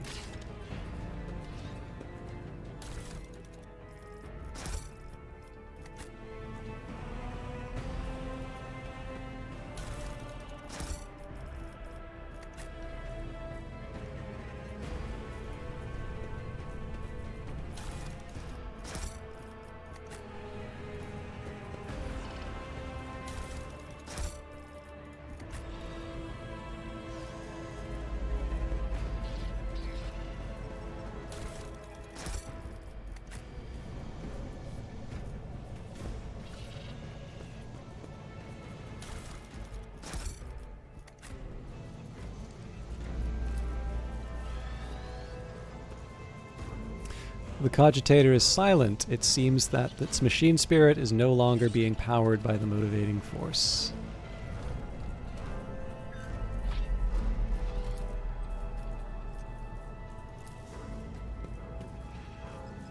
Just as I planned. The D100 system, your character. So this answers Lord Gloom's question, although I would suspect probably he's headed off because obviously if you want to play the game yourself, I can completely understand not wanting to see too much of the experience ahead of time. But this does verify the question that was asked earlier about the system. D100 system, your character is about to make a tech use skill test. In dialogue during exploration, you will often make various skill tests, and their result might determine how successful your character's efforts are, make hidden dialogue options appear, or reveal new information. The success of the test is determined by rolling a 100-sided die. Each skill test has a difficulty of up to 100, including negative values. To succeed, you must roll a value less than the sum of both the stated difficulty and the value of the skill used for the test. For example, if you are attempting a test with a difficulty of -10, your character's tech use skill score is 40, so 40 minus 10 equals 30. Therefore, to succeed on the tech use skill test, you must roll a 30 or less. Any result above 30 will mean failure. Note that the difficulty is calculated from greater to lower values. The greater the difficulty value, the easier it is to pass the test. It is easier to succeed on a difficulty 40 test than on a difficulty 10 test. The higher a character's skill score, the easier it is for them to succeed on tests. Skill scores depend on the character's respective characteristic scores, skill advancement on level ups, and any bonuses the character's equipment might offer. To succeed on various tests during gameplay, develop different skills for your character and their companions.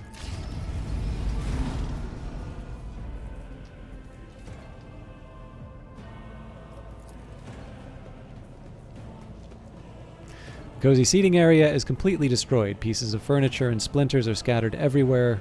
The dark stains cover the floor and upholstery.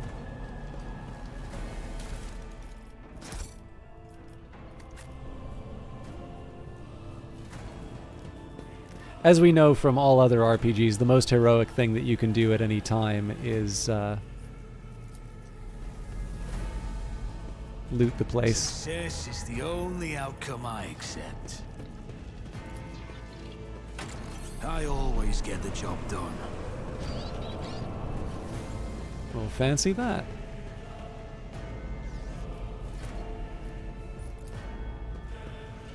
Just as I planned.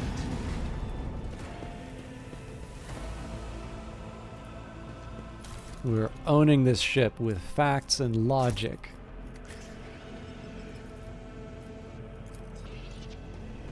That's how it's done.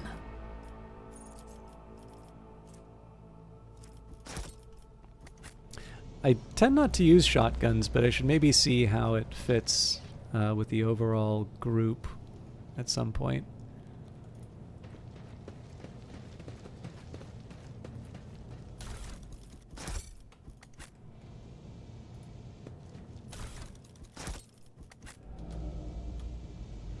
I always keep my options open.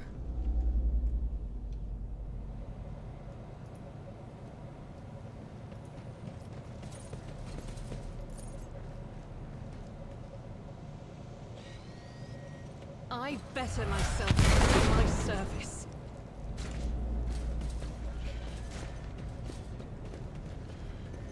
Don't worry, it's a rental. Always keep your eye on I should the probably prize. level my character up at some point. Remember to advance the level of your character and their companions. They always receive new abilities and talents and improve their skills and characteristics. Click on the arrow symbol on the character's portrait to open up the level up screen. Okay, so we've got Bring It Down. An officer immediately grants an ally an extra turn with action points equal to 2 and no movement points. If the ally is under the effect of Voice of Command and kills an enemy before the end of the officer's turn, the ally gains a one-time additional ++2 times Officer's Fellowship bonus momentum.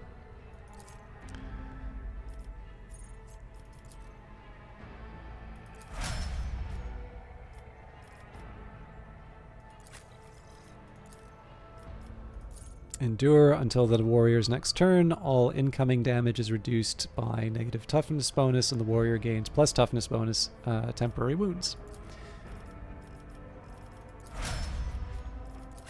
Doesn't feel like there's a whole lot of options in this menu, so I kind of wonder why it doesn't just sort of automatically apply this stuff, but it's not that hard to go over it, and honestly it is nice to review what I'm actually getting here. Expose Weakness. An operative removes all exploits from the target to decrease the target's dodge, parry, and armor by 10 plus exploit stacks times the perception bonus % until the start of the operative's next turn.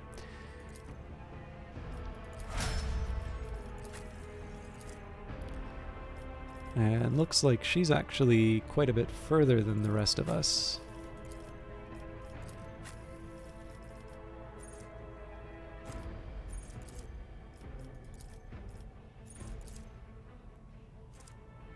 Unless this was Revel in Slaughter.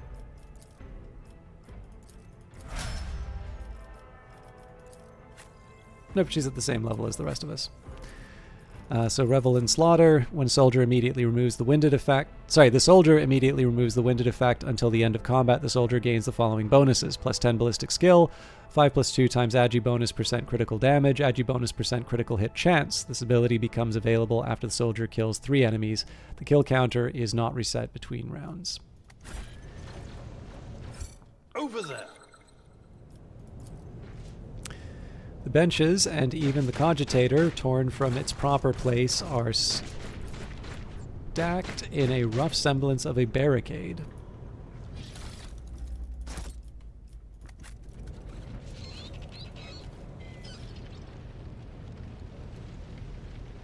I'm going to take a quick peek here just to see. I have noticed, yeah. We have to actually be in range to be able to pick up the goodies. The fallen Stell has blocked the path to the lifts. You will have to look for another way to Edelthrad.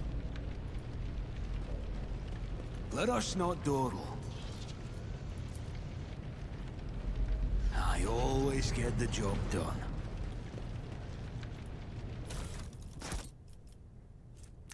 Okay, now that's hard to argue with better armor. I sort of feel like our tank is the most deserving at the start.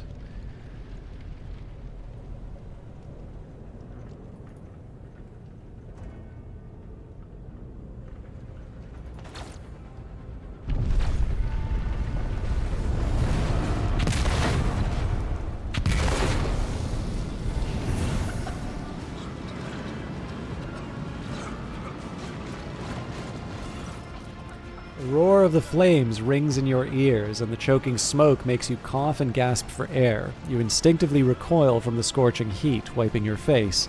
A moment later, a hazy silhouette forms in the raging wall of fire. You are surrounded by ear-splitting noise and screaming, yet you distinctly hear the sound of footsteps, and then you see the figure walk out of the fire towards you. It is Theodora von Valencius. Her expression is calm, terrifyingly so for someone whose body is engulfed in an inferno. One of her hands is resting on the hilt of her power sword, the other is raised in an inviting gesture. Are you lost, my heir? Argenta goes as still as a statue, then slowly raises her weapon. An apparition, a sorceress apparition, trickery of the warp. Sister, you will lower your weapon. Despite his commanding tone, Abelard does not sound too confident. He is staring at the rogue trader, and you notice a muscle in his cheek twitching. Threatening the Lord Captain is outrageous. How did you get here? I am a rogue trader, Isidorus. I am wherever my will demands me to be. Would you prefer to be elsewhere at this time? Indubitably. But are you ready?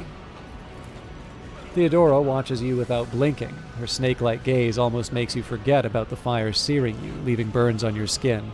I can lead you out of these flames, Isidorus, show you the path, rid you of pain, and give you a weapon so that you may defeat your enemies. Decide. Your mouth begins to salivate. Each word Theodora speaks is like music to your ears. The entity that now dwells in the deepest recesses of your mind is pleading, begging, demanding that you give her an immediate answer, and that answer can be nothing other than acceptance. Do not listen to this abomination, Isidorus.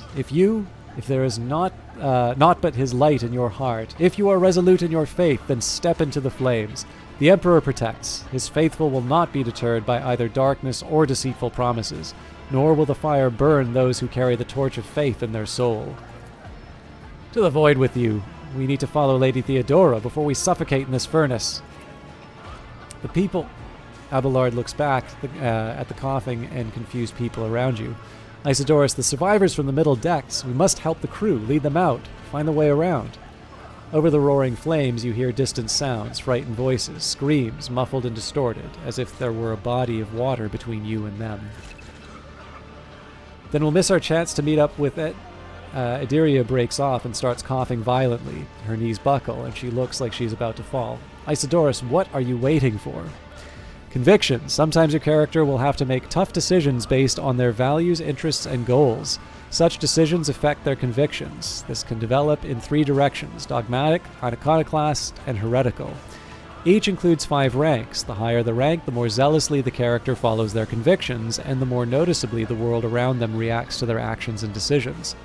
Promotion through the ranks of each of the 3 directions opens up access to new dialogue lines, events, unique abilities, and also changes the attitude of others towards your character. Also, some items can only be equipped by characters with certain convictions. When one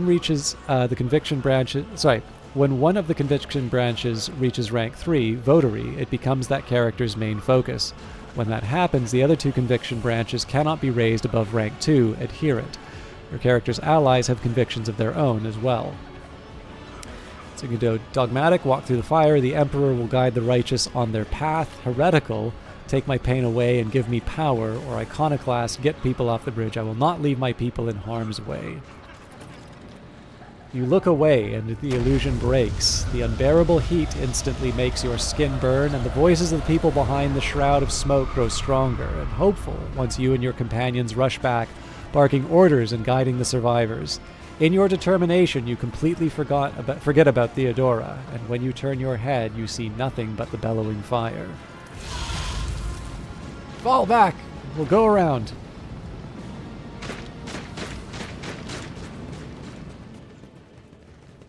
Where did she... go? The thing was standing in front of us in the fire? I could have sworn. To the same place all unholy visions go. Do you want to follow it, witch?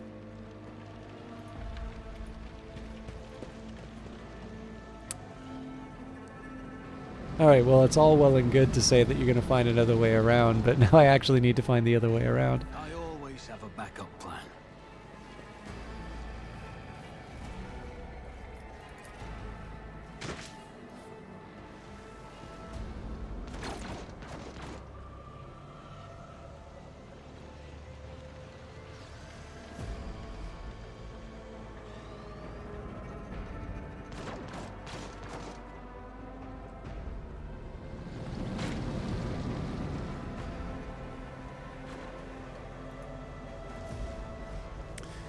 So it seems like we can't go back through the edge. Oh.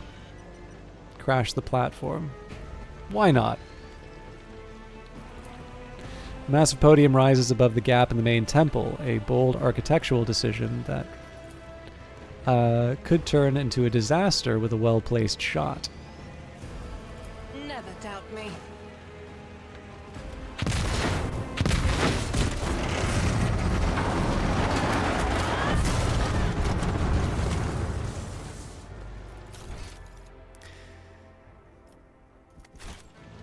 Always keep your eye on the prize.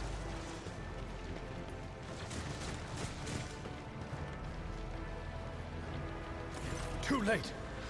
We are too late. Or perhaps Edelthrad and his escort never made it here. Which would be even worse.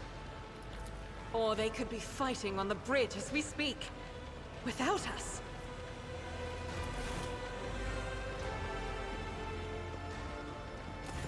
My lord, I beg your pardon for interrupting. The people are asking for orders. You came back to save us. So now we will follow you through thick and thin. To the bridge. If Edelthrad is there, then he requires immediate assistance. I say there is one thing that I find most troubling. The Lord Captain's Voxcasts. They are still coming in, even though it would make sense for Lady Theodora to be on the bridge right now, at the head of the counter-assault. I feel uneasy. What if the Lord Captain is besieged in her own chambers? With your permission, I suggest that we confirm for ourselves that she is not. We can use the same elevator that Lady Theodora and Mort headed for earlier.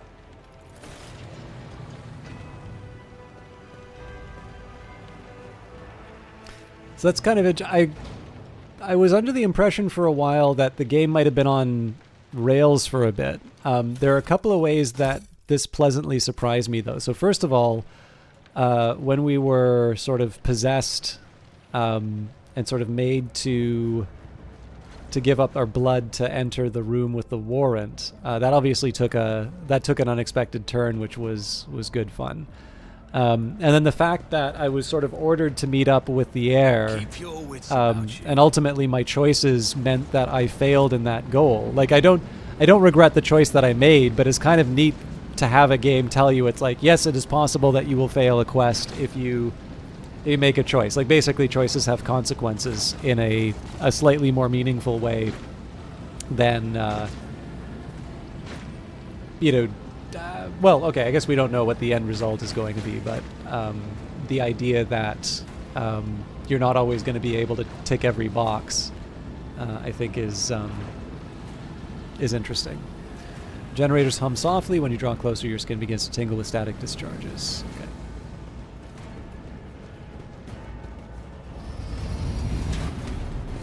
We should Is there money to be made?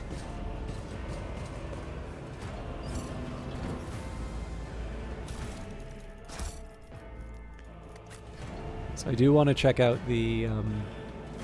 What do we have here? I do want to go to the other area, but I might as well load up. This clearly does not serve as a stateroom. The generators, machines, and crude wall paneling indicate that it is a maintenance module room rather than an area for receiving guests.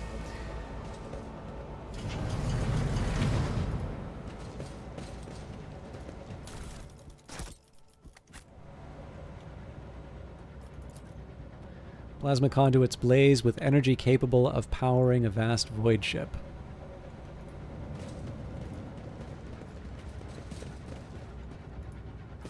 Curse not dawdle.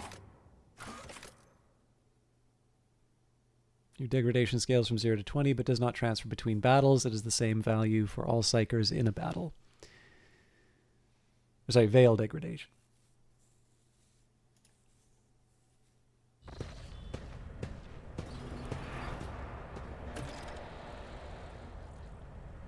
Okay, so we need to find Theodora von Valencius.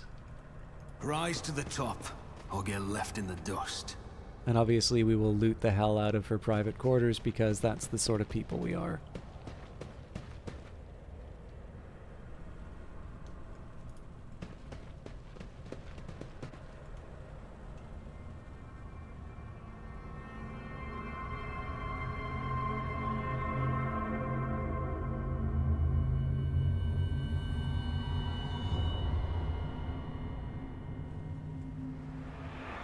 I always keep my options open. Obviously we'll get the loot before we bother helping Mom. The parlor organ seems to be sitting idle for many years. You found an item that can only be equipped by characters of a certain conviction rank. You can open the character menu to see which conviction your character follows. Note that both your character and their companions have their own convictions. You can check what conviction a character adheres to on the Convictions tab in the character menu. Convictions change in direction and rank based on the game's story. It's not like she's going anywhere. Yeah, so Abelard is an iconoclast. Diria is a heretic. Well, we're gonna have to pay attention to that. Who would have guessed that Argenta was dogmatic? Okay, Helmet of the Devoted Protector requires dogmatic. Well, congratulations. You've got a new hat.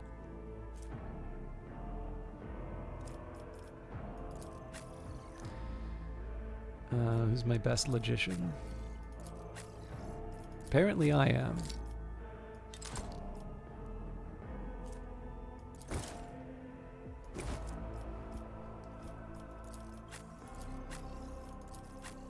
I also have the best tech use.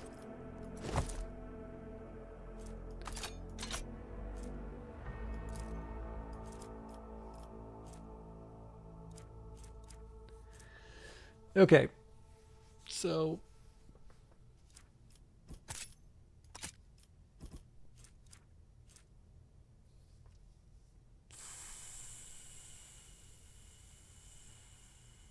guess we can make that a secondary weapon for now, but I don't think I'm going to switch out of it.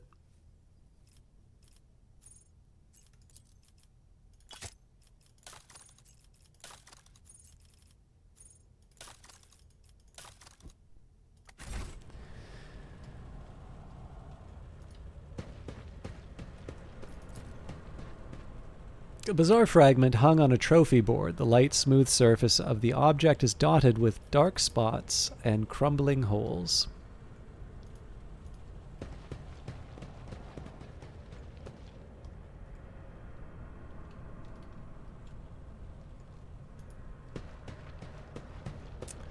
I aspire one day to decorate my own place with a portrait of myself.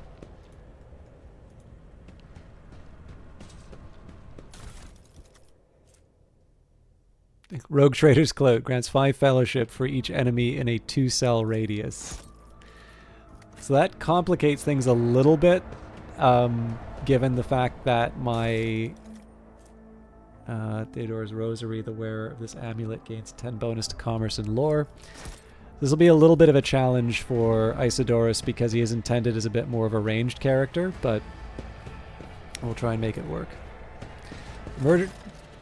Theodora von Valencius's body is sprawled on the large blood-drenched desk. The arch-militant's corpse, still clutching a weapon, is slumped against one of the bulkheads. Emperor, accept thy faithful souls. No! Lord Captain, I didn't hear a thing. Not a whisper, not a breath. It was so loud. Why didn't I foresee this?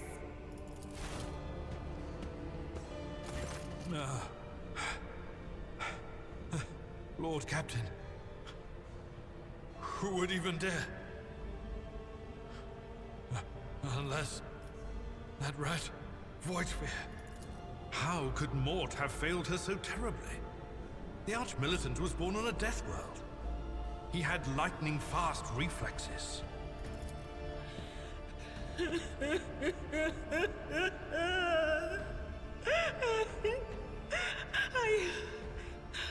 I can look at things in my own way. If you find something that might bear the imprint of the killer, just give it to me, and I'll try to see what secrets it holds. Examine the Arch-Militant's body.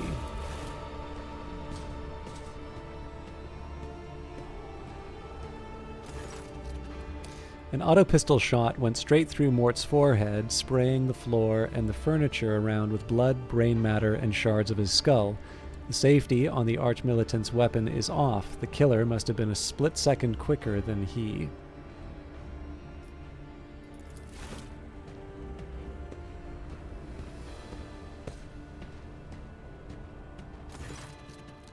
You lean closer to the body. The cause of death is apparent. What ended the rogue trader's life was an auto-pistol shot, an extraordinarily accurate one at that.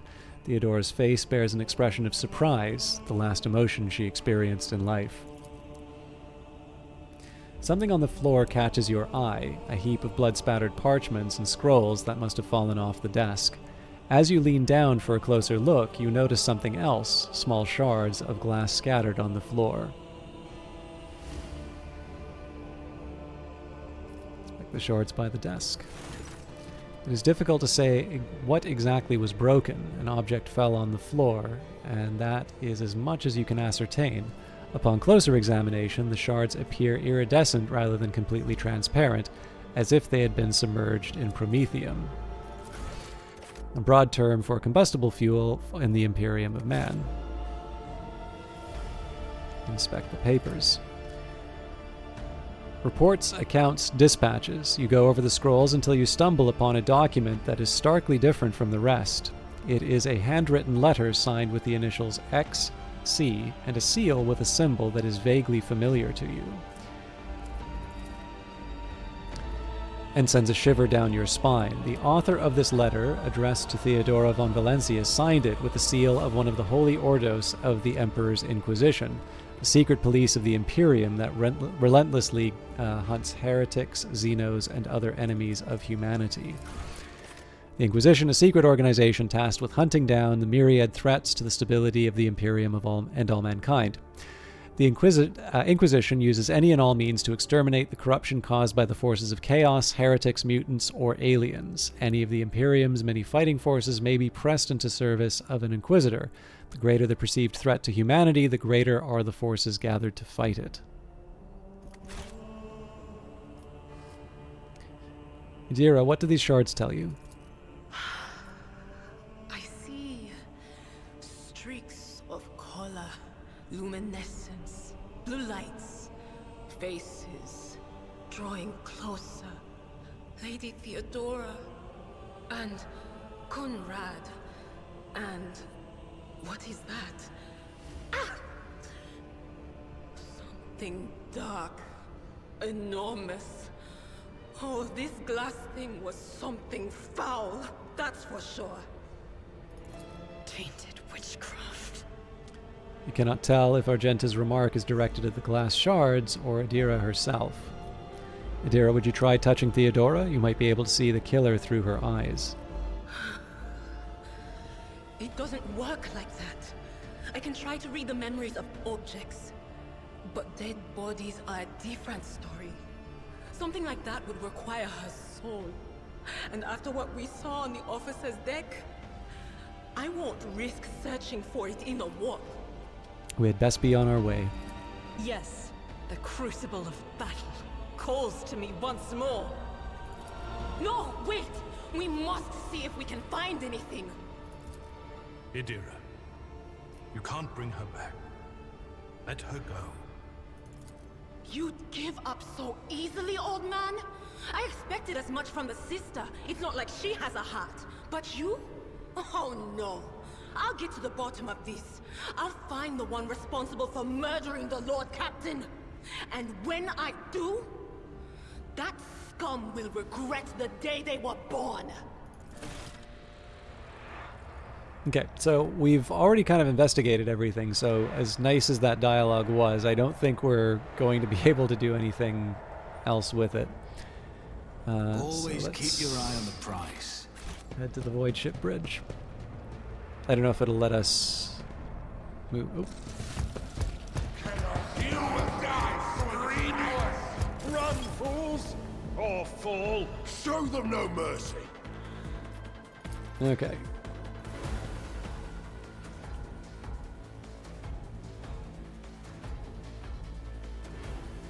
Actually, maybe Argenta can go here.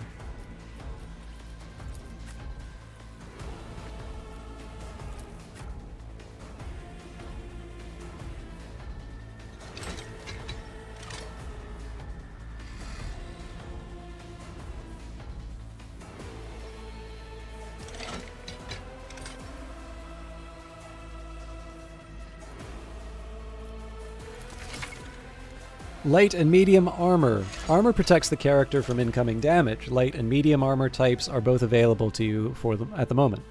The armor stat indicates what percentage of incoming damage from an enemy attack it can absorb.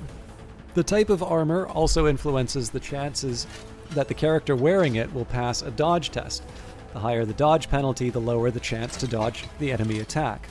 A character in light armor dodges attacks more often, but takes more damage when hit. Medium armor absorbs more damage if the character is hit, but reduces their mobility and ability to dodge attacks. Some talents allow characters to use different types of armor more effectively. Okay, so I started with this for the simple reason that I should be able to cleave the cutthroats. Victory is imminent. One fewer target. Now, I was kind of hoping I'd be able to do the charge. Indeed. It will be done. I'll live with this for now.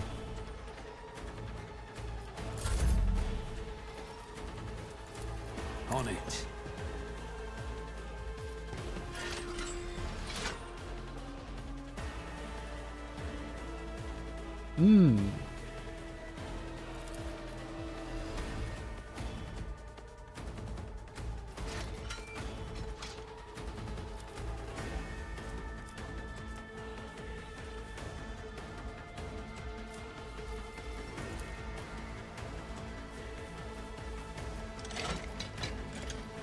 I'll make it happen.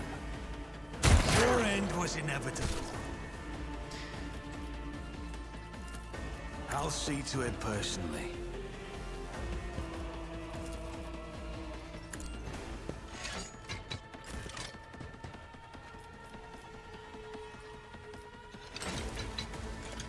I will do my reduce to dust. I might have been able to handle that a little bit better, but I'm okay with the cleanup. Enemy status: you will encounter enemies with various abilities and features. An icon next to an enemy's portrait indicates that they are under the influence of some kind of effect. Click the right mouse button on the effect's icon to see more details. If you wish to learn more about the enemy, click the right mouse button on their portrait or the enemies themselves. So combat servitor is heavily damaged. Servitor is heavily damaged. Its damage, hit chance, and wounds are greatly reduced. So I have a couple of choices here.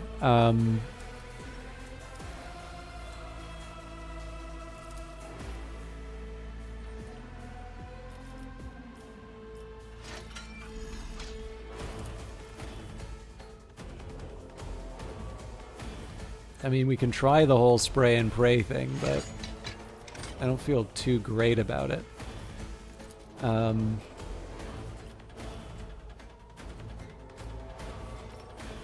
is for the weak. Fabricated. Figured eliminating people's probably the way I want to handle this. And you know what? I'm going to settle for run and gun.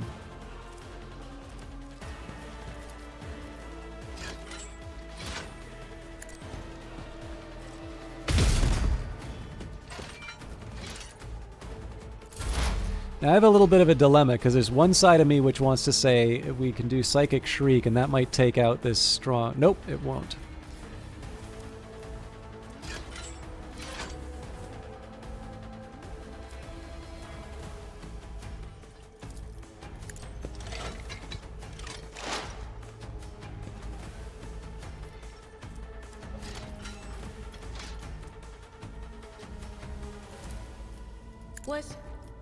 Was that you? Or... And then Will do. hopefully this wipes out everything but that servitor. Fortunate turn of fate. Cool.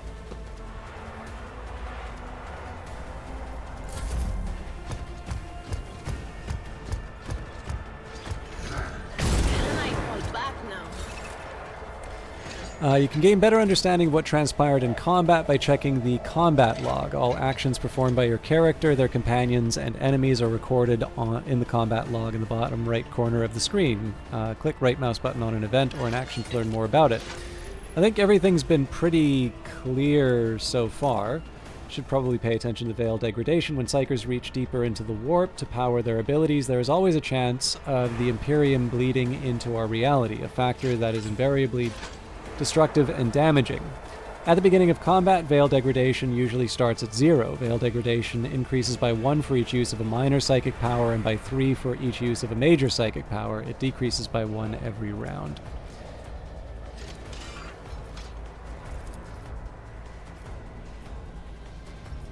It will be done. Free hair, sure hair. Indeed, an exemplary strike. Okay, so we, I guess, have to hope we can make this happen.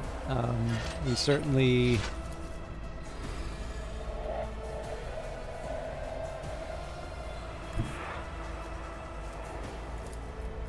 Let's make some opportunities.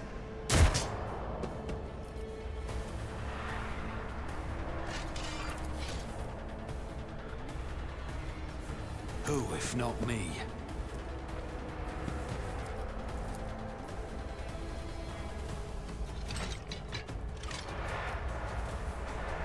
It's as good as done.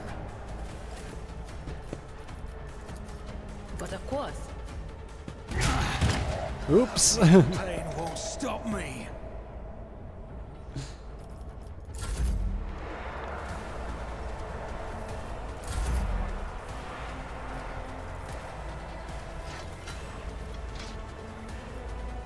Yeah, so the problem here is I potentially take out Abelard if I do a burst, so...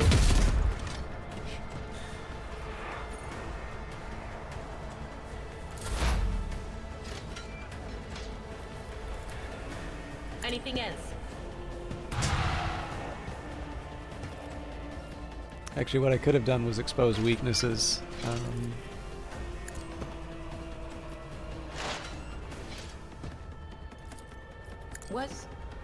Was that you? Or...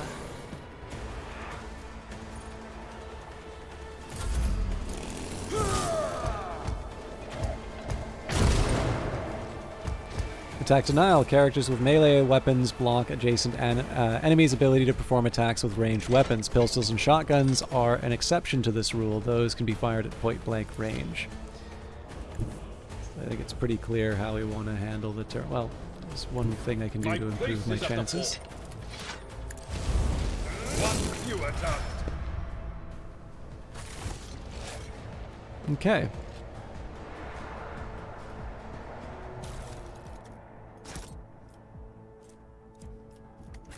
I should have equipped the items before, but we'll do that now. And we also have some improvements to the levels to do. Okay, so I don't quite see the value for the las pistol. Wearer gains 5 toughness if their intelligence is less than 35. Grace of the Oblivious.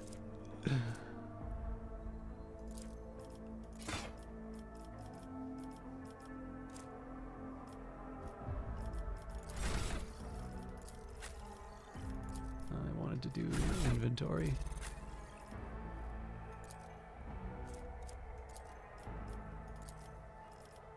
Okay, now we can level up.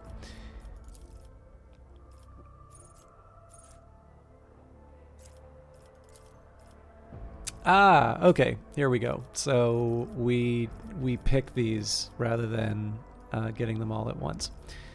So commanding voice, the range of the officer's abilities is increased by 3. The range of voice of command is increased by 6. Steel resolve, officer's resolve is increased by 3. I gotta remember what resolve does again. Influences how efficiently and for how long characters can fight in battle. It determines the amount of momentum gained at the beginning of each turn or after killing an enemy. Okay. Blood of Martyrs. Whenever an ally uses a heroic act, that ally gains temporary wounds equal to 10% of their maximum wounds. That sounds nice, but I haven't actually been able to do a heroic act yet. Focus. Whenever the officer uses an ability on an ally, that ally gains a bonus to their perception and ballistic skill equal to 5. Those bonuses stack, but half of the stacks rounded up are lost at the end of the target's turn. That seems pretty good. Inspire Courage. Whenever the officer targets an ally with an ability for the first time in a round, that ally gains +2 temporary wounds. And Personal Oversight. Whenever the officer targets an ally with an action, that ally's resolve is increased by +1 until the end of the officer's next turn. This effect stacks and is prolonged until the end of the officer's next turn. Each time it stacks, cannot be prolonged past the officer's next turn. Now, there's a lot here. I am going to do a quick run.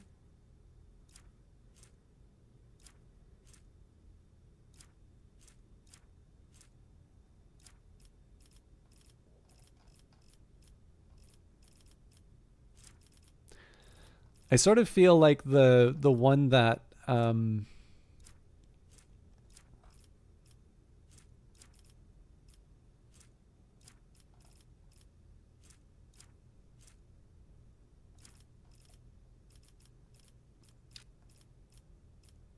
so Inspire Courage or Focus.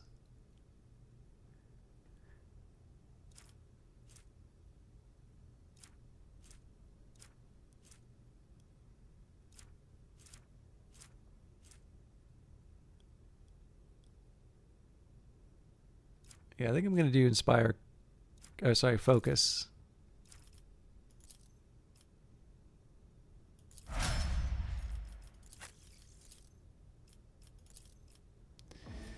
Okay, we've got Contempt. Whenever an enemy attacks the warrior's next melee attack against the enemy deals an additional 5 damage. Does not stack, but it can be reactivated after another attack is made by either the same enemy or a different one. Enrage. If the warrior has less than 50% of wounds, they gain a higher critical hit chance. Epicenter of Slaughter. Whenever the warrior is attacked, they gain +1 stack of Epicenter of Slaughter until the end of combat. At the start of their turn, the warrior gains +1 temporary wound for each stack. These temporary wounds cannot exceed the warrior's 5. Desolation. The warrior deals an additional +3 damage to enemies that have no allies in adjacent cells. I wonder if diagonal counts as adjacent. Thick Skin. The warrior gains +1 damage deflection. Their parry chance is increased by 25% of the warrior's total armor.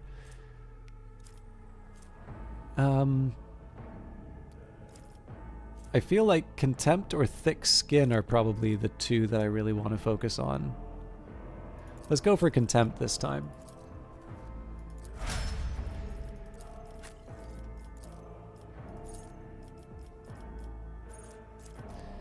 Tide of Excellence. Whenever the operative triggers an exploit on an enemy, the operative gains +1 damage and 2 armor penetration till the end of combat. Weak Body, Weak Soul. Expose Weakness also reduces enemies' toughness and willpower for 1 round. Fresh Target. Whenever the operative attacks an enemy that is at full wounds, that attack deals +10 plus perception bonus % more damage to that enemy. What's my perception? 45.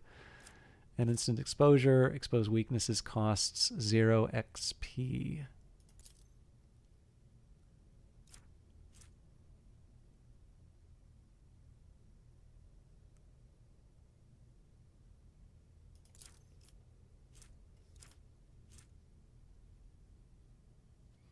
%55 damage is a lot. I feel like I got to do Fresh Target here.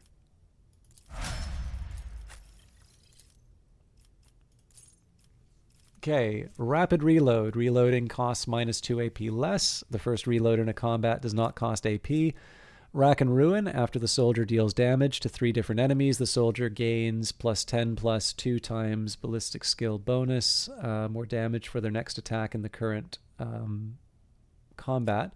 Camaraderie. For each adjacent ally, the soldier deals 5 plus ballistic skill bonus, more damage to enemies.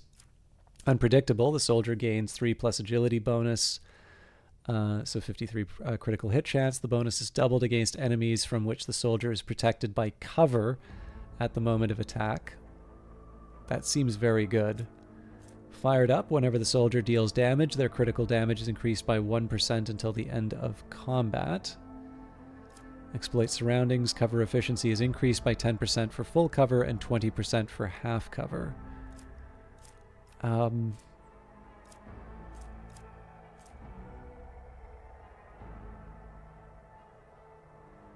I think Unpredictable is probably the bigger damage dealer of these two. I always have a backup plan. On to the Void Ship Bridge.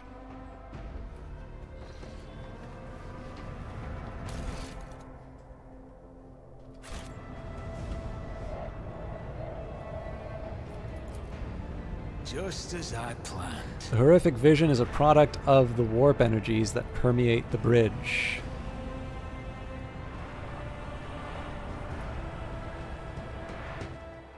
The first sacrifice opens the eye. The second sacrifice draws its gaze.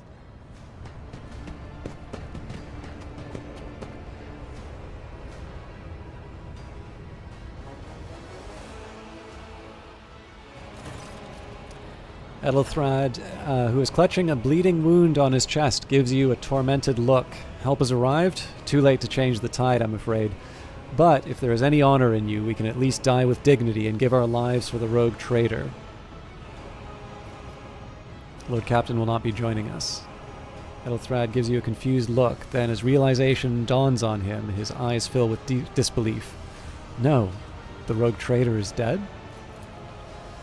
Ethelthrad shudders and grabs his shoulders. As you watch, the sleeve of his jacket bursts open and 2 bone growths pierce through the fabric. No matter what ritual Conrad is performing there, the warp is too strong. I cannot withstand it. I feel my body changing with every second. The warp is ringing in the air. This is the end. We will perish in the warp, along with the warrant and all of the dynasty's heirs. The enemy of humanity has triumphed. Yadira looks anxiously at Ethelthrad, then glances back at you. I've seen it before. We'd better get away from him. The changes are already accelerating.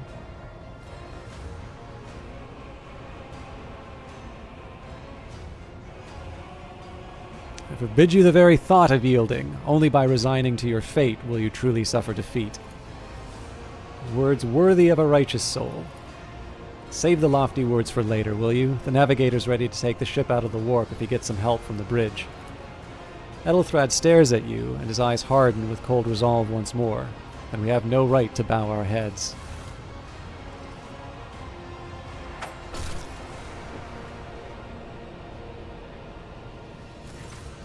You can see Conrad Vogtveer? I can never remember his name. Clearly in the gloom of the bridge, the broken blade he is holding is stained with dark drops that seem to have a pearlescent glimmer to them. We're out of time. Ethelthrad bites his knuckle, desperately thinking. You see a wave ripple across the whites of Ethelthrad's eyes as they begin to turn sickly yellow.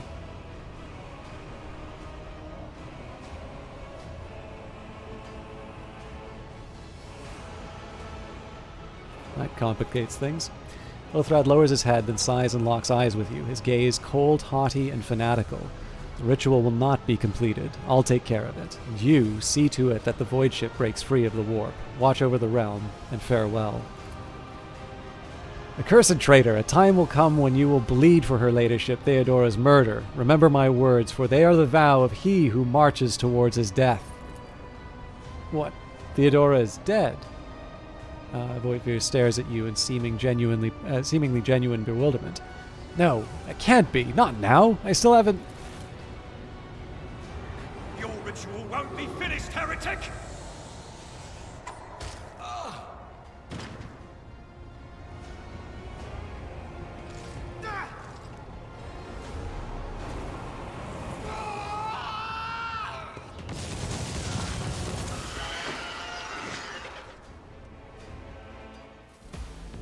The whispers are getting louder.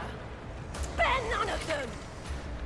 To use unique abilities called heroic acts or desperate measures, momentum is required. Depending on the actions of your party in combat, the momentum bar will increase or decrease. A high momentum value allows a character to use a heroic act. A low value grants access to desperate measures. Both abilities can completely change the course of battle, but every party member can use one or the other, and only once in a single combat. Alright, let's get everybody in place.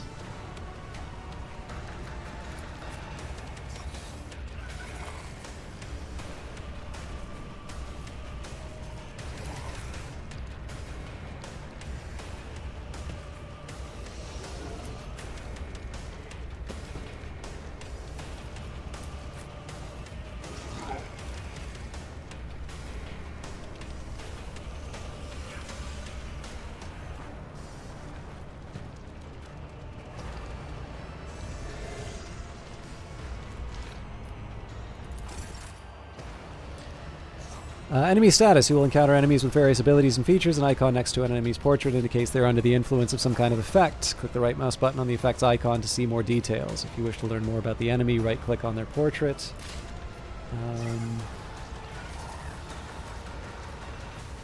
We don't seem to have any abilities right now.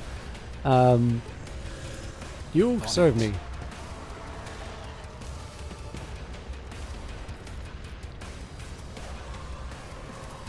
I'll see to it personally.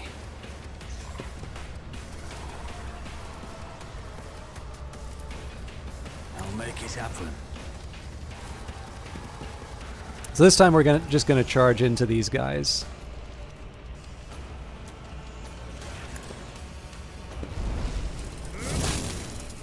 So that also potentially stops the cutthroat from being able to take their turn as well.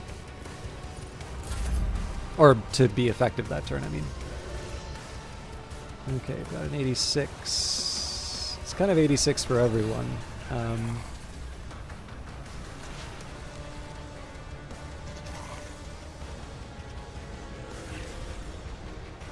It's as good as done.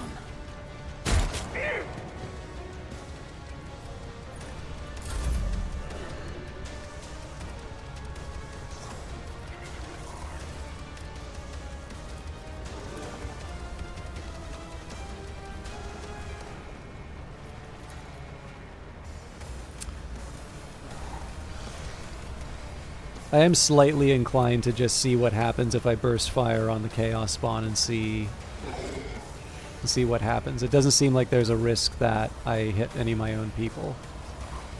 As the Emperor commands, I act. This is why I was chosen. That seems like a really good way to do things in future. I'll do it. As the Emperor commands, I act.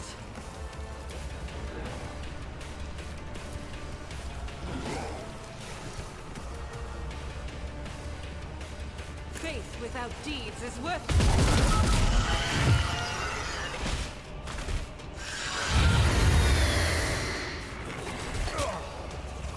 I've suffered worse.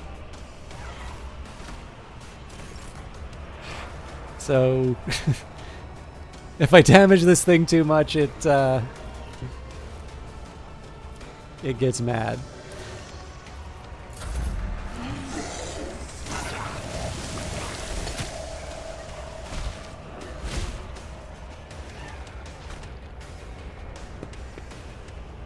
So if I'm not careful, I will lose Abelard. But the whole reason why we get rid of the heretic cutthroats and such is specifically so that we can focus down the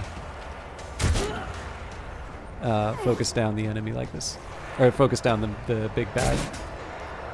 You can use a med kit to restore your party members' wounds in battle, treat an injury, get rid of certain negative effects if the character is injured or afflicted with such an effect. If the character has a med kit equipped, its icon Okay, I'm not even going to bother reading all of that. I'm pretty sure I know how it works.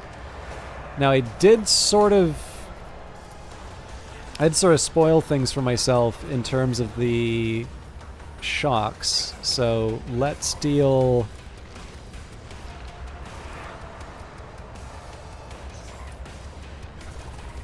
We'll deal with the second best world. Now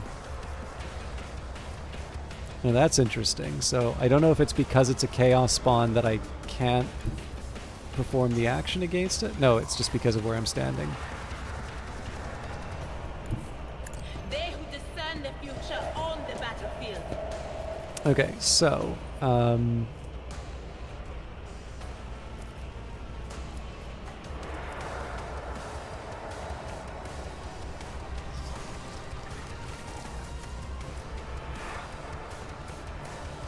now it's clear how I do those heroic acts. We're just not quite going to do that yet.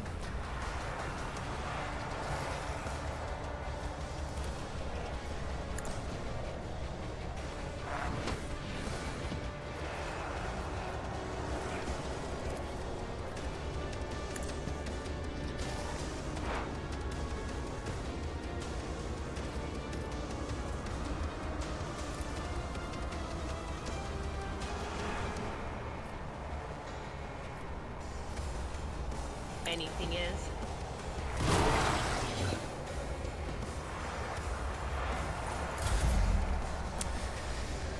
Okay. Now, an interesting question with the cleave is if I do multiple attacks on the same enemy. But I think we do brace for impact and endure.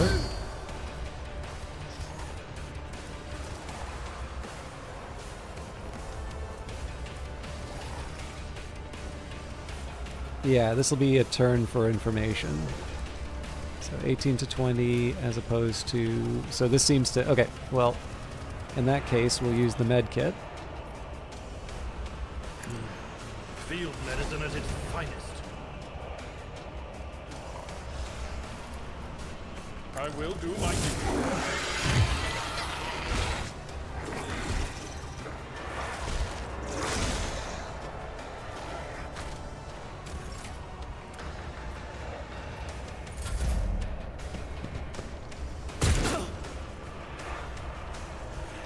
So obviously we're going to need to get our people up closer to remove these remaining cultists, but we are doing well in terms of getting getting the work done.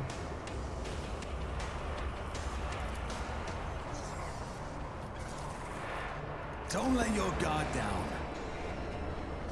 Another enemy down. Nice. I did probably ruin things for Argenta.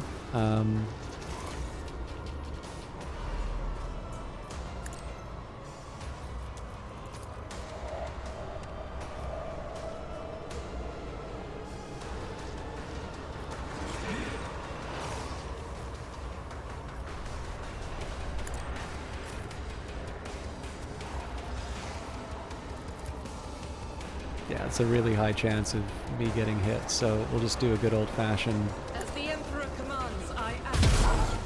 shot. I'm not injured. I'm enraged. So obviously the angle matters quite a bit. In this case, we're less worried about people attacking us.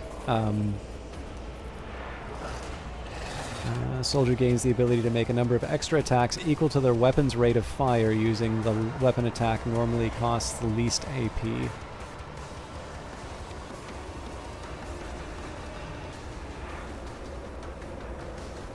Okay, so this will probably end the...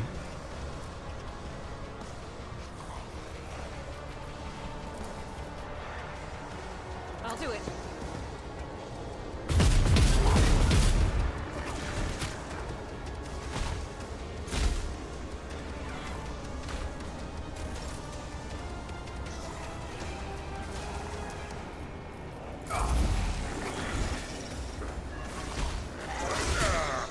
Brace yourself, Avalon.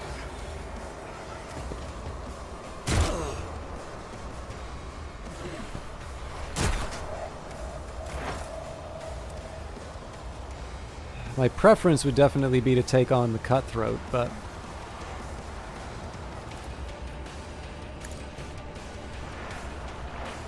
Now, I am a little worried I'm going to go past the threshold here, but...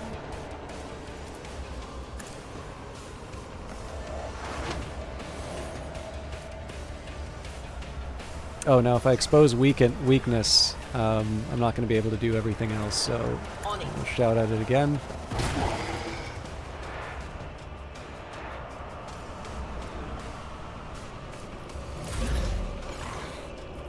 Victory is imminent. Indeed.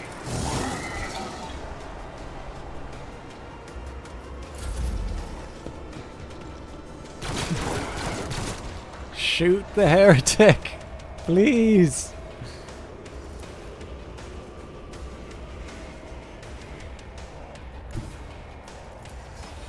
Who if not me?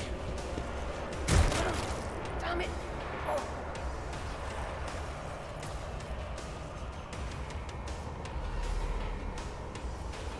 All right, don't have anybody we can hit that with.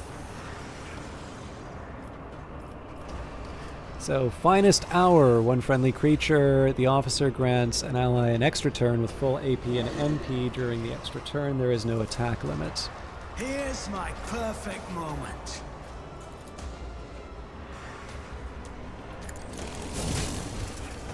Oh, I shouldn't have cleaved. It will be done.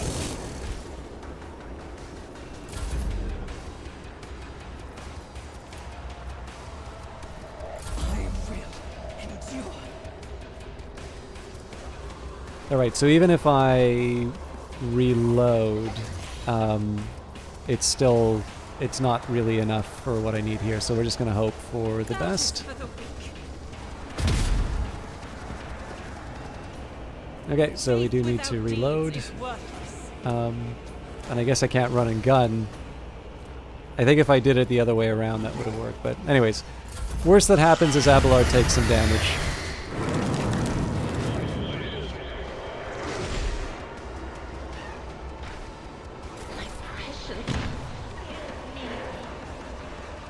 Yeah, so it's getting a little scary here on the Veil degradation. But I'll take the risk.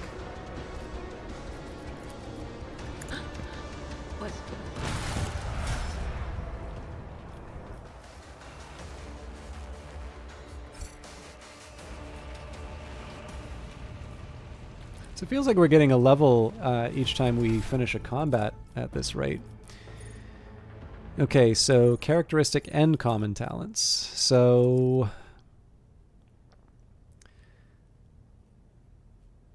I am interested in the fact that it's recommending willpower because I believe one of my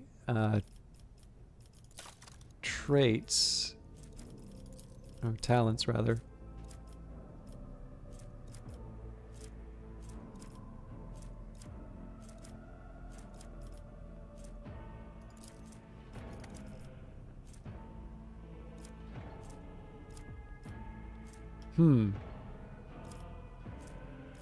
Okay, so maybe I need to level up to that point. But yeah, I can't see the value in the willpower just simply because my fellowship will boost it already. There might be an argument for like weapon skill or ballistic skill, but let's keep with the fellowship for now.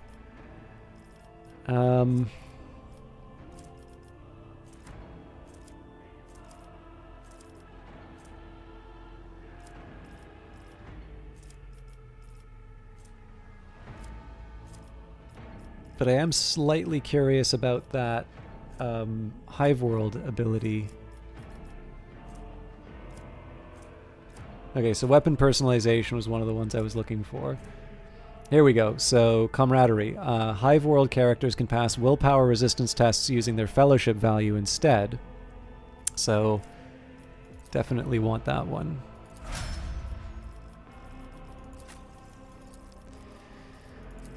Okay. So I already have contempt.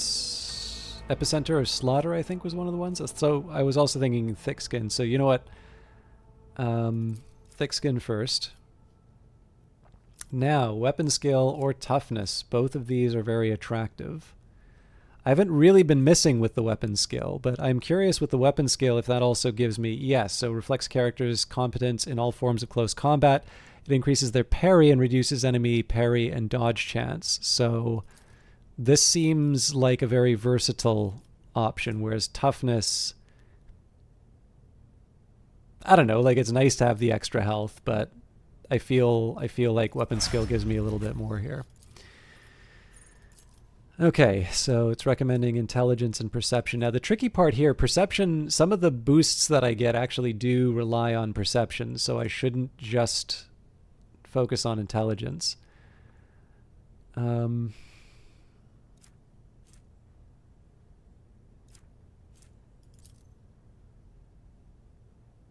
I feel a little bad doing this, but I am going to try the intelligence.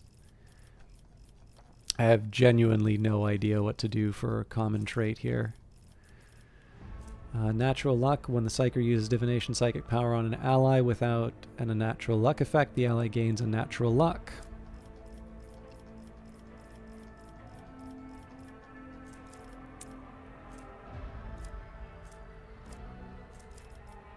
Swift movements, I can see the benefit to moving her around the battlefield a bit.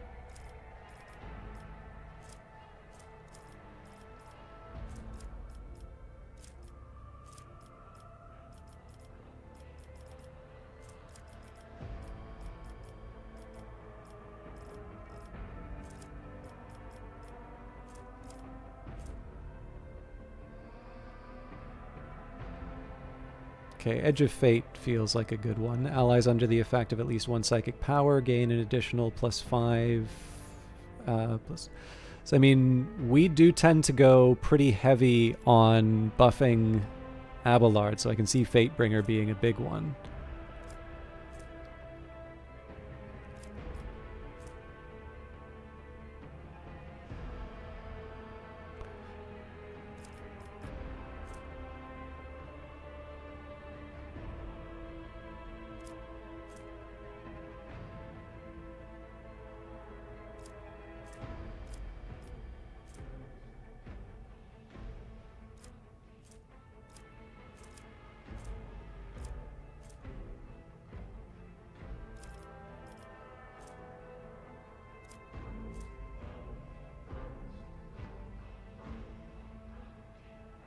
Pain channeling feels like a really strong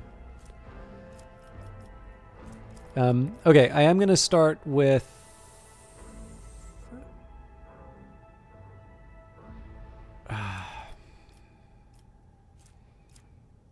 No, I think pain channeling.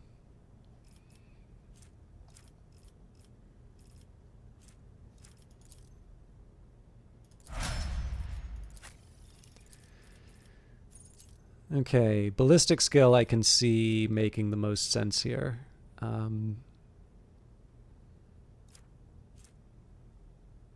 Agility is already reasonably high. Now they recommend rapid reload here, and I can now see the benefit. Rack and Ruin I think was the one I really wanted. Yeah, I think I'm going to go for Rack and Ruin first. Alright, can we get out of the warp now? Oh wait, first we gotta pick up our loot.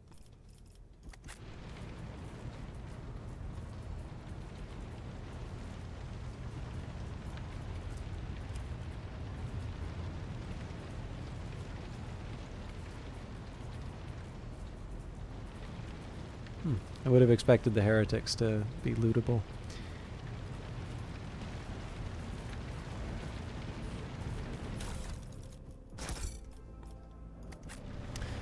Okay, so there's the Master Helmsman. Before I do that, I do have a bad habit of not actually follow up. So we've got Mantle of Heroism.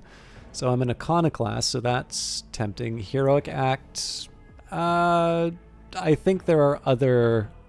I see other uses for this.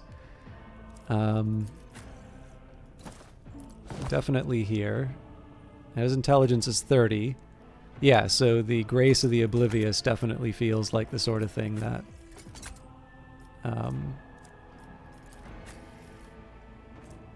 Gloves of Endurance. Whenever the wearer of these gloves gets an injury or falls unconscious in combat, their allies gain +1 bonus to damage. Now this is a tough one, because to a certain extent, I don't want my tank to fall. But in that really bad situation, having the ability for the damage-dealing characters to end the combat faster is probably a good thing to have, so...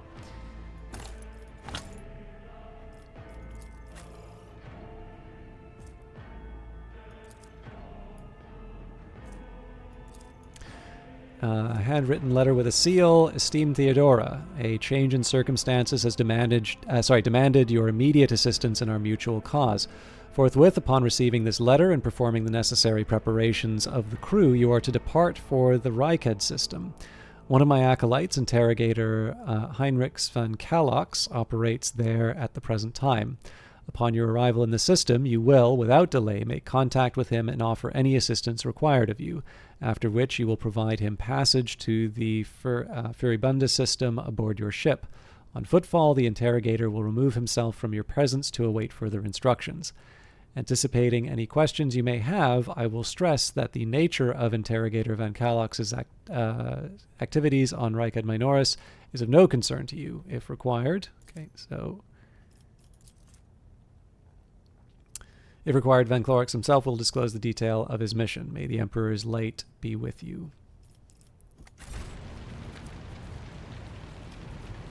Let us not dawdle. The heir is dead.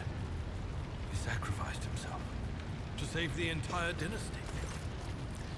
Rever, Master Helmsman, system status report. The Emperor, it's the Sunshell, living and breathing. The white-haired man with sickly pale skin salutes you. Well, there's a tricky question. The whole place is so overgrown with foul wickedry, we'll be scrubbing it off the vid screens for throne knows how long. We need to re-establish contract with the Navigator's Sanctum. It's our only chance of escaping from the warp. Your words seem to knock the officers out of their stupor, and the air around you fills with voices and commands being issued. You hear someone sobbing, one of the survivors buckling under the stress. Abelard cuffs the crying officer without even looking. Restore the Vox channel to the Navigator's Sanctum. Ready the crew. Prepare for the transition to real space. Abelard pauses for a few seconds before turning to you. Isidorus, you may call me superstitious, but translation is not a good time to disregard rules. You are the only one who speaks for House von Velsinius.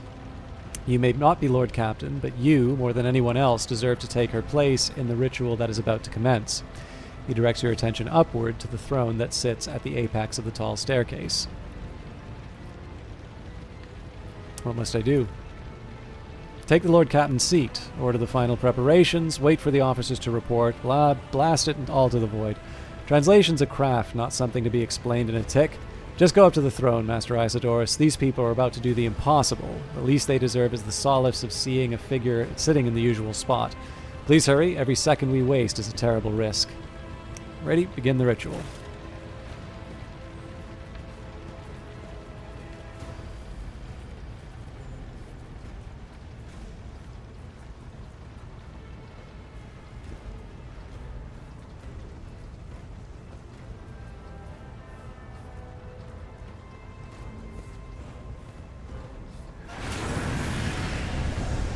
Theodora, the image before you is hazy, swaying in sorcerous currents invisible to mortal eyes, as if whatever is beneath this thin shell is constantly changing while still remaining the same.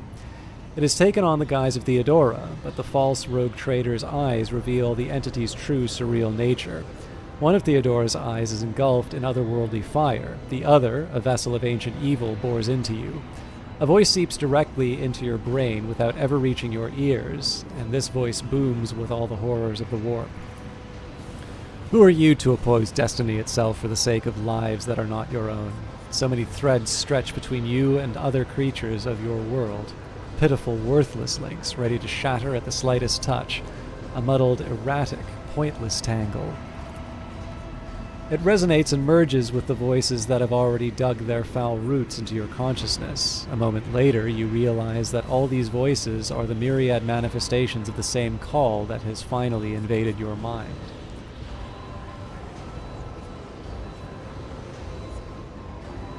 I'm saving my people. Do your worst, but you cannot stop me.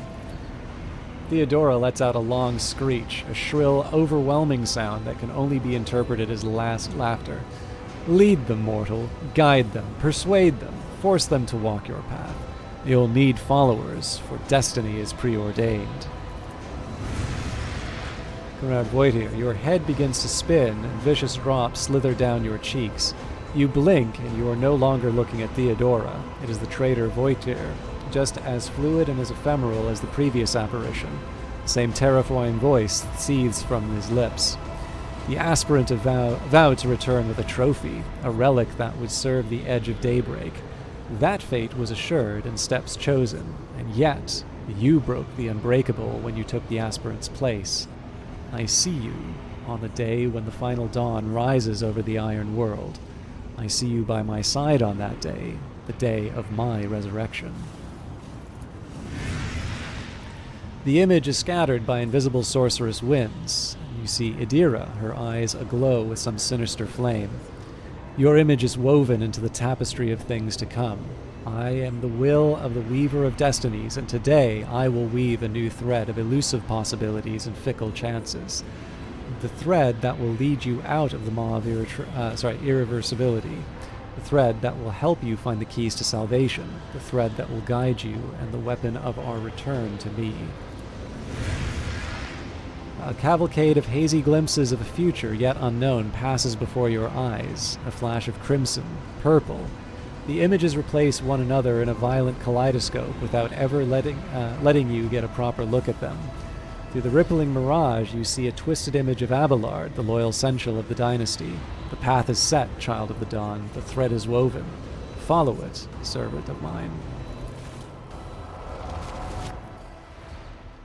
Master Helmsman Raver. Raver turns around and looks up at you. He hesitates for a few moments, then addresses Abelard, who is standing next to you.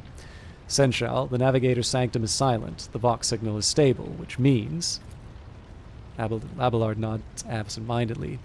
The navigator gave his life battling the storm that nearly claimed the von Velsinius flagship. It will honor his memory along with all who died this day. Raver does not look away.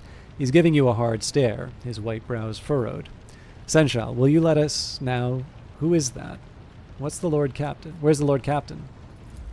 As First Officer, it is my duty to inform you with the greatest regret and indelible sorrow that Lord Captain Theodora von Valancius is dead.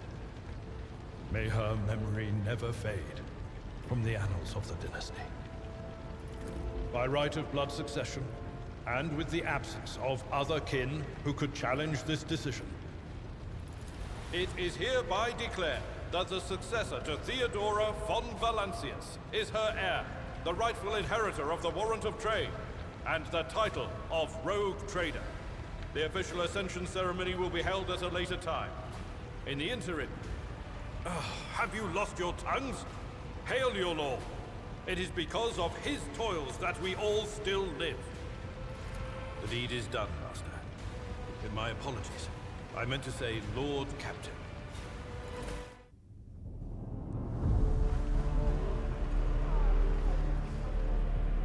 The treachery of the Master of Whispers was fruitless, but victory came at a great cost. Lord Captain Theodora von Valancius perished along with her heir, Edelthrad, and thousands of crew members.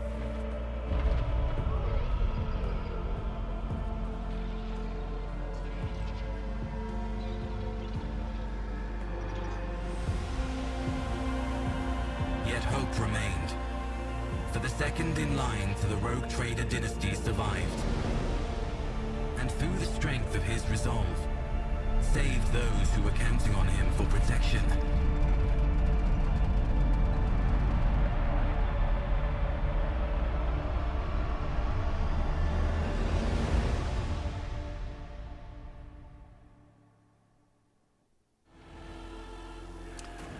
Alright, you can always hire mercenaries to tailor your experience or gather a wholly unique party and play co-op with your friends. Talk to the High Factorum about this matter, however, you will miss out on some of the narrative content from your companions.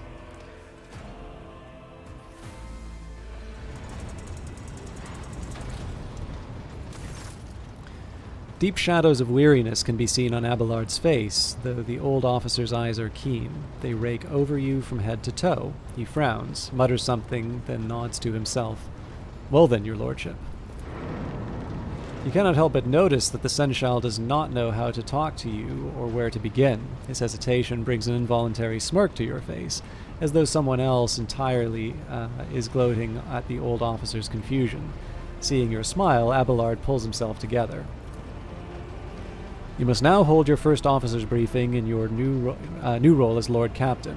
For many of those who are about to join us on the bridge, this will also be their first briefing.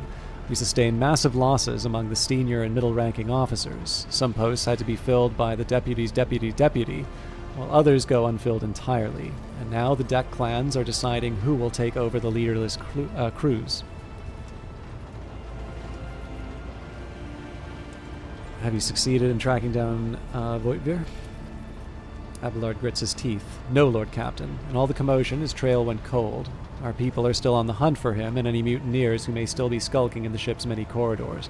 Frankly, I wouldn't be surprised to hear that we are now one shuttle short. I'm afraid that it will be some time before he answers for all that he has wrought. How do we come to lose so many officers? It appears the heretics were deliberately targeting the vessel's command. They knew exactly whom they were looking for and where they could be found, which is unsurprising given that their informant on board was our own Master of Whispers. What's on the agenda for this meeting? Reports on the condition of the ship and crew. The Lord Captain is not usually drawn away from her important affairs to attend such routine briefings, but this is a unique situation. I'm still receiving updates from across the ship, and they are not encouraging. Getting this bird to fly could take a gargantuan effort.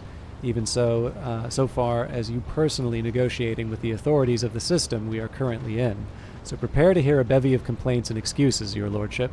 Take this opportunity to get a good look at the officers who work 6 decks away from the bridge. They in turn will have the honor of beholding the visage of their Lord Captain.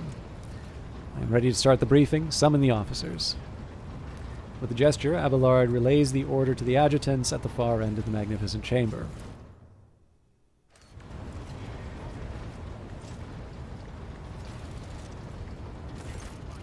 A dozen pairs of eyes bore into you, their expressions revealing restraint, joy, curiosity, and wariness. Attention, officers. You've been granted an honor. Lord Captain Isidorus von Valencius will personally conduct today's briefing. Our most gracious Lord Captain is ready to hear your reports. Perhaps you would introduce those present, Abelard? As you wish, your lordship. Abelard points to a tall, slender woman whose body seems to contain as many implants as it does flesh. Vigdis Suri Otta of the Ptolemy line, our new Voxmaster. It is an honor to serve your lordship, the Voxmaster offers a deep bow. Aboard this vessel you have at your command thousands of crew members and hundreds of officers and section chiefs. I am responsible for receiving, processing, and sending all communications between you and them, as well as external sources. I am your eyes and mouth, Lord Captain. Beside her is Raver, the Master Helmsman. He steers our ship along the course set by the Lord Captain and monitors the void around us to ensure that we do not stray into an asteroid field or a pirate trap. The bearded man with pale, almost transparent skin, large dark circles under his eyes, and a dour expression that seems hardwired into his face gives a sullen nod. Hey, Lord Captain. This here ship's as good as home to me, so rest assured she's in safe hands. I'll die before I'll let her come to any grief. And lastly, our High Factorum, Janris Stanrock, who oversees supplies, procurement, and the general material well-being of the ship. Dressed in an embroidered jacket, the heavy-set man with oiled hair offers an obsequious smile and bows. It is an honor, your lordship. You may trust me with all matters concerning your comfort. Everything will be done to the highest standard. In the second row, we have 3 officers charged with overseeing the ship's vital functions. The Master of Ordnance is responsible for the artillery aboard, the Infernus Master, whose crew work to prevent and extinguish fires on the ship, and lastly the Drives Master, servant of the Omnissiah. The machine god, Omnissiah, a supernatural entity, god of all knowledge, worshipped by the Adeptus Mechanicus. The worship of the machine god, while it conflicts with the theology of the imperial cult, is allowed to continue and even spread without hindrance, since the Adeptus Mechanicus is vital to the survival of the Imperium. The Omnissiah is the machine god made manifest, and the priesthood of Mars believes the god emperor to be this manifestation. The three officers salute you. The Infernus Master does so with confidence, while the Master of Ordnance betrays nervousness. The Drive Master offers a salute resembling a dance, involving the complicated manipulation of all the tech priests' mechandrites. Tentacle-like robotic limb, prosthetically surgically attached to the spine. Is that everyone? Unfortunately, our choir master, the esteemed Zachary White, head of the Astropath section. I think we've read Astropath before, but let me just double check. Astropath, a powerful sanctioned psyker who can send and receive messages throughout space using their telepathic abilities. Those chosen to become Astropaths undergo the ritual of soul binding, which purifies their body and soul. The ceremony leaves the Astropaths blind, yet they become bound to the Emperor and are trained to send their thoughts across the galaxy via the medium of the warp. He's unable to join us. He is in charge of the communications with distant star systems. Master Weiss has been in a trance for some time now, attempting to contact other planets in the von Valancius Protectorate and inform them of Lady Theodora's passing and Conrad Voigtvir's treachery. I will deliver a report to your lordship on the Astropath's progress as soon as it is possible to do so. All others present are adjutants, secretaries, and deputies. They are here to make a record of proceedings. I wish to hear the Infernus Master's report. Yes, Lord Captain. A tall young man bows his head in deference. I can report that all fires across all decks have been extinguished. The preliminary damage assessment in terms of material losses and crew casualties have been completed. The results have been submitted to the Seneschal and the High Factorum. The post passed to him after the previous Infernus Master and his next 3 deputies expired in the line of duty. Abelard remarks in a low voice pitched for your ears only. The lad is managing well so far. He can take the heat, so to speak. High Factorum, what have you to report? We are toiling day and night to compile a full account of the losses. The task will require next to no involvement from your lordship. I will personally ensure that all damaged components are given to the tech priest's hands for attention and that all lost supplies are replaced. There is only one resource that I cannot replenish single-handedly, and that is people. We have lost more than 2,000 crew members, and unfortunately this number is not confined to the scum from the lower decks, which are easily replaced, but also includes trained professionals. We will be able to make up our losses on the nearest planet, Rykad Minoris. However, the planet, the whole system in fact, belongs to the Winterscale Rogue Trader dynasty. We cannot simply begin recruiting on the planet without first coming to an understanding with the governor. In that respect, I am powerless. Negotiations at this level are a matter for the Rogue Trader. Okay, new blood. Creel officer suffered during the cultist raid can be remedied on Rykad Minoris. Especially true given Caligos Winterscale's penchant for attacking first and asking questions later, and the kind of thick-skulled thugs he usually installs as governors on his planets, rumbles Abelard, frowning. Drive Master, I will hear from you now. A voice distorted by a Vox retranslator emerges from under the tech priest's scarlet hood. Lord Captain, the foes that set upon our noble void ship destroyed the repositories of hundreds of machine spirits. Machine spirit, a spirit believed by adherents of the cult Mechanicus to inhabit and control any technology in existence. The Great Warp Engine, an alternate dimension, we've already done warp, entrusted into my charge is unharmed, thank the Omnissiah, but the spirit mourns its dead brethren. We have not yet identified a prayer protocol capable of assuaging its sorrow and anger. With great sorrow, I must also report that the Engisir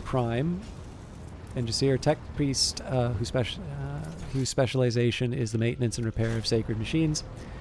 I must also report that the Engisir Prime, overseer and spiritual authority of all tech priests on board, fell in battle. The Magos was betrayed by the little flesh that remained part of him, a most terrible loss. There is no one among my comrades aboard whose experience and comprehension of the sacred protocols equals that of the fallen Magos. It will require replacement, and as soon as possible.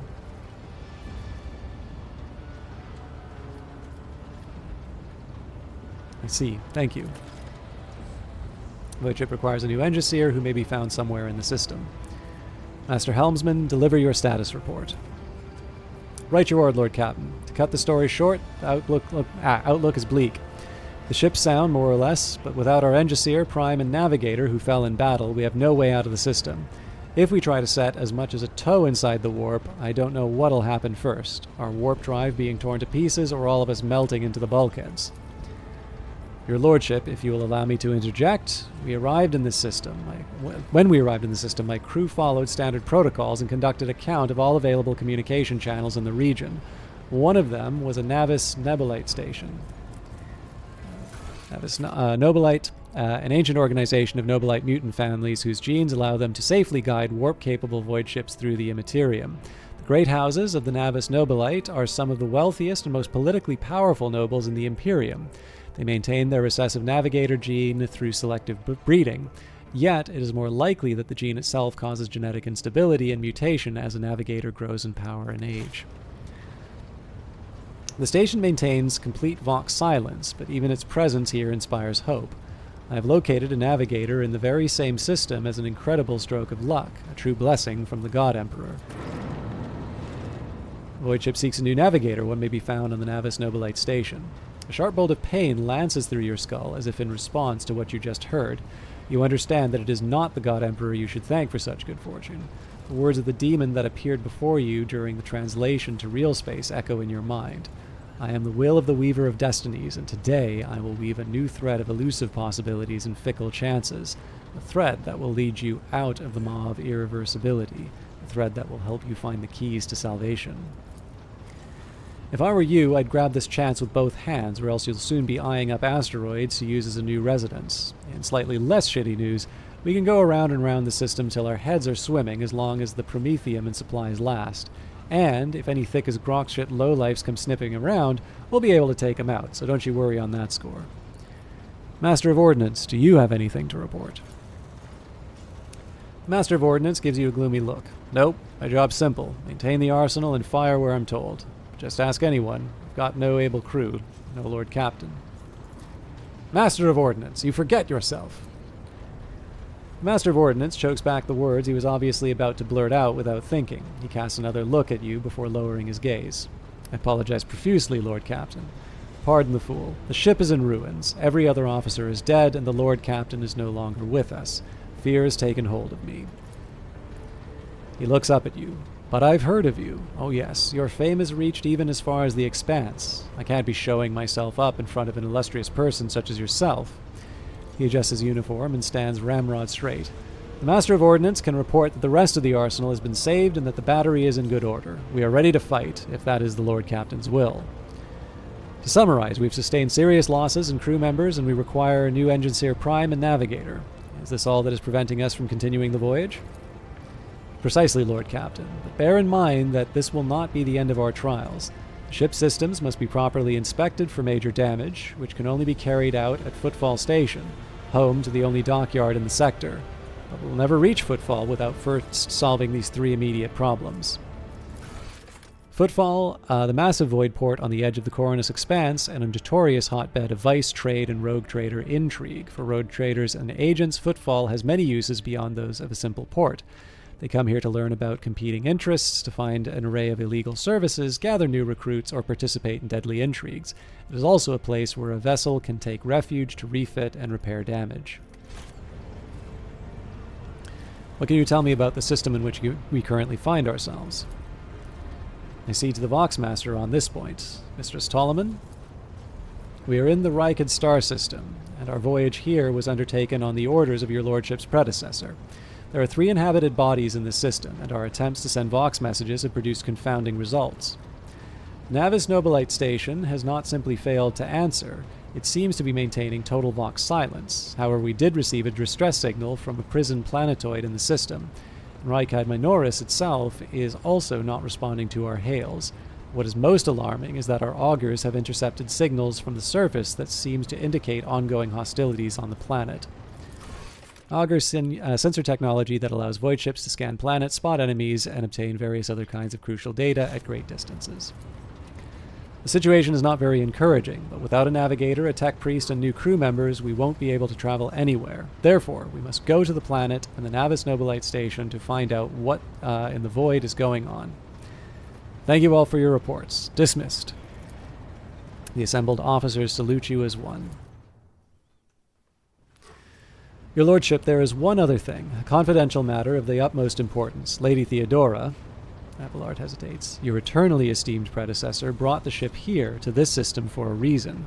She was given a secret commission. You perhaps are wondering who has the authority to commission a rogue trader to do anything, and I shall tell you. The Lord Inquisitor, the hand of the Emperor, the chief architect of his will in the Coronus Expanse. We've definitely covered the Inquisition before. We've covered all of those. I came across a strange handwritten letter on Theodora's desk. It was signed XC. You are referring to the contents of that note, I presume. Lord Inquisitor Xavier Salazar is a powerful and mysterious figure who plays a pivotal role. That's right, XC. Xavier Calazar. Lady Theodora was to seek out the Lord Inquisitor's right-hand man, one Heinrich von Kalox, an interrogator, you understand. All I know is that he is somewhere in the system, that we must find him and offer him whatever assistance he requires, then deliver him to Footfall in the Furibundus system. Finding him without any more information to go on will be difficult indeed, but an Inquisitor is an important individual. The authorities in the system, either the Navis Nobilite or the Governor of Reich Minoris, may know something. That is all of it, your lordship. You have a great deal of work ahead of you, but it is a mere taste of the daily burden of a rogue trader. Soon you must take up the reins of the von Valancius Protectorate. Abelard gives you another scrutinizing look, as if trying to gauge how long you will hold out under this mountain of problems. His face softens slightly, and it seems that he is about to offer some words of encouragement.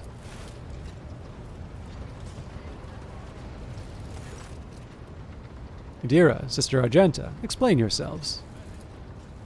The Sister of Battle grimly nods towards Adira. The Psyker is suffering some ailment or dark madness. She insisted on seeing the rogue trader. I judged that it would be unwise to leave her unsupervised. For a brief moment, Sister Argenta's voice sounds hesitant. I was also hoping to approach you with a personal request, but it can wait. Speak with me when you have time, rogue trader. Adira's eyes rove over those assembled. One word bursts from her lips. Daybreak. Adira, come to your senses.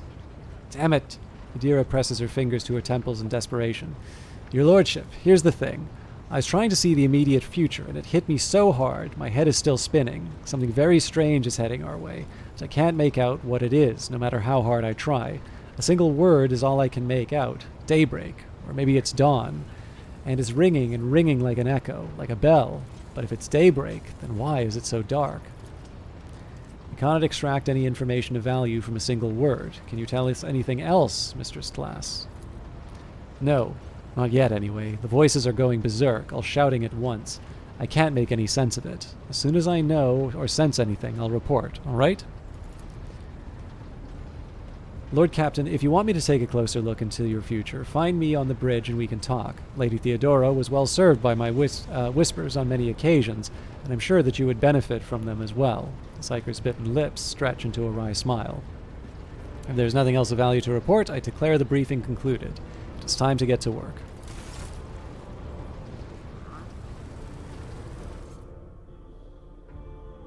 Alright, I wasn't actually planning on doing that much more, but it does seem like it wanted to dump a bunch of text on me, so that is it for tonight. I'm obviously, well, I've actually almost done double length, so, and I don't know how many people are still around, but thank you everybody for hanging out and watching this. Again, a reminder that this was given to me by GOG for promotional purposes. So if you're interested in picking this up, this is available on all of the different storefronts, but they did want me to direct your attention to their specific storefront, which I should have. Why can't I paste that? Let's see if we can bring that back.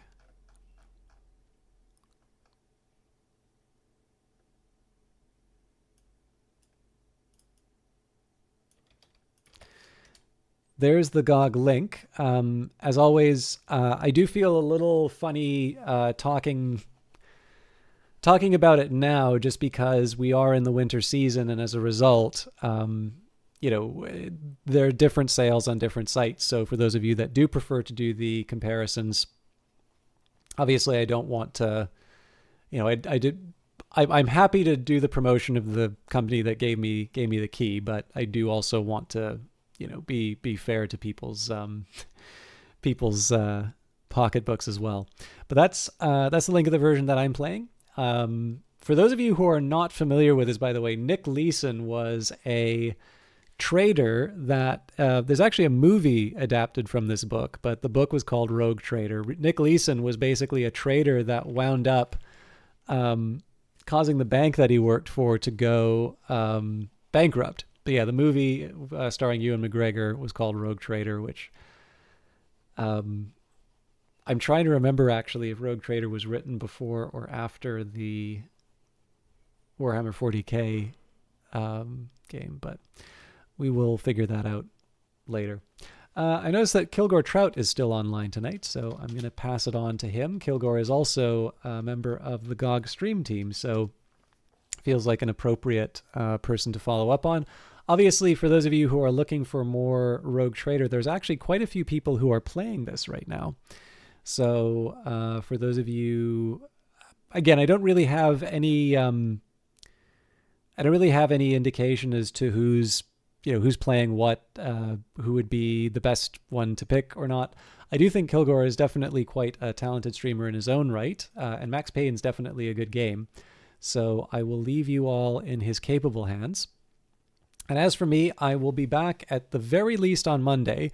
Even if I'm feeling under the weather, I absolutely do want to do the Christmas stream. I'm still not 100% clear on when I'm going to do that, but I did get a couple of messages asking where or like what I was going to play. And I am actually interested in doing games that people would like to see me play. So if there's something that you'd like to see me play, I do. Oh, and hello, Algrins, and have a good night. Have a good night as well. If there's something you'd like to see me play, let me know. I definitely put weight on things that I already own. But the intention of the Christmas stream is always, especially for people who might be on their own on Christmas, it's always nice to try and do a stream. And there's a couple of people who I know are only going to be on Twitch. So there's at least one that I would like to, cover. So anyways, have a good night. Enjoy Kilgore. We'll see you again.